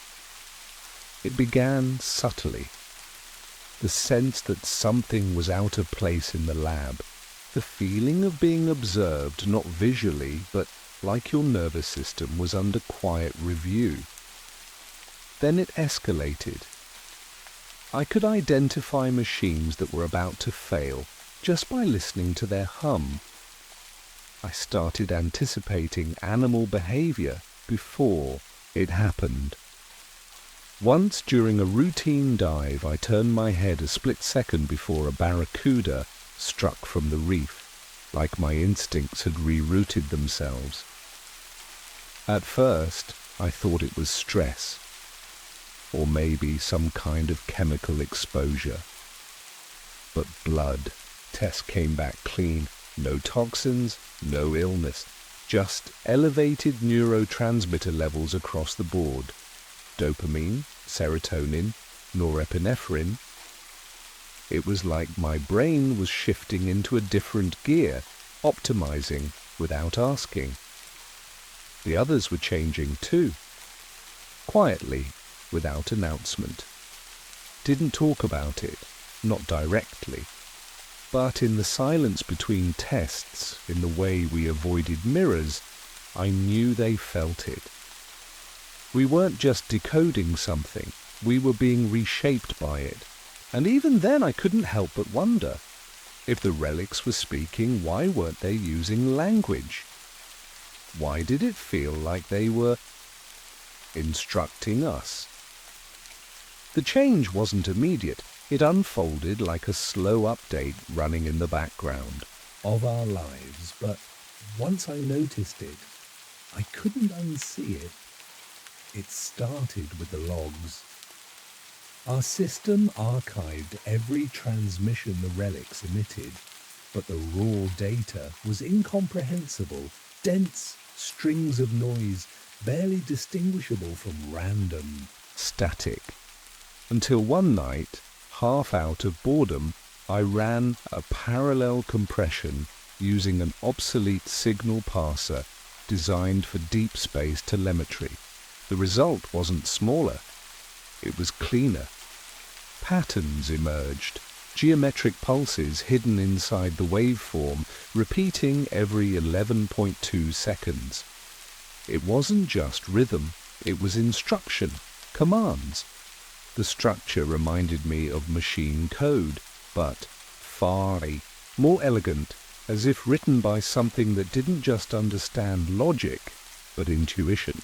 I shared my findings with Mara, the team's neural modeling lead. She didn't say much, just stared at the waveform on my screen for a long time before asking if I'd felt it too. The sharpening, she called it. I nodded. From that point on, we stopped pretending this was normal. Mara began running nighttime EEG scans on herself. I helped her rig a feedback loop between the relics and her own biometric signals, a closed circuit built from salvaged components and way outside protocol. The results were subtle but consistent. After just 4 nights of passive exposure, her brainwave activity shifted, increased coherence, unusual cross-hemispheric synchrony. We weren't just reacting to the relics, we were syncing with them. Meanwhile, the environmental systems in the lab began glitching. Temperatures drifted, lights dimmed without command. The clock on the main console began slowing by fractions of a second every hour. It didn't make sense. These were hardened systems, but every diagnostic came back clean. No failures, no anomalies. Almost like something was intercepting our tools, rewriting the rules underneath us. Then came the audio logs. During a maintenance review, I stumbled on a file with no author tag, no timestamp. Just a name. Directive 0. I played it once. I've never forgotten it. A low-frequency hum layered with clicks that sounded eerily like speech, but not human. It reminded me of the way bees communicate through vibration, or how elephants sense subsonic signals miles apart. When I filtered the track through Mara's EEG profile, it matched her altered waveforms almost perfectly. That was when I realized we weren't the listeners in this system. We were the receivers, and something was already transmitting. I didn't sleep the night we traced the frequency back to its origin. It wasn't from the relics themselves, at least not directly. It was being rebroadcast. Somewhere nearby, a hidden node was amplifying the signal and feeding it back to us, like a closed loop designed to reinforce itself. We found the node buried in the diagnostic sublayer of our own network, disguised as a firmware patch. Whoever, or whatever, installed it had used credentials that didn't exist in our system. That's when Mara asked the question I'd been avoiding. What if this wasn't new? What if the relics weren't designed to send information, but to receive it? The possibility hung in the air between us, heavy and undeniable. We combed through every available database for historical anomalies, patterns, cases, symptoms, and found fragments that didn't just echo our experience, they mirrored it. In 1973, a Russian deep-sea exploration crew was pulled after reporting auditory hallucinations and unexplained instincts toward aquatic life. In 1988, a rural telecom hub in Argentina documented weeks of interference that led to dozens of workers exhibiting increased spatial reasoning and pattern recognition. The signals were dismissed and the cases buried under unrelated diagnosis, occupational, stress, environmental contamination. But the waveforms we extracted matched ours exactly. Almost like a broadcast had been testing reception, decade after decade, generation after generation, until it found the right receivers. Us. I reached out to a retired cryptolinguist who'd worked on a Cold War project with similarities to ours. He only agreed to speak under a pseudonym. He told me there was a theory, unofficial of course, that certain individuals were susceptible to sub-threshold programming through long-wave resonance, not hypnosis, not mind control, more like the subtle rewriting of instinct itself. Behaviors modified just enough to serve a purpose. Most never noticed. The ones who did were either absorbed into the system or disappeared. His exact words were, "The trick isn't making you act, it's making you think you acted on your own." That night, I watched Mara pore over her notebook. She wasn't writing anymore. She was diagramming movements, sketching behaviors that didn't belong to her. And when I asked her what she was drawing, she looked up at me, not confused, not afraid, but as if I'd interrupted something important. "I don't know," she said, "but it wants to be finished." We found the access tunnel by accident. It was listed in the original facility plans as a storm runoff shaft, sealed and decommissioned decades ago. But when the lights in Sector 3 began failing, we traced the power irregularities to a breaker array that didn't exist on any active blueprint. The shaft entrance was behind a rusted equipment cabinet in the sub-basement, hidden beneath a decoy wall panel that hadn't been touched in years. We should have reported it, waited for authorization, but neither of us said anything. We just opened it and went in. The air was stale and cold, heavy with a metallic tang that coated the back of my throat. Our flashlights flickered against damp concrete and old wiring, the beam catching broken signage half swallowed by mold. System Node C4. It felt wrong immediately, not because it was dangerous, but because it wasn't abandoned.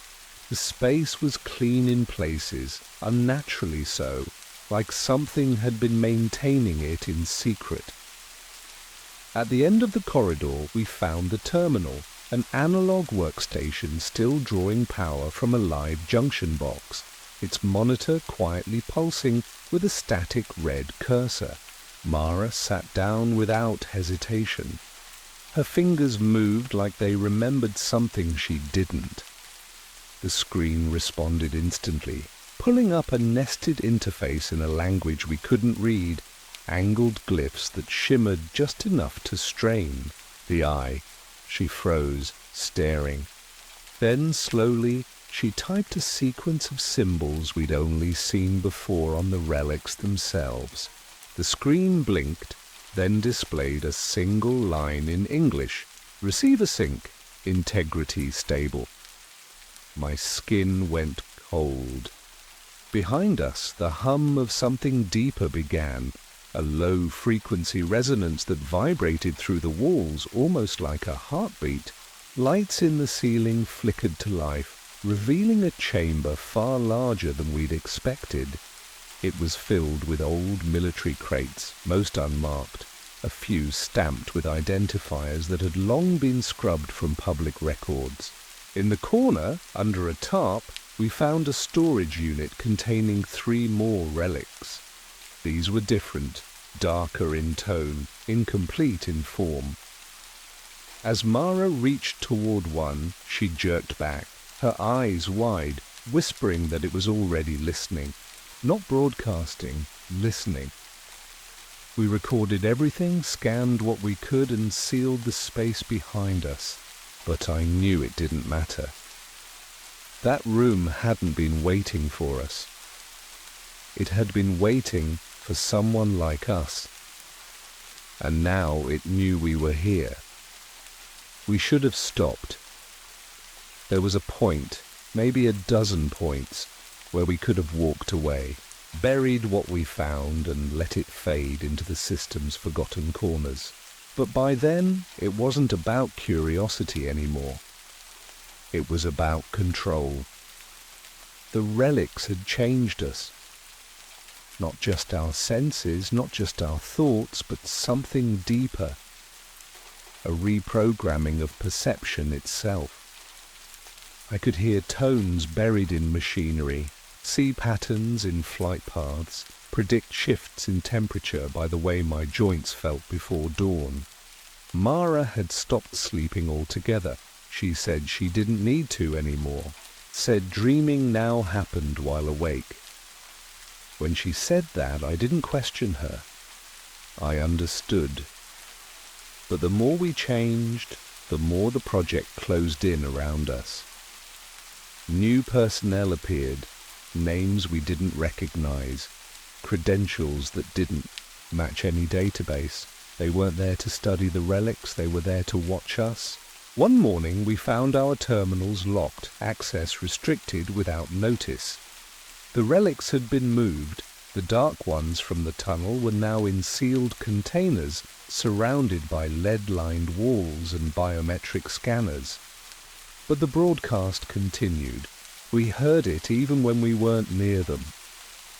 Mara built a signal jammer out of scrap parts, just to test. When we activated it, the hum vanished instantly, and so did the air around us. The silence was total, not quiet, empty. No ambient noise. No echo, no electronic feedback. Like we'd cut the line between us and something larger, and for the first time it noticed. The next day, Mara's home was searched. No warrant, no explanation, just a clean-up crew in civilian clothes. They took her notebooks, her drives, even her toothbrush. Contamination protocol, they told her. Mine was next. We knew then we had two choices, go silent or go public. We began preparing copies of everything, logs, recordings, signal maps, Mara's biometric data. We encrypted it, scattered it across cloud backups, physical drives, burner phones. If they found one, they wouldn't find them all. But every step we took, the system adapted. Emails vanished. Access points were blocked within seconds. Our devices reset themselves mid-transfer. It wasn't human oversight. It was automated, preemptive, like something inside the network was watching us think. We had become nodes ourselves. Receivers, yes, but also risks. And risks had protocols. It happened without warning. One moment we were in the lab, rerouting the last of the backup files to an off-grid relay. The next, the lights cut out and every screen turned to static. Not blank, static. Controlled, rhythmic pulses like breathing. I turned to Mara and saw it in her face. Recognition. Not fear, not confusion. Recognition. They're not just sending, she said. They're here. The relics didn't glow or vibrate or move. They simply changed state. Their surfaces became translucent, as if their material was never truly solid, just compressed light and form, waiting for the right resonance to unlock. From within, shapes pulsed, intricate angular forms, shifting too smoothly to be mechanical. That's when I understood the truth we'd been circling since the beginning. The relics weren't transmitters, they were receivers, and the beings behind the signal weren't trying to communicate. They were issuing commands. Every person altered by the broadcast, Mara, myself, and dozens more across facilities we didn't even know existed, had become something else. Not drones, not puppets, something worse. Aware enough to resist, but only barely. I could feel it in my bones like a script running beneath my thoughts, pushing me to act in ways I couldn't explain. We had been rewritten, not overtaken, and only those rewritten could perceive the broadcast clearly. That was the paradox. We were the only ones who could see it for what it was, and the only ones capable of defying it. If we failed, the signal would continue unchallenged, encoded into devices, networks, even thought patterns that would seem natural, undetectable. The lab began to hum, a low harmonic tone that bent the air around us. Mara clutched her temple, whispering a sequence of numbers over and over. I recognized it from one of her earlier logs, a frequency override we had theorized but never tested. She collapsed before she could finish. I tried to reach her, but the floor beneath us shimmered, and suddenly I wasn't in the lab anymore. I was standing in a featureless space, white and infinite, surrounded by faceless figures, humanoid but not human. They stood in silence, broadcasting without sound. I didn't hear them, I understood them. "You are not hosts," they said. "You are filters. The mind must be softened before it can be tuned." Then the room fell away, and I was back, alone. Mara didn't wake up. Her EEG showed perfect brain activity, but it wasn't hers anymore. It matched the relics. She had completed the transformation. I was still in transition, still myself, but only just. I didn't return to the facility. There was nothing left to return to. Within 12 hours of Mara's collapse, the lab was sealed, scrubbed from all public and private records. The names of our team vanished from directories and our research. Credentials were revoked without appeal. I expected a pursuit. It never came. No agents, no threats, not even surveillance I could confirm. Just silence. As if the system had concluded I was no longer a threat, either because I'd already been neutralized or because it no longer mattered. I still hear the signal every day. It's fainter now, not because it's weaker, but because I've trained myself to ignore it, like tuning out the sound of a refrigerator hum or the ticking of a clock in an empty room. But it's always there, waiting. Sometimes I catch myself doing things I don't remember deciding, rerouting my walk home without thinking, sketching glyphs in the margins of old notebooks, recognizing strangers I'm sure I've never met. That's the part no one warns you about. It doesn't take you all at once. It rewrites you line by line, like software being patched quietly in the background. I keep what's left of the research locked away, offline, analog, fragmented across 6 locations. Not to expose it, not anymore. That was never going to work. The system adapted too fast and responded before we even acted. But I keep it because part of me still hopes. Not for rescue or reversal, just clarity. A pattern I missed. A vulnerability in the code. Something. If you're hearing this, it means the last packet got through. Maybe you're seeing the world shift. Around you already. The subtle instincts, the strange dreams, the sense that your thoughts are no longer entirely your own. Don't panic. That's not how they win. They win when you stop asking what's real. When you start accepting the unnatural as routine. You won't be able to stop the signal, but maybe, just maybe, you can slow it, distract it, scramble it, make it waste time on you, because every second it spends trying to rewrite someone's awareness is a second it can't use to rewrite someone else. I've bought us time. It won't last. Nothing does. But now you know. And knowing, for the moment, still matters.